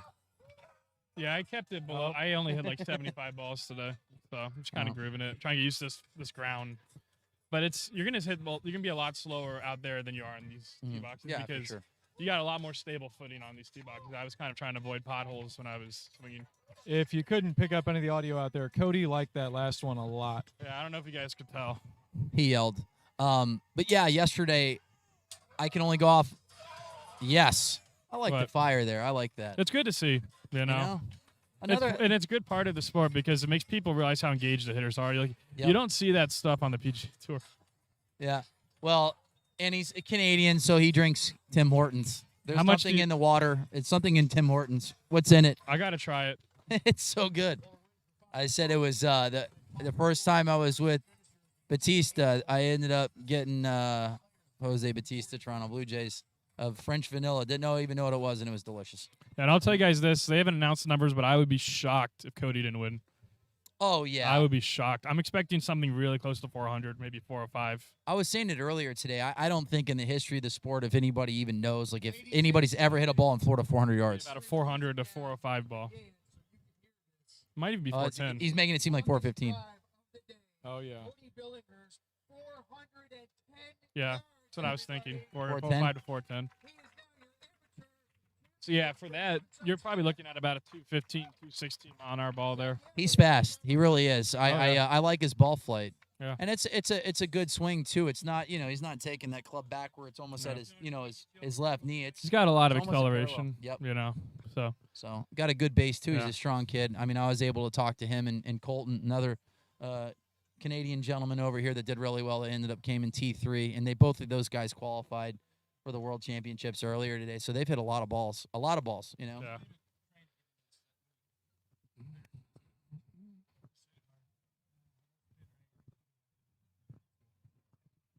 I noticed you got a little self-talk going on. All right. Oh, yeah, you know, he's got a little fire in his belly. And I heard, what are you saying?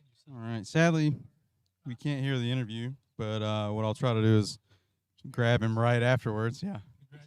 Ryan just asked, how did he win? He goes, I'm strong, I'm talented, I'm good looking, and I'm talented. I'm just kidding.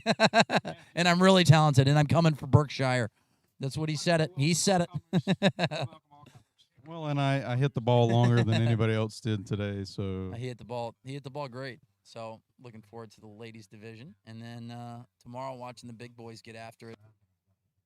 Is the win's going to be similar, I would think. It's gonna be 85. Yeah. There's gonna be. I bet you there's gonna be 2 or 3 guys that are going 230. Yeah. Well, I mean, you know, Colton was close a couple days ago. No, yeah. I mean, I was like, I think, yeah. So I mean, there's gonna be. I bet you Colton, Greg, Nall, and I will probably all be 230 or very, very close. Because like when I was hitting today, I got to. I was like, my fastest out there was like 227, but you know, I feel like this ground's a little spongy. It wasn't very optimal. Yeah. You put me on those mats, like it's gonna jump up. Plus tournament conditions. So Those golf balls that you're hitting on the range, those are like the best golf balls ever. Well, yeah. I say the Pinnacle Gold FX Long was the best ball that I hit, and I think a lot of the long Yeah. drivers did back in the day. But that ball that you're hitting today was the 2015 ball that Timmy hit, and that was a good.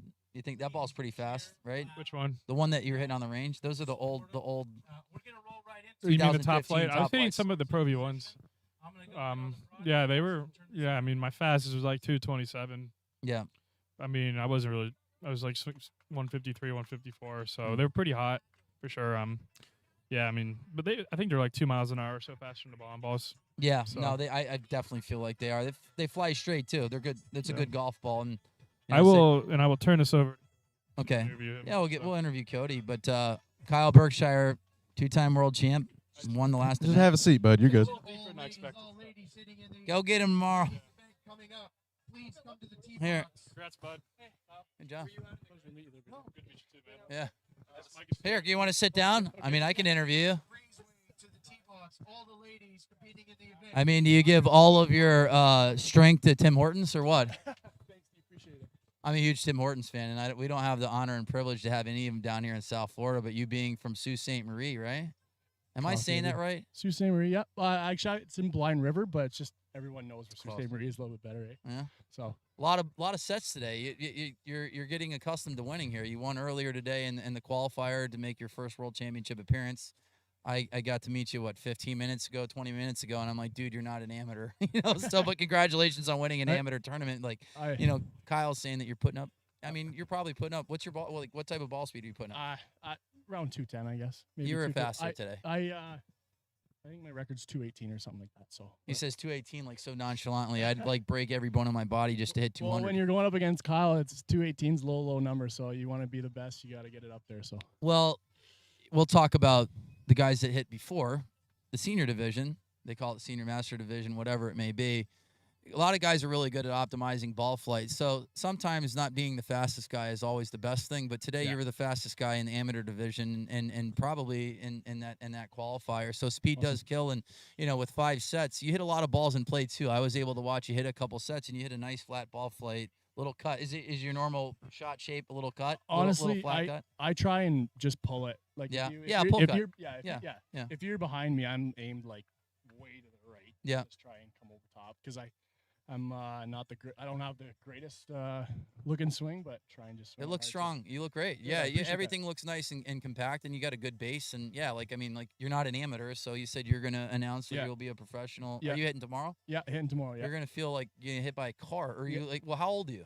32. Okay, Yeah. you know, whatever. You're not a spring chicken anymore. no, but how you feeling right now? I feel great. I could do a couple more. So. Ah, boy. Yeah, All right. let's do it. Well, you know, I mean, congratulations. Give a shout out to Appreciate your that. family members, Yeah, or give them your appreciate that name, from like my- your favorite color, how many fingers you have on your right hand, like all that stuff. Like, tell them a little bit about yourself. These people want to know who you are. No, I just want to thank everyone back home for the support and everyone that's just been there for me. I just picked up the sport and it was a bet coming in and ended up winning an event and I just took it from there. So I was pretty privileged to have the opportunity to do that, but it was awesome. Team Canada with a sweep today. You know, Yeah, you and yeah. Colton hit the ball great. Yeah. Colton's a great ball striker. He's getting up there fast too. Like he's a great competitor. We compete all the time together. So Yeah. it's nice to have him next to my side there. So Well, I look forward to announcing you tomorrow when you're, you know, a professional. You know, well, congratulations I on your appreciate that. first and last amateur win. I appreciate that, Bobby. Good Thank job, you. bro. Thanks. All right. Well, we got the ladies coming up right now. I think we're gonna get Ryan Rees back in the booth. So, Stephen Coyce, good luck tomorrow. But yeah, you're phenomenal out there. Phenomenal. I'll just get rave reviews. So yeah, good job, man. That was awesome. Mm. All right. All right, so yeah, we're in Hobe Sound, Florida, a little bit north of West Palm Beach, Jupiter. We're on the polo fields here in Hobe Sound. A phenomenal facility. The range is enormous. The grid is long, and surprisingly enough, me living in Florida the last 41 years of my life, hitting a 400-yard drive in Florida is almost impossible, and we're seeing those numbers hit today. We've had a nice, east wind at like 10, 15 miles per hour.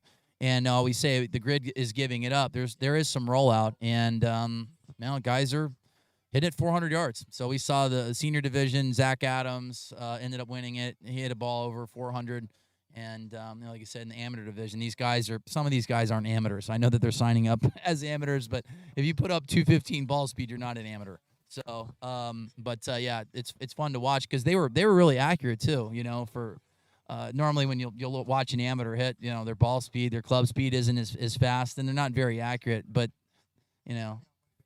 that kid's good. He's a good hitter. Yeah. Well, he's turning pro tomorrow. Yeah, tonight. that's what he said. Exactly. And he gives it all he's got. Like when you're watching it, he's not leaving anything out there on the tee box. So, well, fantastic performance. 400-yard bombs today. He qualified for World. Colton Kalkanis, I think. Yeah. Yep. He almost qualified as well. So he finished, I think, got to the semifinals. So. He did. That's Cody Billinghurst, Yeah. he won. Yeah. Both him and Colton qualified for Worlds, and Zach Hammer has been a amateur long drive competitor for a few years now. Very strong competitor, so he was pumped too. I thought that was a pretty good finish. That was, yeah. No, I was really impressed. And so, explain the amateur division. They can't win more than $750. That's right. So when you choose to compete as an amateur, it's not so much about winning money.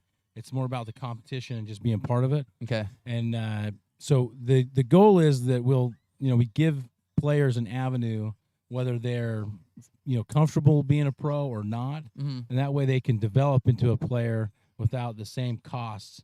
And they give up that ability to win the full prize purse though. But we let them compete. Like tomorrow in our open division, I think we've got like 9 or 10 of the 57 competitors are amateurs. Uh-huh. And we let them compete in the open division for half price. If you're 45 plus, you can compete in the senior division, pay half price entry. So we're all about trying to get more competitors on the tee box and enjoying the sport of long drive. Well, that was a good. There were some good hitters. The amateur division, they had 16 guys, and this venue is really nice. And it's for like a tour event right now. Like, I mean, there's some good people out here. Like there's a good amount of people watching this. Really Yeah, nice. And the ladies division is always impressive in my opinion. We need to get the groups here. Yep. Let's see if you want. Well, here comes Robbie real quick. I'd like to talk with Scott Andrews. or Scott Weber. Did I? So I had talked to Andrew Hawks earlier. Let's get Scott over here real quick and talk technology, because this is a big part of what we do. All right, we'll get you a mic. All right. Hello, everyone. Scott Weber with Cradlepoint. Yep, hold it up. All close. right. That's a. Hopefully you can hear me now. So tell me what setup you've got going here for us, because internet for us is always a struggle wherever we go. So it's hard for us to find reliable connectivity. Absolutely. So that's kind of where Cradlepoint really comes in. You know, most people are used to a traditional fiber line connection to run an event like this. Like you were trying to post up off of the Polo Clubhouse earlier, and you're just getting 10 megabits, which is not enough to run this operation. We come in with a Cradlepoint R1900 connected on a T-Mobile network, connected to some tile glass antennas, and now all of a sudden you're getting 500 gigs down. You know, you're getting enough connection to run this whole event off of one particular modem. And that's kind of the power of what Cradlepoint can do for sporting events like this, really kind of get you to go and transact wherever you need to transact.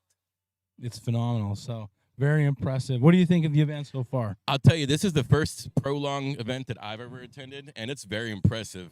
I will never come up and hit one of the golf balls because even these ladies will outdrive me every single day of the week. In fact, I think I saw an 11-year-old that outdrove me earlier, you know? So, I mean, it was kind of a cool event to come out. It's great to be able to come out and sponsor this with y'all and really just see a new professional event just kind of really start to flourish and grow in the world, because it's pretty cool, man. It really is. We appreciate you being a part of it and supporting the performance bonus that we do. One of the things that we try to, I guess, to promote through the competition is not just hitting the ball long, but hitting it accurately and consistently in play. And so we do a performance bonus with players who have the most yards in one 6-ball set. We do longest ball in their group, and then we also do the most balls in play of their total 20. Of the 5 sets that there, which would be 30 balls. So we'll get some numbers on that later. I know we got I think Zach Adams in the senior division, he swept all 3: most balls in play, best set, and longest drive of the competition. Yeah, you know, I kind of noticed that as I was sitting in the background watching some of the balls go out there trying to trace them, and you see some get that little Caddyshack shank to them, you know, every once in a while. But the ones that just go straight down the middle, you see the players get so excited over it, you know, and we get excited out in the crowd too. You see people cheering, getting all amped up, and it kind of brings a little, you know, environment to everything here, that kind of little ambiance to the environment. So It does. We appreciate it. Well, thank you, Scott. Absolutely. It was great being here, and we'll catch up with you a little bit more tomorrow. All right, sounds good. Thanks again. All right, Bobby, bring us in. I know we've got Devin Casaza on the tee box, slot 1, Kristen Tietmeyer, and Lee, is it Disnick? Is that how she says it? When we get the list of names, I'll still mess it up. I think I butchered like probably 4 or 5 names in the senior division, and I apologize. I mean, I called Troy Cali. I messed his name up 50 times. For a while there, though, there was Callie Cayley. Callie. But Devin Casaza, she had a good run there. I think she went 362 in Mesquite against Kanani, or 361. So she lost by a yard to the world champion. Yeah. And you know, so she headlines the group of 12 girls that are hitting today. And if you'd like to explain, you know, the round of 12, how are the scoring points going? So these ladies, the weather is a big part of long drive. So we try to take the element of weather out of the competition as much as possible, other than in the group that you're hitting in. So right now, these 3 ladies are essentially having one contest between them. The lady that hits the longest ball in this group will get 200 points.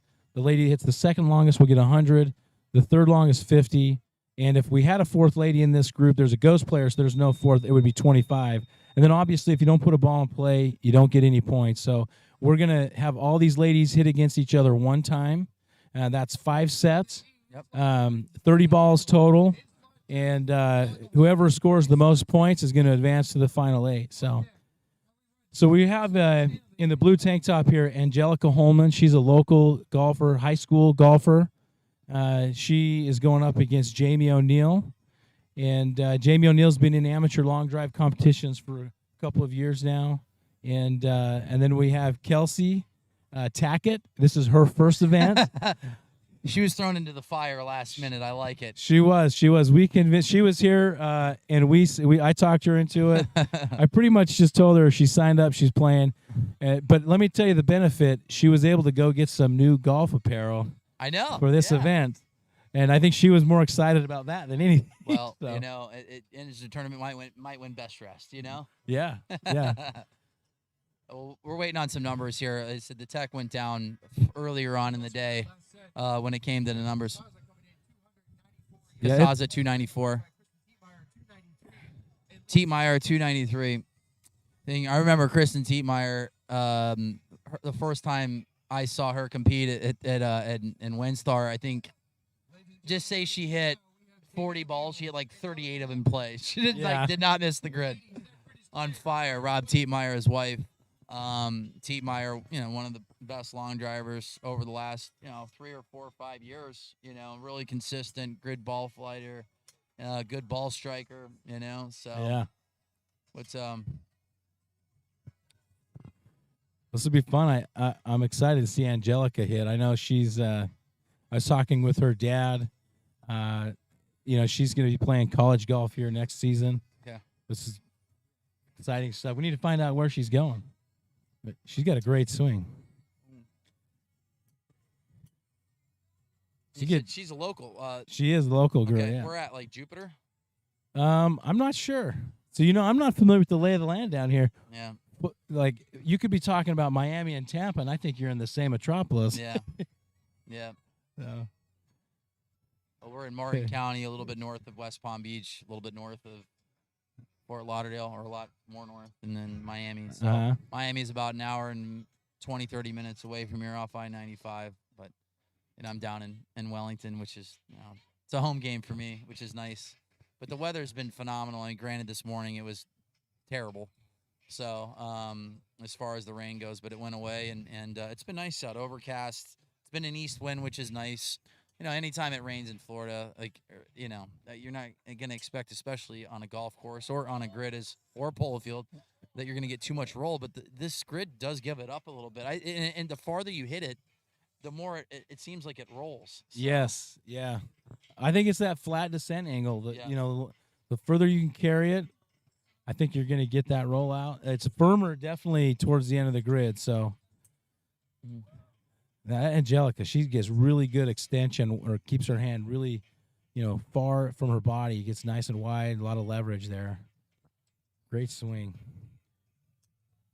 And Kelsey's doing great. I know. She is. So she gets me every time. She does a little warm-up swing, Oh, and I yeah. think it's her regular swing. So I'm about ready to report on what how she just hit the ball. Jim Waldron gets me every time. I even though I've seen him hit for the last 6-7 years.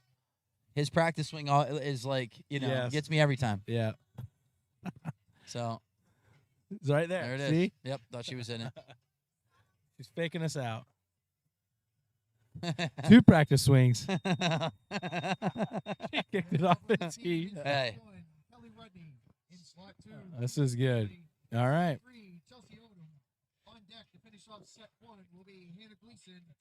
So we got. What was that? Kelly Rudney here. She's an amateur long drive competitor from Canada. This is going to be good. Chelsea Odom out of Texas. Susie's out of, she's Florida, right? She's, where's she at? It's up north on the Panhandle. I can't think of it right now. It's so embarrassed. I'm having a senior moment, and I'm not even a senior yet. Pensacola? No, it's, Panama City. The Panhandle. No, I think it is Destin. Destin. There That's you go. a good one. You got me good. Everybody that lives in Destin is either from Alabama, Louisiana, or Texas. I think she's from Louisiana originally. Really? So It makes I think sense. so. Yeah, because I never go to Destin. Ever. Kelsey hit 4 balls in play. Well, the minimum, 85. You got to hit at least 240 yards. So she may have been 238, She probably hit 239. it out of the grid at 450. Yeah, They didn't see it. Could have lost it. Could have. She's been a good sport though. No, I know. I It's just hope big she smile has on some her face. fun. Nah, it looks like she's having fun. So. She didn't get the 6th ball off, but you see her kick it off the tee. So, all right, Chelsea hit that one a little bit left. Susie got one right down the left side. That's going to be in play, and that should roll out too. I like that we're going back here to some '90s hip hop. I like Bell it. Bib DeVoe. Mm-hmm. I need a scoring sheet. Yeah, I was gonna say Robbie's failing us now. Let's throw him under the No, bus here, you right know now. No, he's totally He failing. He us. gave me one. He gave me one job, and I apologize for being late. He gave me one job. Now we're switched to the channel number 5. I'm gonna So we get got on the the ladies horn going right in now spot to 1, 2, and 3. Robert Oates Peterson and tell him we need a scoring sheet over here. All right, here we go. All right.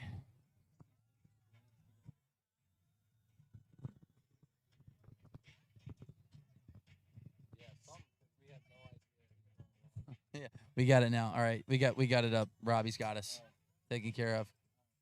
Yep, Kelly Reddy, Susie Stanley, and Chelsea Odom. So far, the biggest drive so far is from Devin Casaz at 294, and this is Kristen Tietmeyer just missed at 293. Oh, we have a 299. Angelica Holman. So did Angelica? She must have won that set then. Yeah, she did. 299. She did. And then Jamie O'Neill, 275. I just want to cheer while I'm over here. I got to refrain. Who I you just want to say cheering for? Chelsea. She just hit a good ball. Okay, good. Chelsea last minute was like, I'm gonna come out and do it and have some fun, and said she's been working on her swing and that she had a good one in play right there. Yep. We don't know the number, but maybe we can look at the comments. Let's check out our comments here on the. We'll answer some questions. Let's do a little long drive trivia. Who's the longest lefty in the history of long drive? Ooh. Well, I'm going to say the most successful would be Danny Lorette. Danny Lorette from yeah, Vegas. Danny Lorette. You know, you got, Cody Zurich was a bomber. Cody hit at 474, I think. remember, You guys yeah. were like the same distance. You know, Dan Smackintosh. He's got one at like 383. I know. 383 or 384 because I no 4. Sorry, it was like 483 in Denver. Yeah, and I hit a 485 against him in the Wow. quarterfinals. Yeah. Well, let's say you got, Mitch. He's been in the sport for, 14, 15 years. And Mitch that's Dobbin, Mike Dobbin. That's all the left-handers we know. No, All right, here we go. Here we go. Bobby Peterson coming over here now. Here we go. Now he got the scoring sheet. Oh, man. There we go. Yes. Hannah Gleason. So Hannah Gleason had a good showing in Mesquite, and then didn't have a very good last set in the quarterfinals. So Yeah, I talked to her a little bit on the range. She said she didn't know how to pace herself, Yeah. And but yeah, she's got a good swing. She looked like she was hitting the ball really well on the range. And then you have Samina Sachs and then Gabby Powell. They said we've known Gabby for a while, being in the world of Instagram, Team FIU. Her and Hannah Liner and Michelle Rodriguez, living legends. do you know Samina Sachs? Don't. I think she is a local. Oh, But, nice. Yeah. If by standing and going like this, I would think Cassandra Meyer is in slot number 2. Yeah. And it's Samina Sachs. All right, so Gabby Powell, I said, making her debut in Lawn Drive. She hit well the other day. We were out here testing out the she's- tee box. she played college golf at FIU. Her boyfriend Adam Svensson is playing in Hilton Head right now. The RBC. So, yep, playing in the RBC. Kid's a stud. So, but yeah, I really Hannah looked great the first 3 or 4 sets, and Mesquite, and Gabby was I was looking at her numbers. She was like 108, 155. She's putting up some good numbers. Yeah. Good ball flight. That's one thing Yeah. I think the ladies, just about every one of them, has some really good ball flight, good technique. Gabby hits it pretty high. Yeah. So. I think Samina is maybe using more of a stock length driver. Mhm. And so, 2 inches in long drive, 3 inches.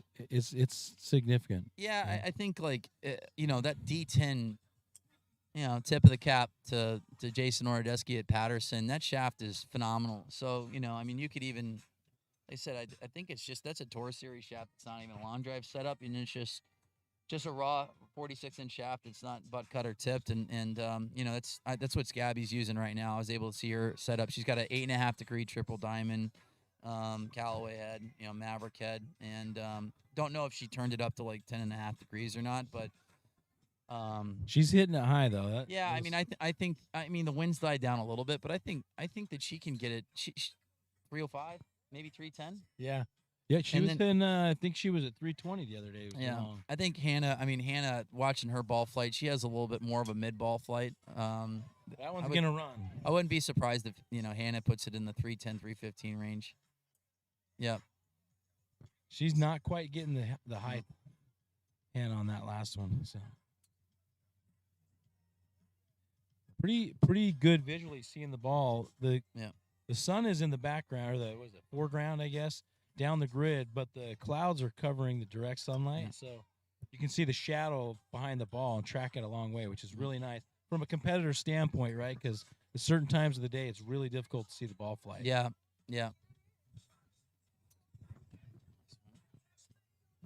All right. I don't think Samina was quite as happy with her set. She wanted to be, but see if I'm not sure if she hit any in play. She had a couple down the right side that were close. We'll get some yardages back here. All right, so we'll go back to the set 3. You got Kelly Rundy ended up going 303, Susie Stanley 302, and then Chelsea Odom ended up going 240. So right now the longest ball of the first set is 303.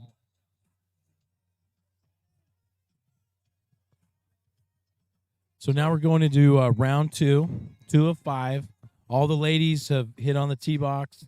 Some of them are probably scratching their head thinking, okay, what do I got to do? Some of the ladies that are new to the competition, that's their first set in long drive ever right there. So how are they going to react? Are they going to settle down? Are they going to get amped up? We'll have to see. Susie's been around for a little bit, done some long drive contests. She seemed very comfortable up on the tee box. Yeah, and if you are nervous, you're on mats and stuff, the tee claws do work without 100%. Oh, yeah. You put those things in the ground, you made sure that your tee's standing up nice and tall, because there's nothing like just, having a little adrenaline or some nerves and trying to put something on the tornado tee or whatever. It's tough. I see that. Yeah, Gabby's at 320. So Gabby's, she hits it high, and that was what I saw in the range with Gabby is that, well, one, she played college golf. She can flight it. She hits it high, and she didn't really have any spin. So I was, just looking at her number. It's like 155, 156 ball speed, and everything's probably going to speed up a little bit, because she's, got some adrenaline in her, but she looked comfortable on the tee box.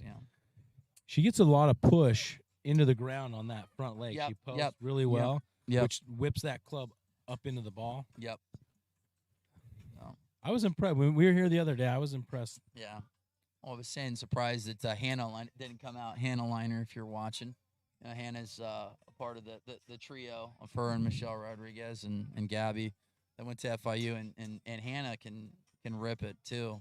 She's tall, like 6 foot, and flights it well. Her and I were teammates a couple weeks ago and just dominated. We won some money that week, So, and like I said, long drivers. I made some putts that day too. So I'm looking forward to Kyle's video when we were down in Miami. Yeah. Yes, 3 world champions and a high school graduate just draining putts. And the thing is, we had a camera crew the entire time. It was awesome. But Susie Stanley in slot 1, Jamie O'Neill in 2. They have a ghost player in 3, and then now Lee Dinzik is in slot 4. So each girl is going to be able to hit in each bay or slot, as we would call it. Yeah, we rotate through that way, trying to keep it fair, so not everybody's hitting in the same spot.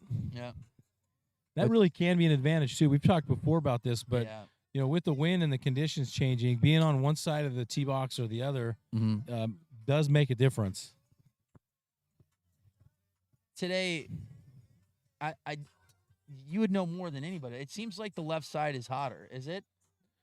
I I'm think seeing the bigger fur- numbers down the left side. I think the further you go, because I think the wind is right to left more than it was the other day. It Yeah. was left to right. Yeah. So if you could hit it out to the left side and let the wind take it, you were getting balls down the right side. Mm-hmm. But right now, I mean, it looks like it's straight downwind to me. I don't. It is. It's Like not the left flags to are right or right to practically left. straight Yeah. downwind. So And it's you can see it's blowing a little more out there than it is up here at the tee box. yeah, you can't feel it here because we're blocked off by a panel here on the tent, which is nice. But yeah, good start to Gabby Powell. 320 yards, and What did Susie do the first round? What was her? She take first or second? she was 302. So Second place. I think she got a good one there. What's going to be the cutoff here? You think? What's your guess? 450? I don't know. It was 425 in the senior division with 14 hitters. I feel like the numbers are going to be a little bit higher, unless someone just keeps running the table. Like you get Yeah. 2 or 3 people that get you get 1,000 and 2 900s, but yeah, 450 always seems to be the bubble. Gabby just looks like a professional, like she's been doing this for her entire life. But here's the other thing. Not only did she play college golf, she does exhibitions. She's around, like Yeah, she's at doing pressure situations. celebrity and charity events. So, she's going to be more composed as a rookie than anybody else. Are you going to get in here and announce with us? You can if you want. Her agent is here. Living legend. Do you want another microphone? Do you want to brag about your friend? Just do it. Get in here. We were just Get in bragging here. on her. We're You bragging might as about well Gabby, join us. how Killing it. She decided to do this like a week ago. well, we were just talking about her playing college golf and then doing exhibitions at, corporate and charity events. So she looks nice and composed, and she knows how to hit a golf ball with no spin and launch it high and all that good stuff. And she's got, plenty of speed, especially today downwind. She doesn't have to fight the golf swing, Look at She that. does a got little her bit of hands to the rock. top. She's a quick learner. Yeah, Just she does. learned the technique literally 2 weeks ago. She Yep. picks it up fast. I was So- talking about that front foot. Let's watch her on this next swing here. That Yeah. left leg, as she transitions from the weight being in the right foot into the left foot, she gets a good push into the ground, and that adds just a little bit of pop into the swing. See that? Drives the right hip towards the target. Yeah, I for me, like I always liked having a little bit of movement, especially with baseball too, just hitting. Just getting, you don't want to be stiff up there when you're No. ready to go oppo taco, as we would say, because you and I had so much opposite field power when we were hitting. Huge. But yeah, I mean, huge. Gabby looks nice and composed. Do you know what I just noticed? I think she got the leftover tape from Yeah, Zach from Adams, Zach Adams. and She's she's using, got like, it lined she's up. only got $22 worth of tape on her finger, and Zach had $28 worth. It's But, working for her. yeah, So. no, I saw that yesterday. She posted had a big old blister on her pinky.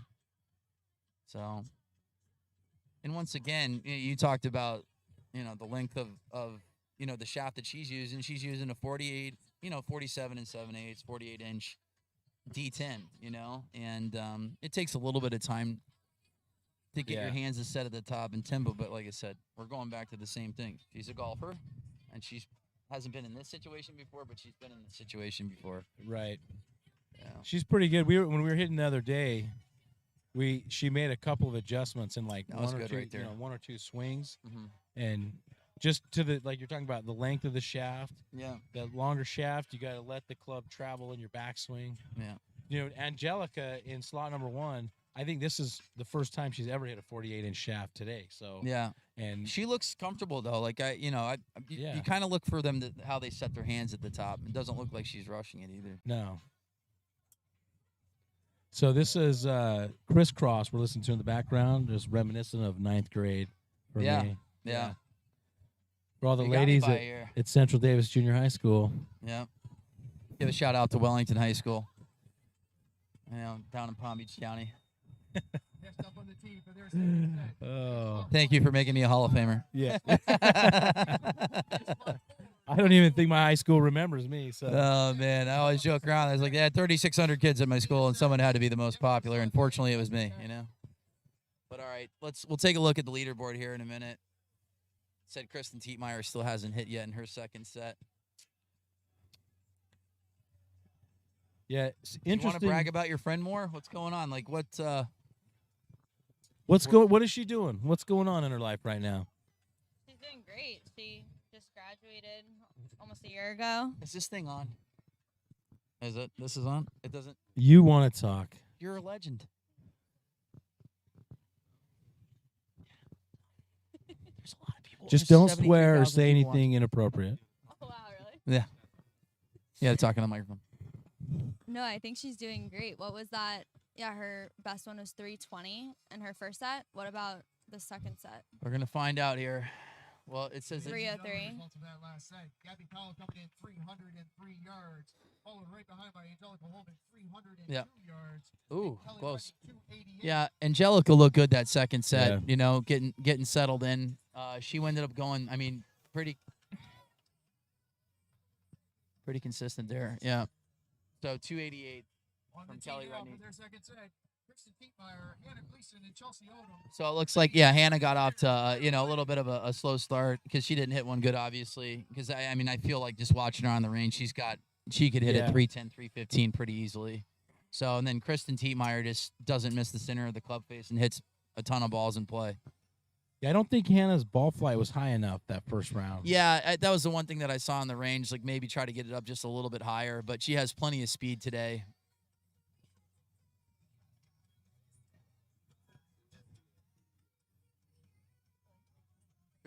You're- You're not seeing twins. That is Hannah Gleason and Kristen Tietmeyer dressed almost exactly the same. Yep.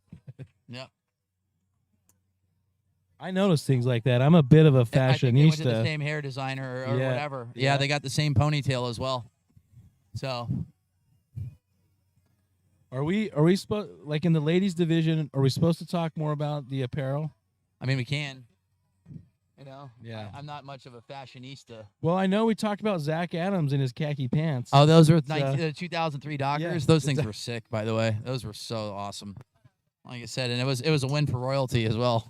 Yes, He's it rocking was. that. Yes, it was. Oh. Or they say randomly, I get a text message and they're like, Justin Timberlake's using your putter. And I'm like, really? How? You know? That was pretty funny. And I always say, you make every putt you don't miss or you'll never miss a putt you make. Or your money back guaranteed. Looks like, I say, Hannah's just rushing just a tad. Yeah, I think Need to she's slow it trying down. too hard. She's plenty fast enough. So, but hopefully, tomorrow we'll have everything reset here with the numbers so we can rip off the yardages right away for you. Because all we can do is make stuff up. So, Yeah, Tietmeyer's got a cheering section over here. She lives just about 8 minutes Yeah. from the grid here. Yeah. And so she's got family, friends, and all sorts of people here Absolutely. cheering her on. Absolutely. Which makes a big difference. Like when you've is got she the one that peop- came in on a tour van? Is that the one that came in on she came in a tour van? Yeah. Smoke coming out. Right, Yeah. yep. Like Miami Hurricanes. Yes, That's that's it. awesome. Yep.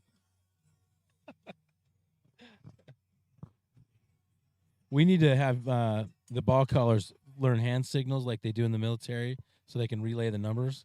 That's We're just making guesstimates.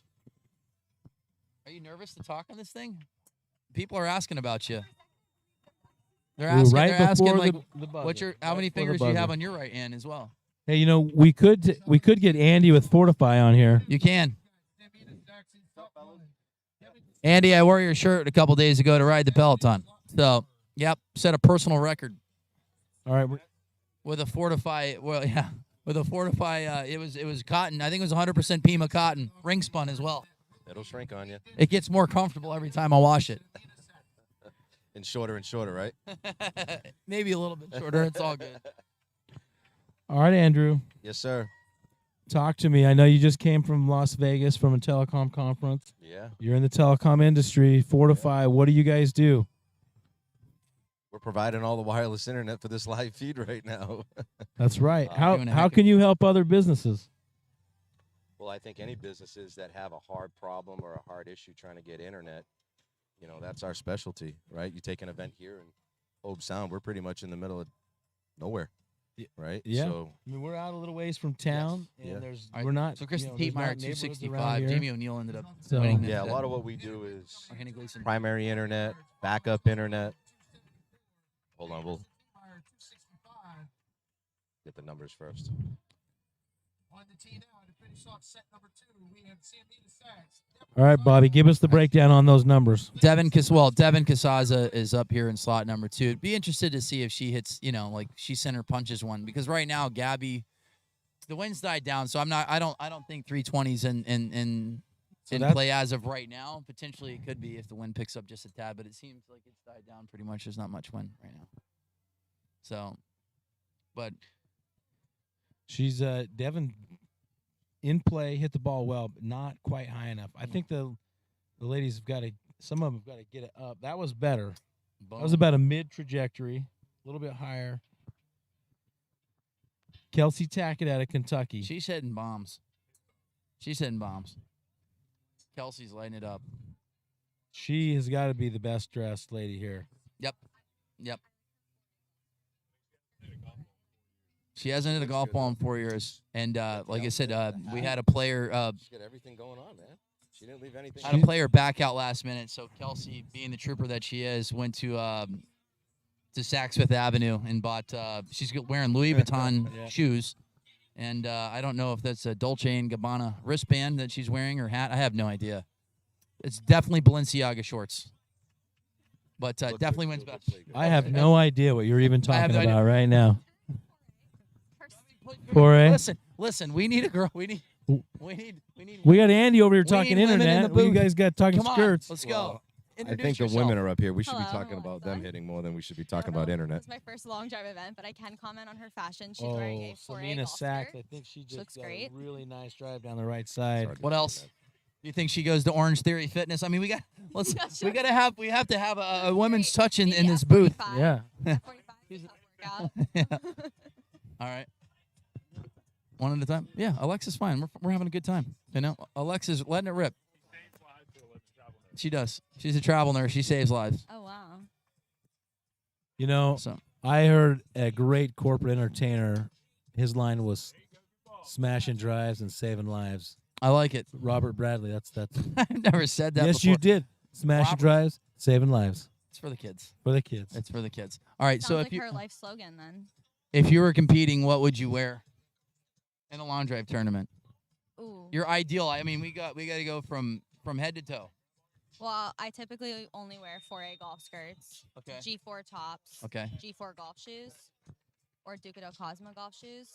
So I probably wouldn't change that, even if I were competing long drive. Where do you play out of here in South Florida? Pine Tree. Pine Tree is a very, very nice course.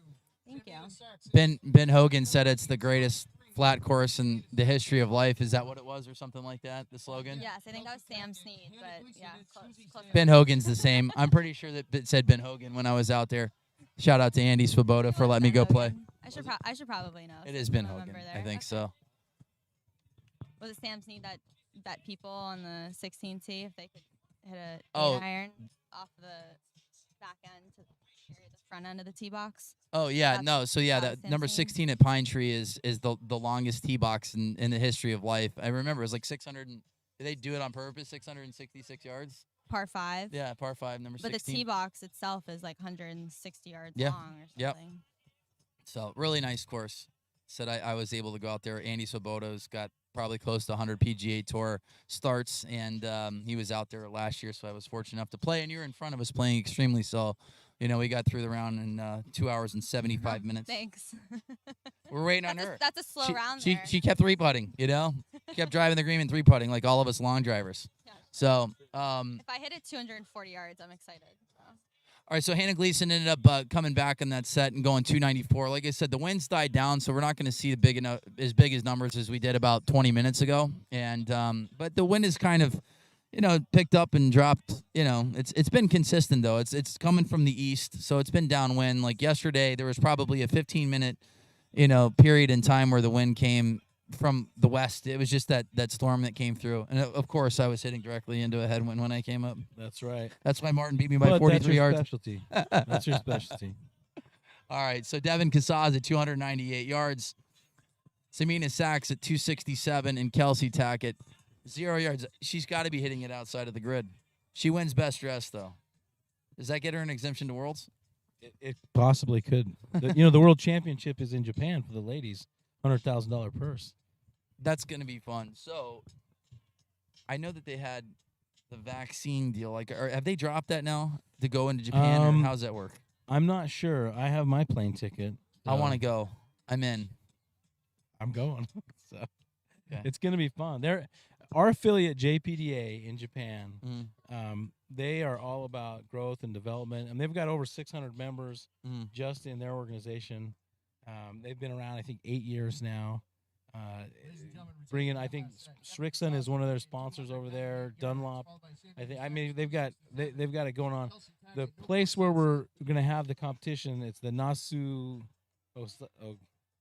I'm going to butcher it. Anyways, they're redoing the hole just for us to make it a long drive grid. Cool. I mean, how many girls are you expecting to be out at this event? They want to get 64. Okay. They want to get 64 ladies, and they also do a 3-ball average scoring system, which is a little bit different. I like it. So here in this competition, right, we're just counting the longest drive in play. Now we do our performance bonuses. They're going to do performance bonuses as well, but if you put 3 balls in play, they average those 3 balls, and that's your score. If you only put 2 balls in play, and if somebody else put 3 balls in play, they're gonna win because they put more balls in play. Yeah. So you got to put balls in play, and you got to, be consistently long, and that's how you win. So, All right. A lot of fun. Kelly Rudney, Susie Stanley, Chelsea Odom. Nope. That's group 3. Where are we at? Set. Okay, there we go.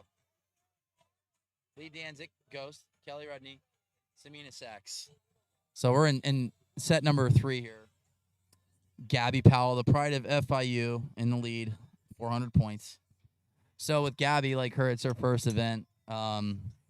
She can pretty much step off the throttle a little bit because she only has to put. I think 500 is probably pretty safe, but 12 players is going to be different just because there's a ghost player in every single set.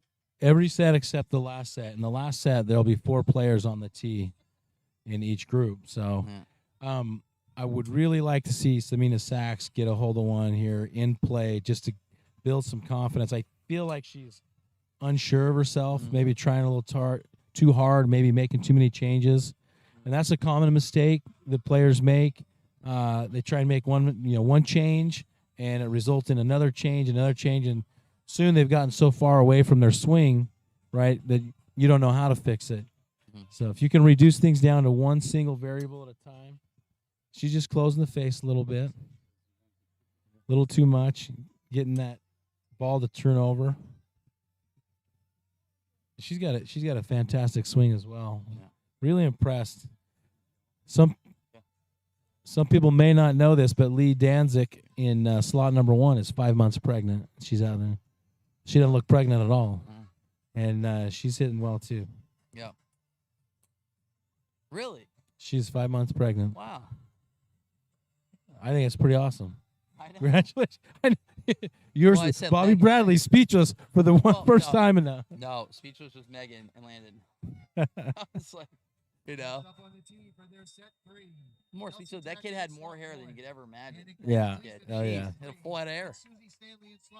Better hair than, He had like More than me, I know that. Yeah. All right. So we're still waiting on some numbers here. Robbie Peterson stepped out, the man, the myth, the legend that's got, like I said, the pyrotechnics and everything. Let's see if there's any comments on the YouTube feed. All right, here we go. Answer some questions.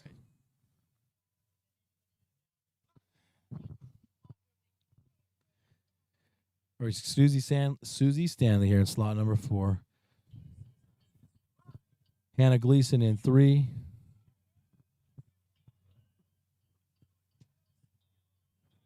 Robbie signaling down to us 5. What does that mean? 5. All right. So we got 58 awesome. So it would be awesome if the announcers could share the scores when they get them for the women and stop chatting about the men. Okay. So the I thought we problem were chatting is about the that women. you haven't been here in the last 4 hours. The scoring is down right now. So all we can do is go off of what Seamus is saying, and that is about 50 yards from us. So, and then we have. We're trying. We'll We're doing give the you some best that numbers we right can. now. Hold Here you tight. go. If I can reach out my arm far enough to have people hear Seamus, but Here are the results. Kelly Rudney, 293 yards. Lee Dinzik, 262. And Samina Sachs, 261. I think Samina Sachs has finished second or third by 1 yard. Yeah. 3 times, 2 or 3 times. Yeah. So yeah, the scoring went down in the second or the third set of senior hitters, and that division. was like, I mean, it's super convenient for us because it's right in front of us, but we haven't had that opportunity to take a peek at it. So let's look down the line here. Oh, Susie just hammered one right down the middle. Great start. That's what you want. First ball in play, right? Calm the nerves. Yeah, we always said it. We said it earlier today that normally your best ball is your first ball. Just relax, get a ball in play, and slow everything down a little bit. Yeah. You know? And then you can build on it. I think I fall into the trap sometimes of I get that first ball in play and then I try and step on it too much. Yeah. You're all over the place. Yeah, and then you go right, left, right, left. You know, I think you're better to maybe ratchet up a little bit at a time. Hey, Austin, if you want to come here, you can announce. So you announce the competition. Hey, we would appreciate it. Yeah, come over here. Reach out to me at info@prolongdrivers.com. Yeah, and then I'll get on and I'll troll you and rip you. Here, we'll just throw some numbers out. My guess on that one, Susie's, is 298.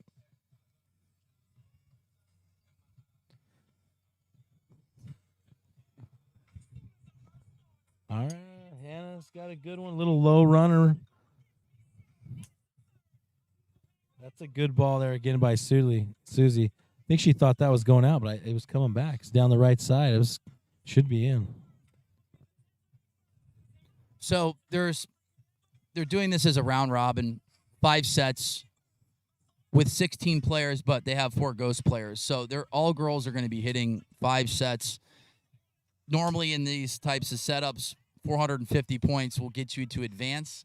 And we've said it before, the round of 16 down to 8 and then 8 to 4 to 2 to 1 is really fun. So it's someone that's tuning in for the first time, like especially tomorrow. Round of 16, it's fun. It really is. It's fun to announce too. And like I said, we're doing the best that we can with what is given to us as of right now. But when the scoring's right in front of you and you can see TrackMan numbers, it gives us more to talk about in the moment. But as of right now, we don't have the scoring in front of us, so we'll have to listen to what Susie Seamus is telling us. Stanley had a great set right there. We'll get the numbers back from Seamus here in just a minute. She is filling up. I think she had 4 or 5 balls in play right there. Definitely going to be eligible for the performance bonus. So here's something that we do these round robins. You just talked about how we go from 16 to 8. The round of 16 with the round robin, the points format, takes about an hour and a half. Yeah. And then when you get to the top 8, you go 2 groups of 4 down to the final 4, down to the finals in 20 minutes. So you do this kind of round robin. Everybody gets their feel. The top guys move on, and then you've got to be on your game because it goes quick after that. So that's and it's exciting. I think the crowd at this last amateur division really found that out. So Hannah Gleason's starting to catch some heat here. She's getting hot. 299. Susie Stanley at 295, and no marks from Kelsey Tackett. And we'll say it again. The wind, right now the wind's picked up just a little bit, a hair, probably a couple miles per hour more. So Gabby Powell still in the lead with 320 yards.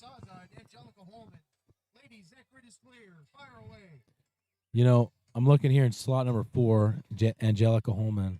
She's all business right here. Yep. Ooh, those hands, you got good hands. Does, and I know that she put up a 300-yard ball. Not. Yeah, too she lost long by ago. 1 yard. Yeah. 302, I think 301. Mm-hmm. So Devin's one of our top competitors as well.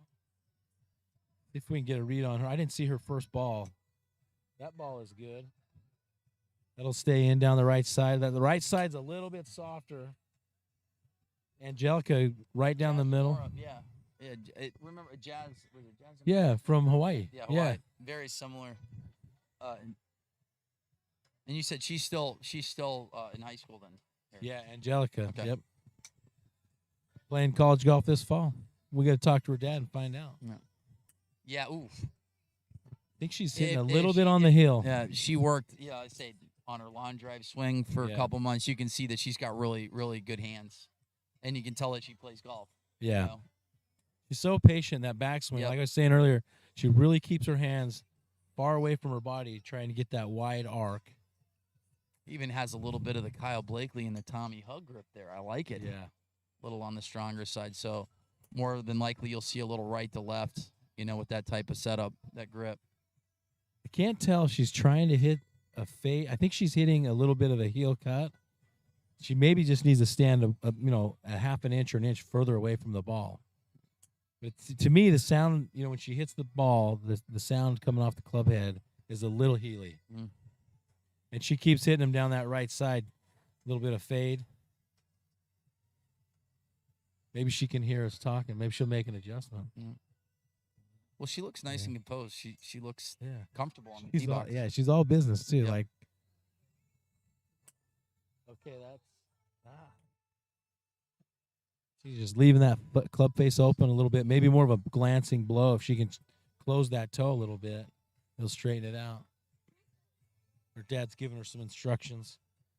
See if she can make the adjustment.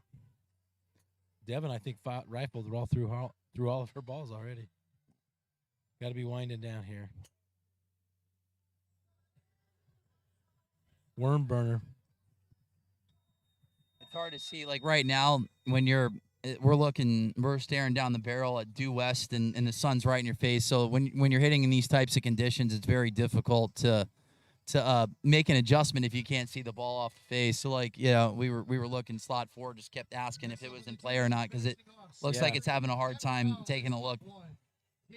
So Yeah, and that's incredibly difficult to make changes if you Yep. can't see what the ball's doing. Yep. You're basically going off a feel of how you think you hit it. So hard to make changes and adjustments mid-round when it's a situation like that. But we're seeing that now. Most of the players are looking back, trying to get some feedback from the audience of where that ball is going, if it's in play, out of play. It reminds me of Tim Burke. Yeah. Like Tim Burke, has a hard time sometimes seeing the ball. Maybe it's because it's going so fast, right? But a lot of times he'll hit the ball and he'll turn around and say, Yep. I don't know where that went, but he manages to make adjustments. 2-time world champion. Yeah. Happens to the best of us. Two-time runner-up too. I mean, Tim would have been.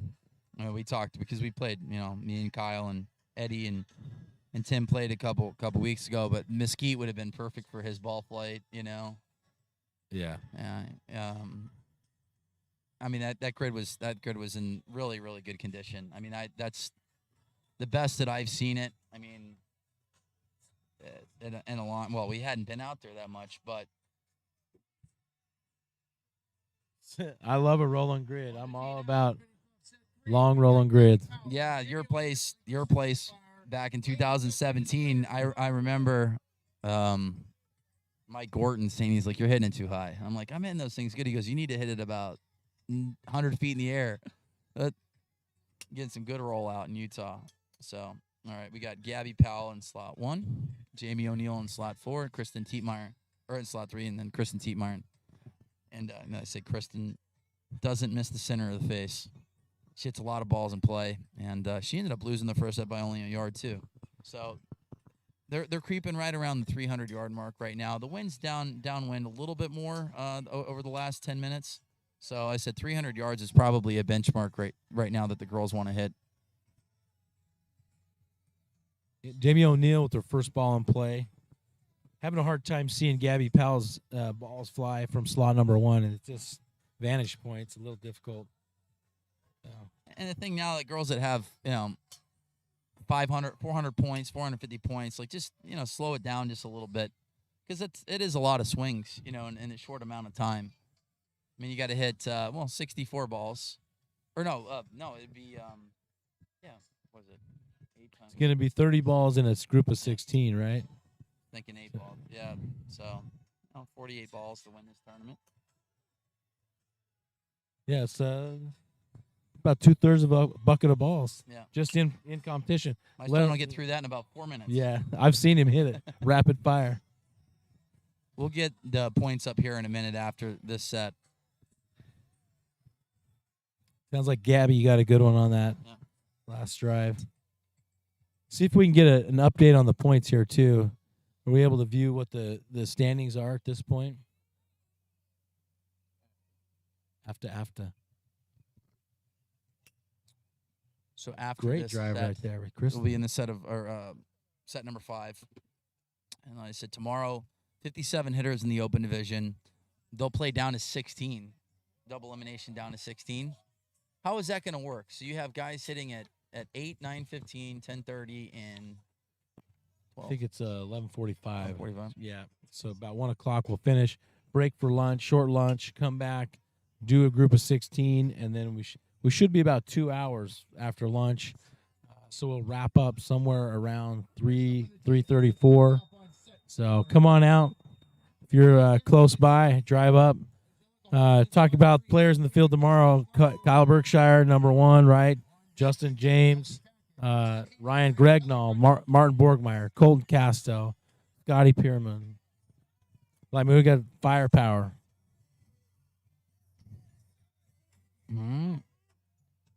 We were waiting for the last set. As of right now, Devin Casaz's got 500 points after 3 sets. Hannah Gleason's at 500. Angelica Holman's at 500. And we're going to wait for Kristen and Gabby and Jamie O'Neill's set. Featured slot 4 here, Hannah Gleason. So I think this is the first time today she's been in slot number 4. So you'll get that face-on view of her swing. So when you started out, did you ever like go to YouTube and like nerd out and try to analyze everybody's swing? No, I don't even think YouTube was around in 2007, was it? I don't know. We should ask Robbie. Yep. Gabby 312. So Gabby's in at 600 after set number 3. We're going into set 4. Gabby's looking good. I mean, she's hit the 2 longest balls of the day so far at 320 and 312. Devin Casaz is at 305. Looking at for other 300-yard drives, Kelly Rundy is at 303. So, and Angelica Holman ended up going 309. Angelica Holman and Hannah Gleason. Ladies, that grid is clear. Fire away. So, last set, Angelica ended up going 309. That's impressive.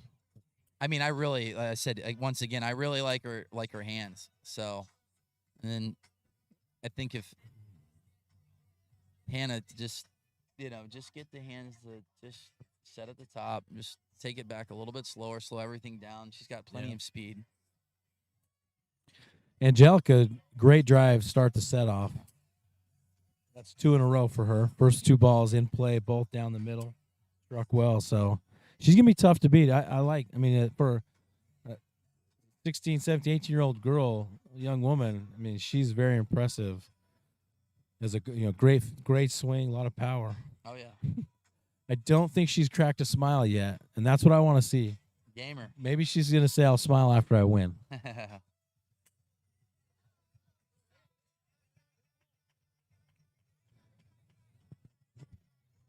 Hannah with one high off the face there, turned it over. It is tough to see. You got Landon Gentry, one of the owners of the PLDA, trying to take a peek. But, yeah, right now the ball spotters are pretty much looking directly into the sun. If you're a grid worker, it's fantastic. Yeah, you you see the can see balls every coming ball. at you. So. And it won't be an issue tomorrow. You said with times, guys won't be looking directly into the sun. So it's not going to be, ball flight's not going to be an issue for them to pick up. Yeah. I mean, still always have an issue with the blue ball. It's kind of tough to see, regardless, even if you're hitting it, There she goes. She got her hand to set there. That was good. And high draw down the right side. Yeah, I like that. I like that swing from Hannah Gleason on that last one. That might have been her best swing of the day that I've been able to see.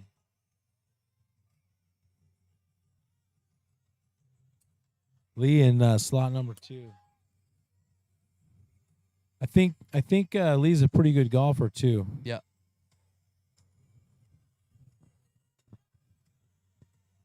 She was hitting it well the other day when we were practicing.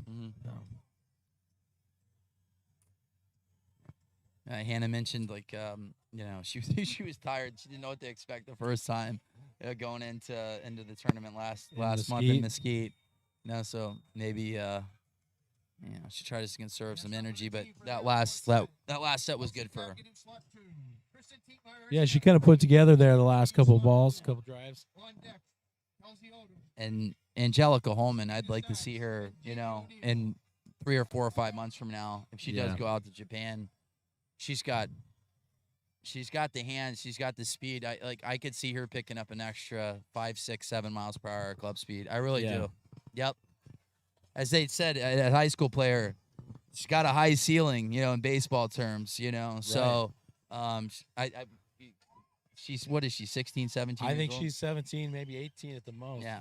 No, she's definitely got a lot. She's got more room to gain more speed, 6, 7 miles per hour club speeds, 10 miles per hour ball speed, when you start going up against Kanani Lodge or, even Sandra's starting to look more into form too. She's hitting a lot back in Sweden, and Phyllis. I mean, they're going to be sitting, high 70s, low 180s, and Kanani and my, Chloe's. Chloe's always just been really good at ball flight. Yeah.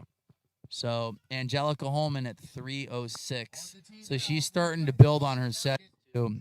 She went 309 the set before, but the high schooler is looking really strong. And Hannah Gleason with the 291 and Lee Danzig at 271. So, what are we looking points wise here? Top 4 or 5 hitters. There's a lot of people, a lot of girls at like 500, 700. You got Angelica Holman at 700, and Hannah Gleason at 600. Gabby Powell at 600 and still has 2 more sets to go. Devin Casaz at 500. But right now, you got Gabby Powell. Every set that she's hit has been over 300 yards. And Angelica's starting to build. Like I said, she went 299 in her first set, 302, 309, and then 306. So, but as of right now, Gabby Powell has put up the 2 longest balls of the tournament so far.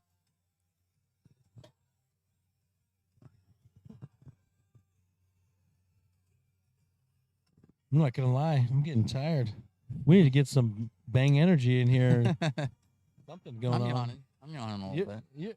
I'm yawning a couple times. You're going strong, man. I got to get with it. I got to pull my weight. Yeah. Did you get a chance to walk the grid? I haven't. Nope. You should come check it out. I'm going to. That'll help us out for tomorrow as well. When Mobley's going to come, Mobley's hitting at 9:30 tomorrow. He came in second today in the Masters division, and he said we'll be ready, locked and loaded for the round of 16. It's going to be fun. Yeah. It's always fun. Being part of the PLDA and going through the administrative side and trying to organize and not forget things, and then prep the event for players to come. You almost lose track of the joy of competing. So when it comes around, it almost frees you up a little bit. Yeah. So it's like you go all in with your chips, right? And you just lay it out there. And sometimes it's freeing. Sometimes you run out of gas. You got nothing left. But it always is fun. Now I love it. I love long drive. I love competing, pushing myself. Well, you did well in Mesquite. Came in second and hit a lot of balls in play. And you've been doing that over the last couple of years with that performance bonus. I mean, it's like Ryan won a performance bonus. Like, I mean, I never. I mean, you've always been, semi-accurate, like a guy that would hit like 3 out of 8 or 4 out of 8 balls in play. But like, when you went to the 6 balls, you're hitting like 4 or 5 in play. Like, what's going on here? Hitting like 17, 18 balls out of 24 in play, and that's the performance bonus is good too. I think it is good. It really is. It makes it a lot more fun. Gives players too that, like in this points format, you might have a terrible round or two, but you can still capture a couple performance bonuses, putting the longest ball out there or putting the best set together. Yeah, there's still things to play for. So I think it rewards players that maybe aren't as long. They don't have that freak ball that maybe they have some bad luck just in a round or two, and it gives them some money to come back to the next one with. Yeah, that was nice to know that. Yeah, if you go out there and you're not on your A game and hit 6 balls in play, you might make more money than come home a few $100. Yeah. You know what we need to do is we've got to come back with a team event. That was fun. The greatest team event of all time. Me and Press Labrie ended up beating 2 world number ones combined. Twice. And another world Oh, number that's one. who we haven't seen this year is Press Labrie. Press is a stud. All right, so waiting on the numbers here.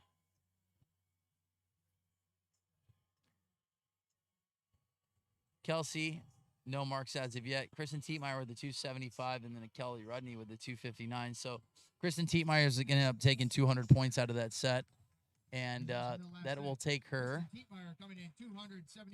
400 points. So right now the bubble is 300 points. So Susie Stanley still has 2 more sets to go, which helps out. Going with set 4, Chelsea Odom, Samina Sachs, and Jamie O'Neill. Ladies, that grid is clear. Fire away.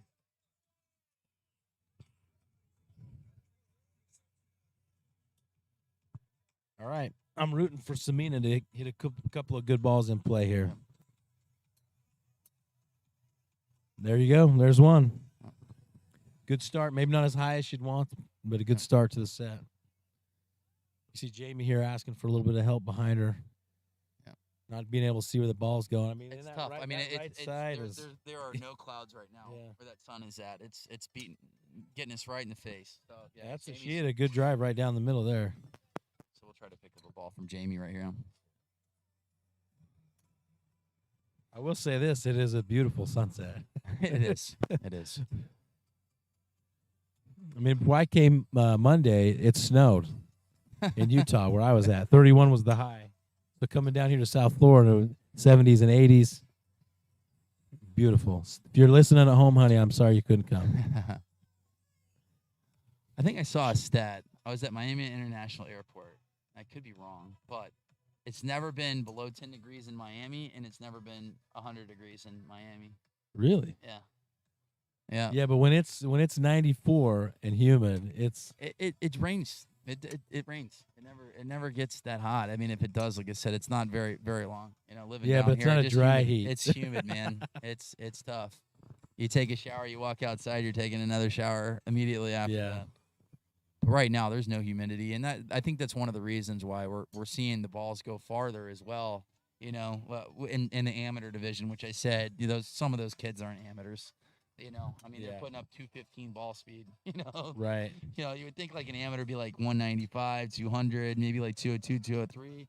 But, I mean, what is it? I mean, there's Cody you was putting up 215 ball speed. He had to have. and you just mentioned a good indicator is the speed, right? I mean, there's a lot to shape in the ball flight, but if you're in that 2-teen range, right, you're competitive in long drive. And what I liked about Cody was his ball flight. I mean, he pretty much said it. He's trying to hit a pull cut, just swing left and face open just a tad, and it didn't move too much, So, like I said, Jay-Z won 6 world championships, and I mean, maybe he hit a draw back in the day, but like every time I saw Jay-Z hit, like he had a nice. I think cut he would hit a little bit of a cut. If I a little remember pull correctly. cut. Yeah, I mean, especially like the videos, like we're driving the green and stuff. That video is awesome. It's I think 4 something, just little with like a 230 cc head. It looked like, The equipment has come a long way. I mean, manufacturers have. He said having Lance Reeder out Really here, stepped 26 world championships, debuting his Firehead, the Crank Fire, and I mean he even gave the tip of the cap to Callaway, because I don't care how much money your company makes, when you make something that blows up in 15, 20 swings, that becomes very expensive, and Callaway's done a heck of a job, with designing their heads to where. They're not breaking. I mean, those epics were like almost indestructible. And for me, like I was always a huge Callaway XR16 guy, They figured it out on that one because Yeah. that was the head. You That know, was for the one me, they teamed up with Boeing, right? I They don't know. died- Yeah, that head was unbelievable. Like I still, still have like 5-6 heads left that I'll keep. Yeah. Yeah. Keep in reserve. But yeah, I mean, They're not like, making any more of them, so Lance has Keep 'em done a around. great job. Jamie O'Neill. yeah, this is gonna be a good set. This is 3 powerhouse ladies right here. Yeah. So Jamie O'Neill ended up taking the set at 299. Susie Stanley and Devin Casaza. Ladies, that grid is clear. Fire away. I mean, this would be a final 4 that you would see the 3 girls sitting right now. So you got Gabby in slot number 2, Susie Stanley in slot number 3, and Devin Casaza in slot number 4. So we'll have a face-on view here of Devin, who ended up coming second to Kanani Lodge in Mesquite last month, and lost by a yard to the world champion. She's got her first ball in play. Her second ball, both of them now on that left side. And that might even be a benefit for her because I feel like her misses have been left. So being in slot number 4, she's got a lot more room to, use that left side of the grid if that's where, that ball's coming off the face. Yeah.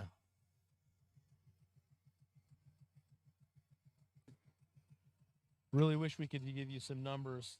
I think she's 3 for 3 on that left side. Can you tell what driver she's hitting? Is that a PXG or what? It's a ping. She's hitting a ping driver. Ping driver. She's going to switch to the Maverick. So, seen quite a few Callaway Maverick drivers here in the ladies division.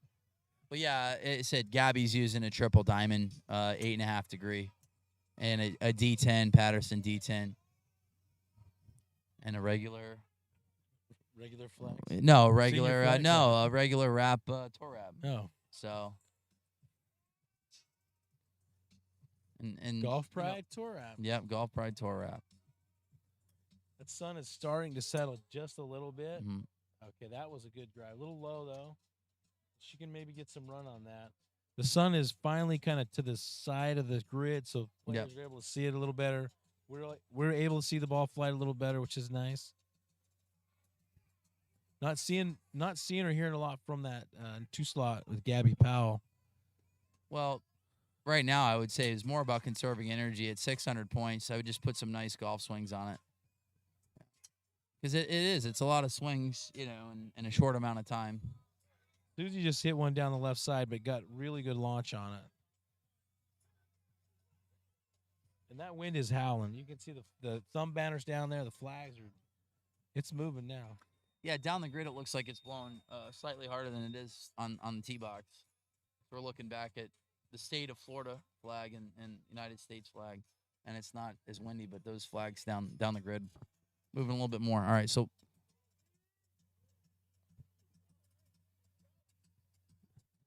Lee Danzig getting a lot of cheers. She's also local. Gentlemen, come to the tee now to get us started on set 5. We'll be going back to 4 on the tee. 4 on the tee. All right, three more groups here to finalize this point format 16 round robin. Danzig. I think I call her Danzig. Maybe I'm going back to my high school weightlifting room days with Danzig. I tried to stay out of the gym. Yeah. I like box jumps and agilities and stuff. I just played baseball. That's all I did. I pretended to play football. We definitely had the size for it. All right, we're waiting on the numbers from the last set, and all the ghost players are matching up against each other, and that's why there's only going to be 3. That's sets right. Instead of 4. So this will be the first round where all of the ladies, all 4 slots will be filled at the same time. So 3 groups of 4.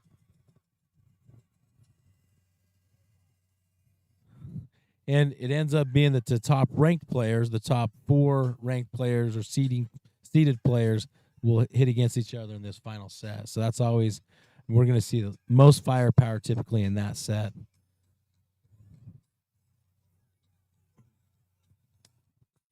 I think Gabby Powell's hitting back to back here. So right now, Gabby seems to be her and Angelica Holman seem to be the ones that are the most consistent as of right now.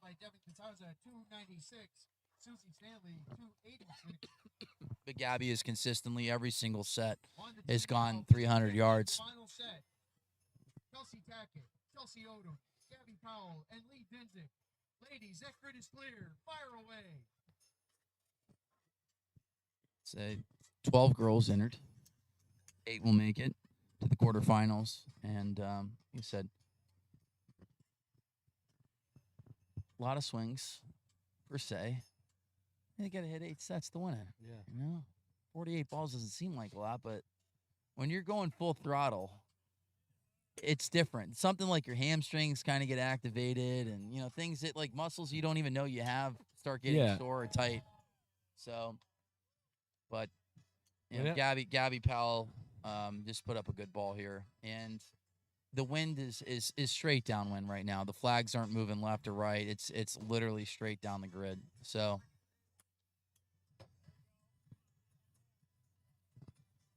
I'm running out of things to say. Well, I said we're waiting on the numbers. We're trying our best. Like I said, we're doing the best that we can. We got Gabby Powell at 800 points, Angelica Holman at 700, Devin Casaza at 600, Hannah Gleason at 600, Jamie O'Neill at 600, Kelly Rudney at 550, Kristen Tietmeyer at 400. So the bubble right now, I mean, you know, if it could be 450 points. So 550's in. So the girls that are 100% in the next set are going to be Gabby, Angelica, Devin, Hannah Gleason, Jamie O'Neill. So.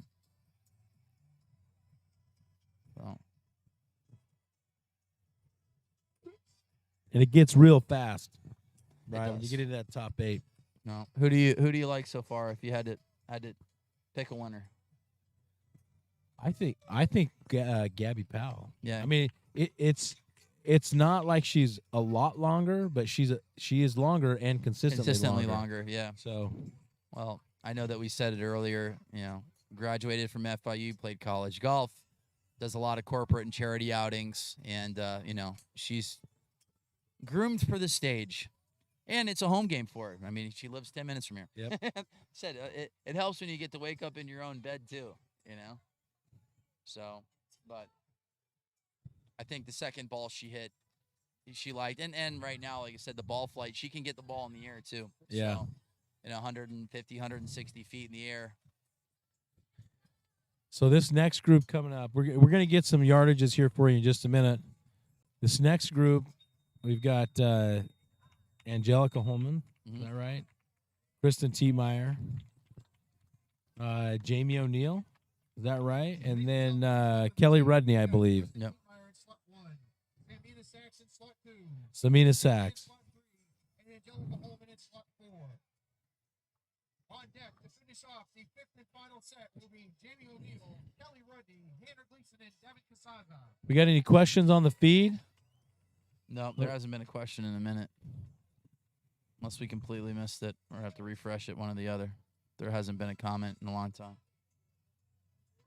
We're going to have to pull out the trucks and put the headlights on. It was a clean up tonight. Sun's going down. We're running out of time. Yep.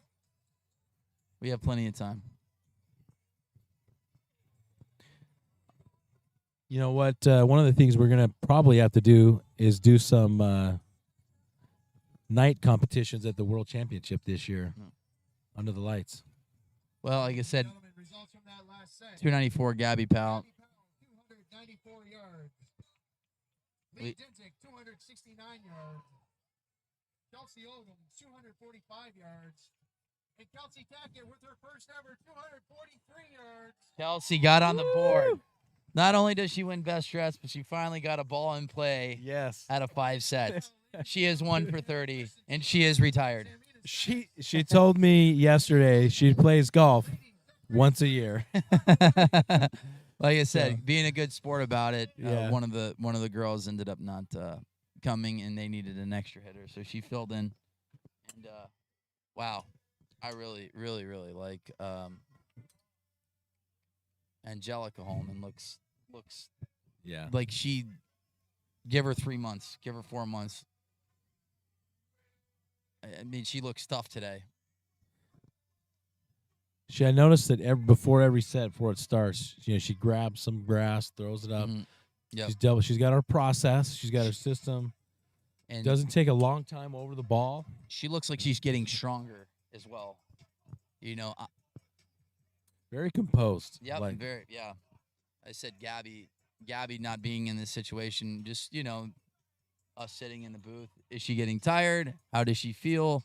Has she conserved energy, knowing that she had 600 points and didn't really need to hit that many balls the last two? She just went back to back. And but yeah, Angelica Holman is looking like she's getting stronger. So closer. I think if we had to predict right now, would you say Gabby, Angelica, Hannah Gleason? I said Devin was right there at the end, with Kanani. So, and I said hard to see ball flight, but I feel like if she doesn't pull it too far left and straightens it out just a tad, we might see a bigger number from her. So Gabby Powell ended up sweeping the field, ended up winning all 5 sets, and Lee Danzig is out. So the table has technically been set if Susie Stanley hits one in play.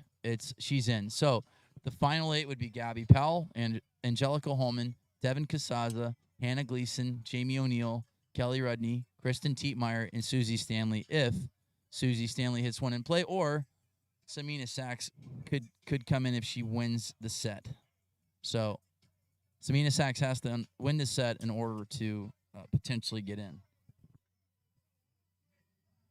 Susie Stanley just hit a ball in play. Mm-hmm. I'm guessing it's going to be 280s, 290s. Not real high, but very solid strike. Yep.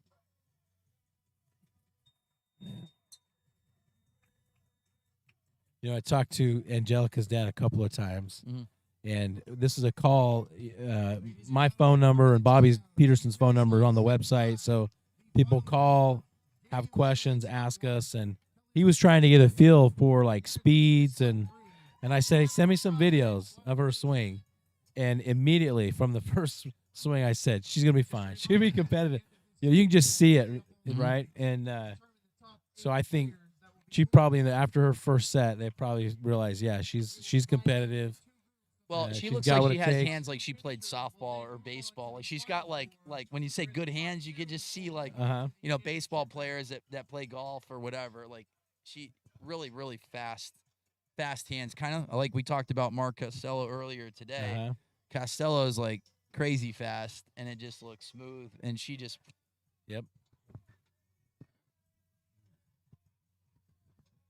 All right, this is our last group here in this round robin format. Then we'll move into the top 8 after this set. So, still working on numbers. Yep. So depending on what Samina did, Samina would have had to win the set in order to potentially get in, and Susie would have had to not hit the grid. Kristen Tietmeyer, 277 yards. Samina ended up coming at 273. Susie Stanley, 285, and then Angelica Holman at 299. So, like I said, we don't know if fatigue's starting to factor in, because that was the first set that Gabby didn't go over 300, and Angelica ended up going 299. Man round robin, we have Jamie O'Neill, Kelly Rudney, Hannah Gleason, and Devin Casaza. Ladies, that grid is clear. Fire away. All right. Tee it up. Let's see it. So, Jamie O'Neill is in. Hannah Gleason's in. Everybody hitting in this set's in. So yeah, they're literally. Honestly, if I was them, I would just walk off the tee box. I wouldn't even hit. Really, this is more for seeding. So just like NCAA brackets. Yeah, but the top half. You can do some damage here psychologically, right? Yeah. If you put up a really big ball, other players feel like they hit a good ball and they're 15, 20 yards behind. Yeah. There's some psychology still to play.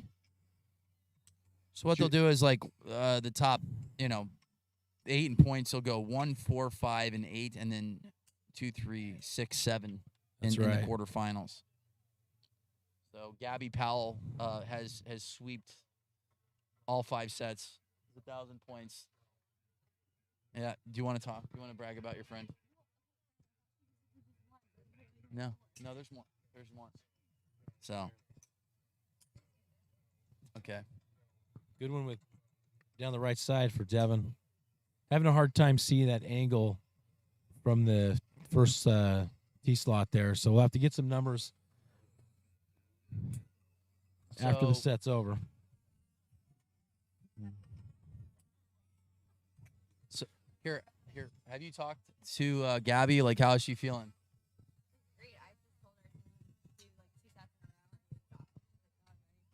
Well, it's good to know because we're trying to figure out, is she getting tired? Is Angelica getting tired? You don't really know, but No, Gabby didn't seem to be getting tired at all because I thought she'd be exhausted after hitting 12 in a row, but she seems good to go. we talked about that before. Like, I actually like hitting 12. I felt like my second set was always better when we would go back to back. Yeah. Did you like hitting 12 times? I do. Yeah. Yeah. Because I think you get in a groove, right?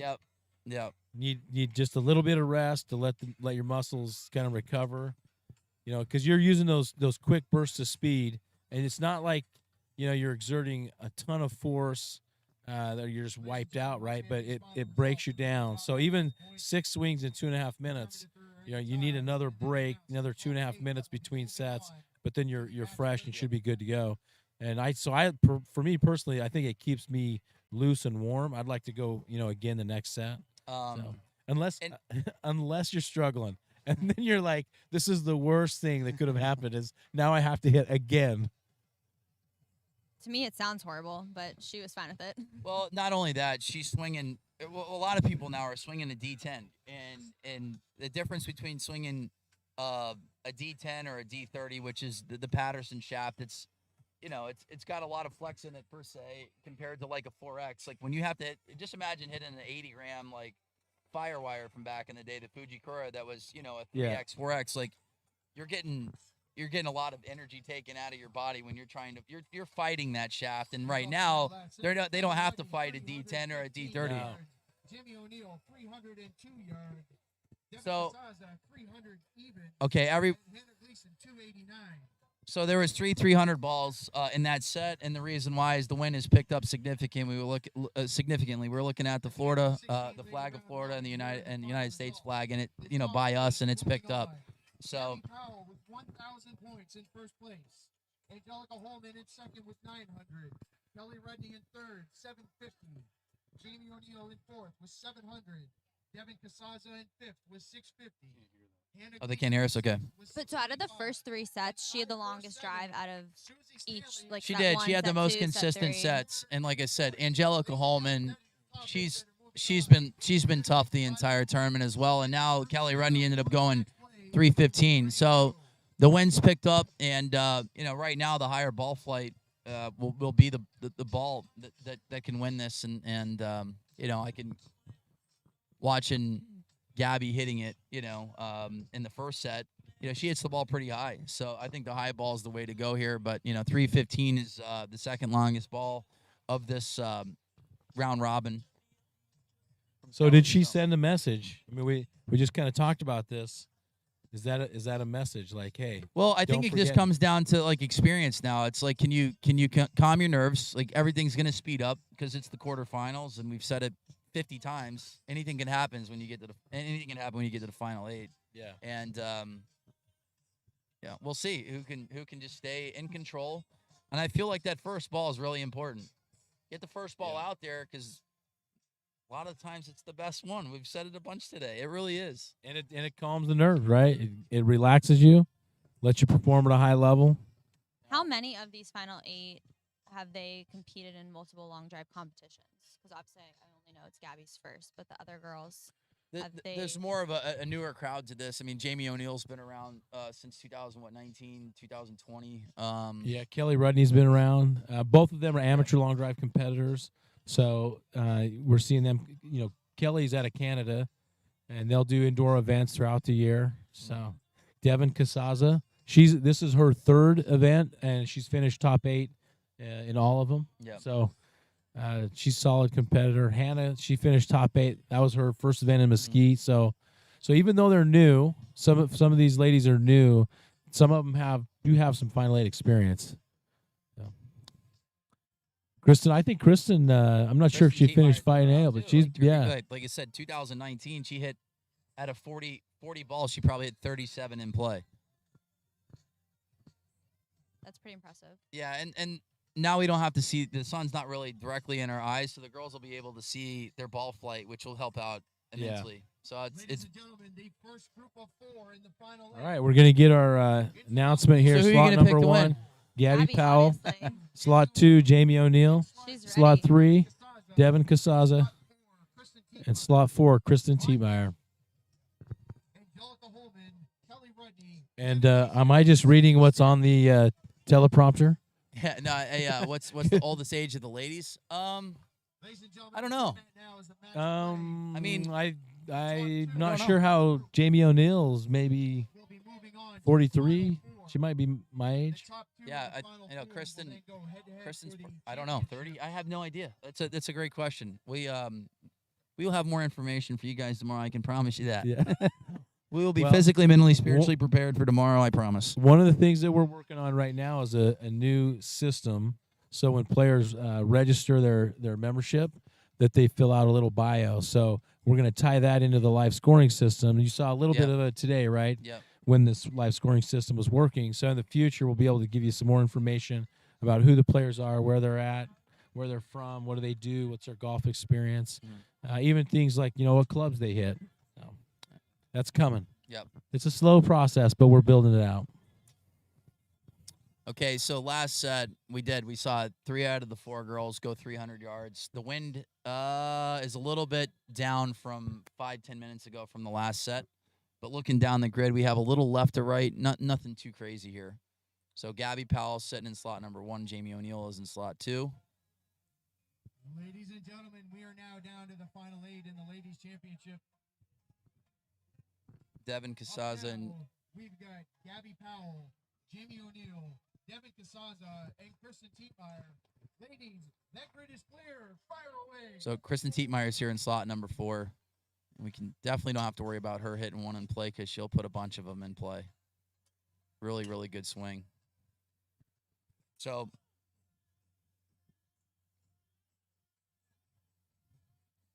as mentioned, some of the girls have been competing the last couple of years. And like I said, for me, Gabby playing college golf, doing a bunch of exhibitions, I feel like she looks nice and composed. I think she liked that one. I said, boyfriend's a stud. Adam Svensson, he's playing out at the RBC, just letting it rip. He shot like 500 yesterday. Yeah, he's good. He's good. We watched him at the Honda Classic, and he was 1 or 2 behind the lead going into the final 9, and he ended up making a top 10. So both Devin and Kristen putting balls in play right here, but they're kind of falling out of the air. Not enough spin. So the launch seemed good, but just not enough spin to keep it up in the air. That's a critical part of carrying the ball, right? Is matching up the spin with whatever the environmental conditions are bringing to you. I think Devin Casaza liked her 4th ball. She kind of just sat there. Like I said, I feel like she's pulling it left, and she's like, it's hugging down that left line. Not sure if it's in or not, but you don't get much of a reaction out of her. So it's hard to tell, I mean, someone like Zach Adams, right away Yeah. if he hit it good or not, But she looks strong. Devin looks strong here. Pulled that one left out of bounds. Kind of laughed at it like, can I figure this out? Just Yeah. But like I said, for me, I'm really impressed with Angelica Holman. Still in high school, looks like she's getting stronger as the tournament goes on.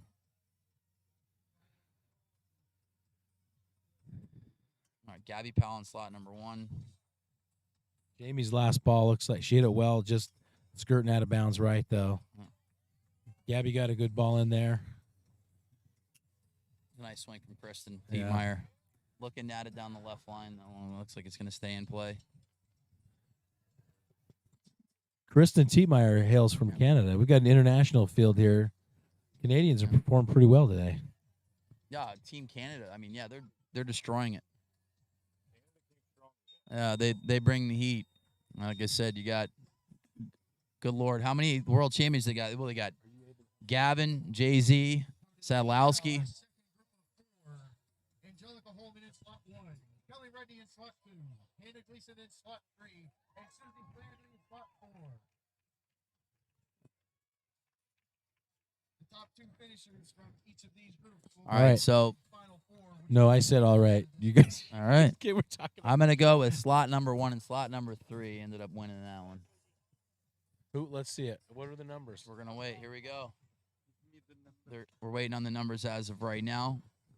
While we wait for that, we I'm got. going to go with Gabby Powell and Devin Casaza just based off of body language. Okay. Angelica Holman now in slot number 1. Gabby Kelly Powell, Rudney in 298. Jamie O'Neill, no marks. Devin Casaza, 321. Yeah, I knew she liked that fourth ball. Fourth She ball. liked. You could just tell. She really got her hands a set. Is that the long ball today? That is the long ball of the day. Gabby was at 320, and now That's got to give you confidence going into the Final Four, right? yeah. No, she looks strong. She does. That set looked really good, and like I said, that ball 4. I think she was worried about it being in play. Because for me, I really truly look at one thing. I'm looking at their hands at the top, yeah, to see if they're rushing or not.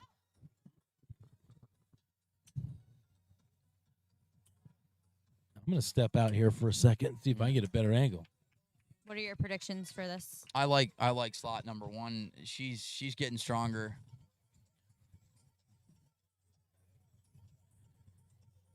All right, I'm gonna give you the breakdown here. Oh, I missed that one. Sorry. Yeah, Angelica Holman's in slot number 1. Do you have the list? And she just hit a good one right down the middle. All right, so we got Susie Angelica one in Holman in play. slot number 1, Kelly Rudney in 2, Hannah Gleason in 3, and Susie Stanley at 4.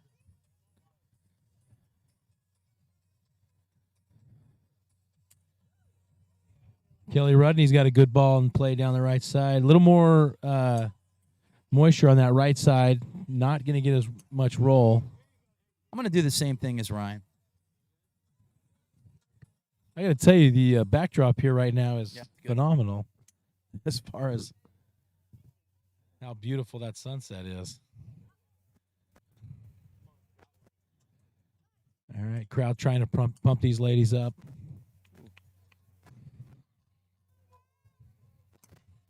Ooh, Ooh, good that, ball. yeah. Susie just ripped one. This one's down the right side. This is probably the best ball that I've seen her hit. It sounded good. Like that it was sounded a nice like tight draw. This is center definitely face. much easier to see the ball played from here now. Susie, that was a good ball. I'm just curious to know if she hit it high enough. Hannah not quite launching it high enough right there. Putting balls in play, but I mean, she's maybe getting them 100 feet in the air. All right, Susie's got some confidence going here. She's hitting more of a lower ball flight. That's a tight draw. Like I said, if the ground's giving it up, you know, that should be I think her third ball is going to go 300 plus yards. Wind is picked up just slightly. All right. About 15 seconds here on the clock. Angelica and Susie, only 2 players with balls left. Angelica's last ball coming up. And low left, that one's going to be out of play. So, all right, we're going to get some numbers here, and then we'll go into the Final Four.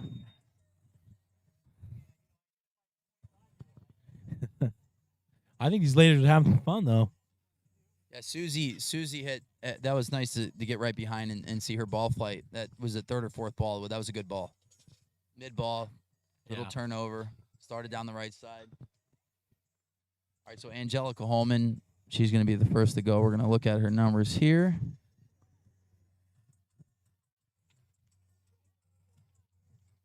Man, I'm pumped for tomorrow.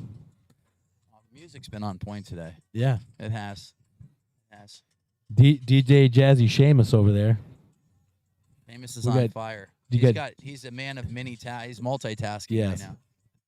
All right, Angelica Holman, 290. Kelly Rudney, 311. Hannah Gleason, 277, and Susie Stanley at 293. So Susie Stanley and Kelly Rudney. Tough break there for Angelica.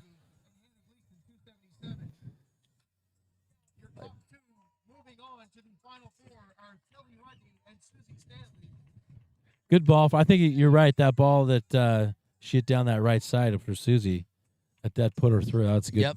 Yep.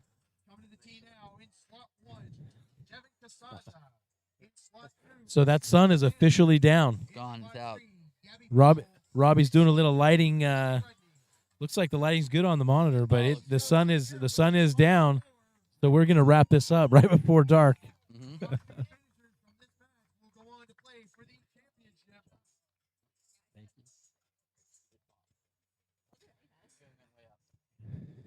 All right.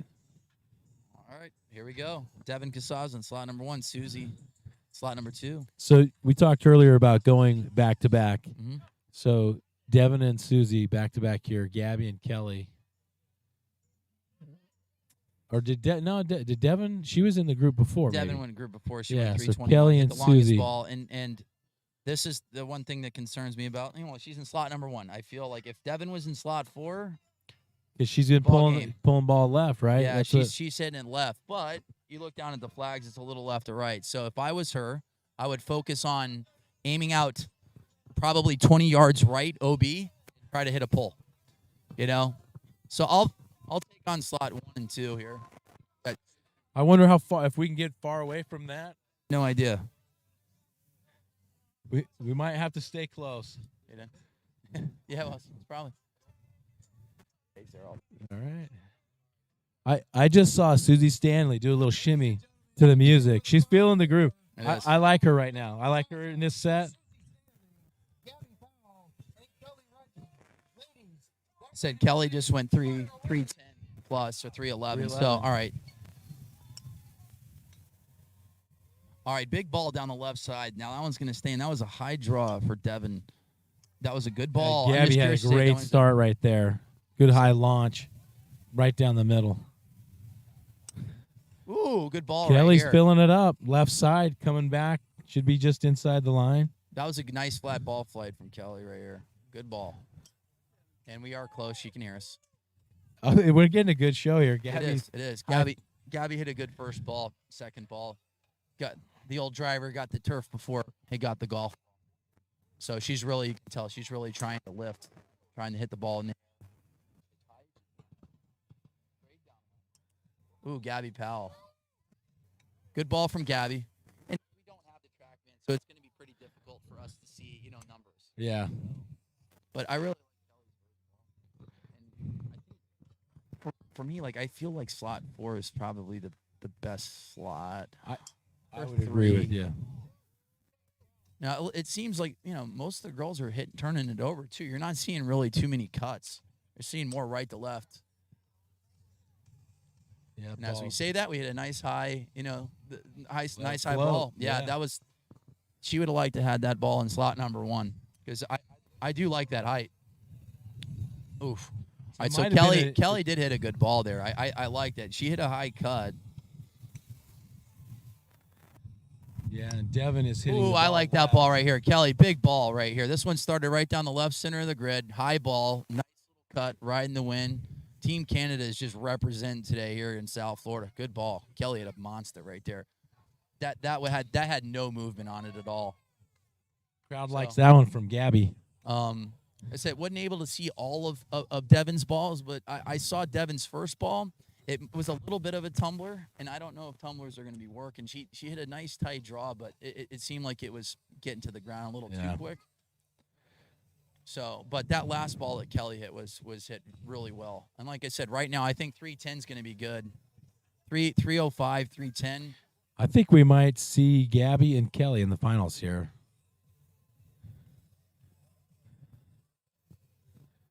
We're going to get the yardages here. 309. For you. Kelly, It looked to me like Devin. Yep, last ball. Kelly went 309, and like I said, we really liked that ball flight. It was just a big old high little cut, right down the left center of the grid and floated it on back. So Gabby 318. So yeah, right now, like Gabby, you can tell, like, because if Gabby does miss, she drop kicks it. She hits the ground, like she's really working on trying to get that ball up in the air. And and like I said, her experience in college golf and exhibitions is showing right now. Yeah. This is her first tour event, and no, she looks great. Yeah, I don't think there's any of the ladies that look like they're a wreck or anything up there. They all seem pretty good, but she's just, I mean, the whole time she's just been hitting really well. A lot of balls in play, high ball flight, making adjustments when she needs to. I mean, she's looking like the three. And like I said, once again, Jason Bardeschi, genius. The D10, like you can hit a lot of balls and you're not fighting the shaft. So that does mean a lot when you're hitting a lot of balls at full throttle in this type of conditions, competition, because you can't simulate competition in practice. You really truly can't. And you burn out when you got that adrenaline pumping early on. Yeah. If you're new to the sport, you're going to burn out some of these muscles. But she seemed to have played it really well. Up here, both are ball strikers that hit high, and Kelly looked really good that last set, and because we now know that she has a little bit of a left to right ball flight, not too much. I like that she's in slot too. So this works out for both. Gabby hits a little bit of a high draw. Kelly hits a little bit of a high cut. And, this is evenly matched. And well, now they switch spots. Yeah. They just threw a curveball at us. It's good to see Kelly have some success. I know in Mesquite, she really felt like she underperformed. Mm-hmm. So it's good to see her come out and do well here because she is a very good competitor. She comes a long way, coming down from Canada. High travel costs, and that's what a lot of these players are doing for the love of the game. They're out here, not a lot of money on the line, but it's great to see them. All right, we're gonna try to move down. Hopefully, you guys can hear us. I'll call Gabby's slot. Whoever the winner is. All right, so we got Gabby Powell in slot Duke. All right, we're gonna walk over a little closer. See if we can give a better vantage. Gabby Powell, Obi right. I can hear my high school baseball coach saying, "Stay within yourself. Stay within yourself." All right.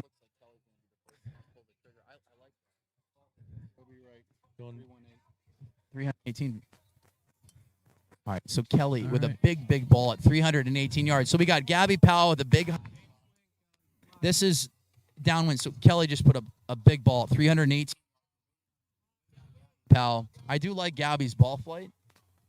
It really just comes down to descent angle. It looked like that one was coming down at probably 45, 50 degrees. That one was kind of falling out of the sky. So Gabby might need a little bit flatter of a ball flight. Ooh, big ball from Gabby Powell. I think she got it right there. I really like that ball flight. There's a little bit of a plateau to that one where the quick. Got up quick, and it kind of just sat in the air. So I think we got a nice, evenly matched, final. This is great. I really like Gabby Powell's last ball. I don't. The second ball was not. It was the right height. Ooh, another Gabby just Powell about the same shot, bombs. right? Wow. Kelly's got a good one. A good ball too. This is a good. And that's that cut you were talking about. That high cut. Let it float on the wind. Yeah, 318 is a good number, and I don't know if Gabby even knows that, but you can tell like she's stepping on the gas right now, and this is fun to watch. Gabby is showing her experience competing. Three in a row. Some bombs down the left side. Now I'm just curious. 326 from Kelly. Kelly stepping on the gas here. Yeah. That high cut is working for her. It's floating. That was a lower flight there, but maybe a runner. Gabby's down to her last ball. So the biggest numbers of the tournament. You got Kelly hitting just a flat cut, and then you're hitting a high draw from Gabby. We're going to get an interview from the winner, regardless of whomever it is, after this. 326 to 325. Okay. All right. So Kelly's going to take it down here. 326 to 315. So that's impressive because Gabby, being behind early, stepped on three balls really well. It just goes to show you know, how strong the competition is here today. Yep. And Kelly, phenomenal in the end there, just stepping up. Longest ball of the day there, right? Really just comes down, like I said, for me, like looking at ball flight, I really liked Gabby's third and fourth ball, but her flat cut just stayed in the air a little bit longer. And you talked about the sin angles, the reason why some of these guys are going 380, 390, 400. Yep. Matched it with Just the a clean sweep. Dominating. That means Greg Nall's feeling pretty good tomorrow then. Oh, yeah, no, I said, you know, yeah, if the Vegas odds just throw it on Canada Yeah. as of right now. All right, I'm going to go do the presentation. Yeah. Will you get ready? I'm going to send her over to do an Yeah, interview before absolutely. we close out. Yep. Thank you, partner. Good stuff. Good stuff. Yep. That was a good final right there. Gabby put on a great show. Kelly just looked really good the last couple sets. Just when you're able to get behind him and see ball flight, Kelly just had a nice flat cut and didn't move too much and good landing angles. And we talked about Gabby. The ball was kind of falling out of the sky a little bit. But yeah, she put on a great show too. She had 3 balls in a row that were in play, you know, probably right around 310, 315. But Kelly looked good those last 2-3 sets. And she's going to win. So, like I said, a clean sweep for Canada today.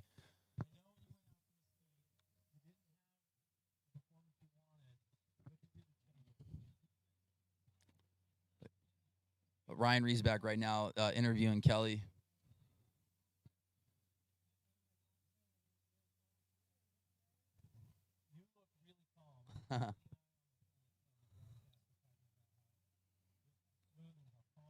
Yep.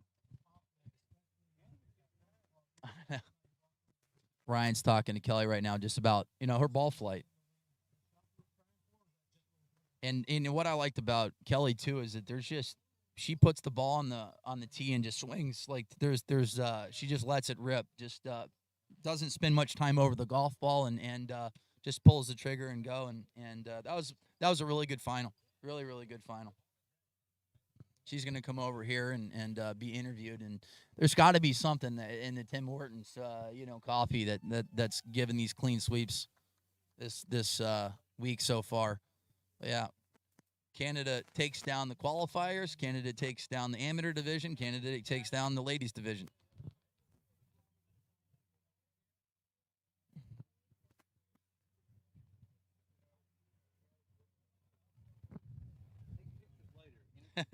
Well, you can take pictures, but it's going. The sun's going down quick out here. But we're gonna be back in action tomorrow. We're gonna interview Kelly real quick, and but yeah, starts at 8, but the final 16 will be on probably right around 2 o'clock. I'm going to send Kelly over to the broadcast so you can do an interview on YouTube.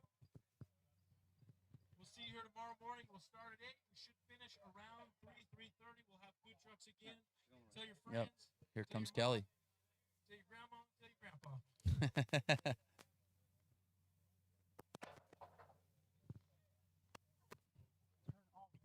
And anybody that wants to walk out and pick up golf balls and help us clean up, we would really appreciate it. Let's make sure this thing's on. What's in the water you're drinking, or is it the Tim Hortons? It's the Tim Hortons. Is it? Yeah. Man, I'm so jealous that you get to drink that every day. Or do you drink it every day? I drink it every day. That's awesome. Yeah. So what's your go-to? 2 cream.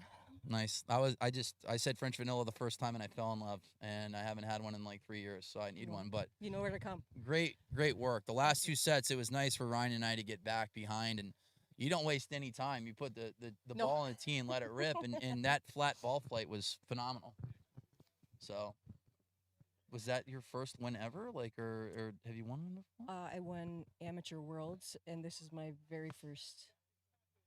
Well, you didn't look like an PLDA. amateur, just like the gentleman that won earlier today, either with 250 mile per hour ball speed. Hold Colton? on, yeah, Kobe. Cody, my looked buddy awesome. Cody. Cody's amazing. Yeah. Cody's a tank. Yeah, he is. Like he just was, full of energy the entire day. And like I said, we know it's in the Tim Hortons. But so when did you get your career started? 2019. Okay. I went to the Toronto Golf Show, and they had a long drive event indoors. So I hit Yeah. And the boys, actually, Chris McLean, who's here with me today, handed me a pamphlet and said, "You need to try this." Yeah, I mean, you looked like a pro out there, just no wasting any time, and me and Ryan just said like it was your ball flight was perfect. It was a flat cut. It didn't have much movement, didn't have much spin. What setup were you hitting today? Like what were your That was my head? play driver. Yeah. Yeah. Okay. I had it turned to 8 degrees and I just put it up there. What head were you hitting? Callaway, the Epic. No, it wasn't a flash. Jailbreak. Okay, nice. Yeah, And jailbreak. what shaft setup were you hitting? I had a Rogue 75 in it. Okay, so you're hitting a 75-gram shaft. So we talked about that. Hitting, you hit what? Let me see. High school education, you hit 8 sets. Yeah. How do you feel right now after hitting 8 sets with a 75-gram shaft? Oh, I could hit more. Yeah, it's. We were talking about like Gabby, like she Yeah. hasn't competed before, Nope. but she's swinging a D10, which Yeah. D10 you don't have to fight as much. But I always feel like My second club setup is a D10. it makes sense that you hit Yeah. a 75-gram shaft just because of your ball flight. Your Yeah. ball flight was very, very tight, and your landing angles were really good. And that's one of the things that we were talking about watching Gabby on the last couple was that the ball was kind of coming out of the sky there. But I took a lot of advice from only a couple people. yeah. Well, good. Well, you did a heck of a job. But yeah, like I said, hitting a D10 is. I feel like I could hit those balls all day. So Jason Ordesky is a genius, but at the Yeah. same time, you go and you rip the 75-gram shaft, and that ball flight today was perfect. So And they both congratulations. felt great. And I put the D10 down again, and I thought in the final I'll just go with the. Well, those are the biggest numbers. That was the biggest numbers of the day. I mean, 326 yards. You hit a lot of balls in play, and congratulations. Thank What you. next? Are you going to go to Mesquite? Maybe now that I won. Yeah. The confidence is there. Well, yeah. It's a little more expensive from Canada, though. Well, Yeah. see if Tim Hortons can sponsor you. I mean, all you guys do is win championships, and I've said their names enough to where maybe they might be able to sponsor Team Maybe, Canada because maybe. like all you do in South Florida is win championships so far. Ryan Gregnahl has Oh. got to be the favorite now. What do you think? I mean, we've kind of cleaned up. Yeah, I think the guy that's standing on the tee box in slot number 3 might have something to say about that, though. Oh, yeah. Kyle Yes, Berkshire Kyle standing in Berkshire, slot yeah. number 3. But Yeah. congratulations on your Thank win. you so much. And Thank you. hopefully we'll see you again. You will. All right, All good. right. I love it. You know what, Congratulations. I'm back. So, how are you going to celebrate tonight? Oh, I don't even know. A shower. Okay. Yeah, that's a good A start. shower first and probably a couple of beers. There you Yeah, go. yeah. All right. I have Are you plenty- going to go with like Labatt Blue or whatever? Am I even saying that right? A Labatt A Blue. Molson? How about a Molson Canadian? Yeah, a Molson. There you go. All right. Yeah, All right. it's Cool. gotta be. Nice. Well, congratulations, and hopefully we'll see you in the winner's circle again. Thank you very much. All right. All As right. the late great Dick Sanford always said, good night, God bless, drive home safely. Tomorrow the big boys are getting after it. 57 men will enter, only one man will survive in Hobe Sound. Who will it be? Tune in tomorrow. We'll start at 8, but then the final 16 is going to be a lot of fun. There's going to be the fastest dudes on the planet hitting a lot of balls, and Justin James is coming back. He wasn't there because he had his third kid, during Mesquite. But looking forward to seeing a couple of the boys that we hadn't seen out in Mesquite compete tomorrow as well. So have a good night, and we'll see you tomorrow.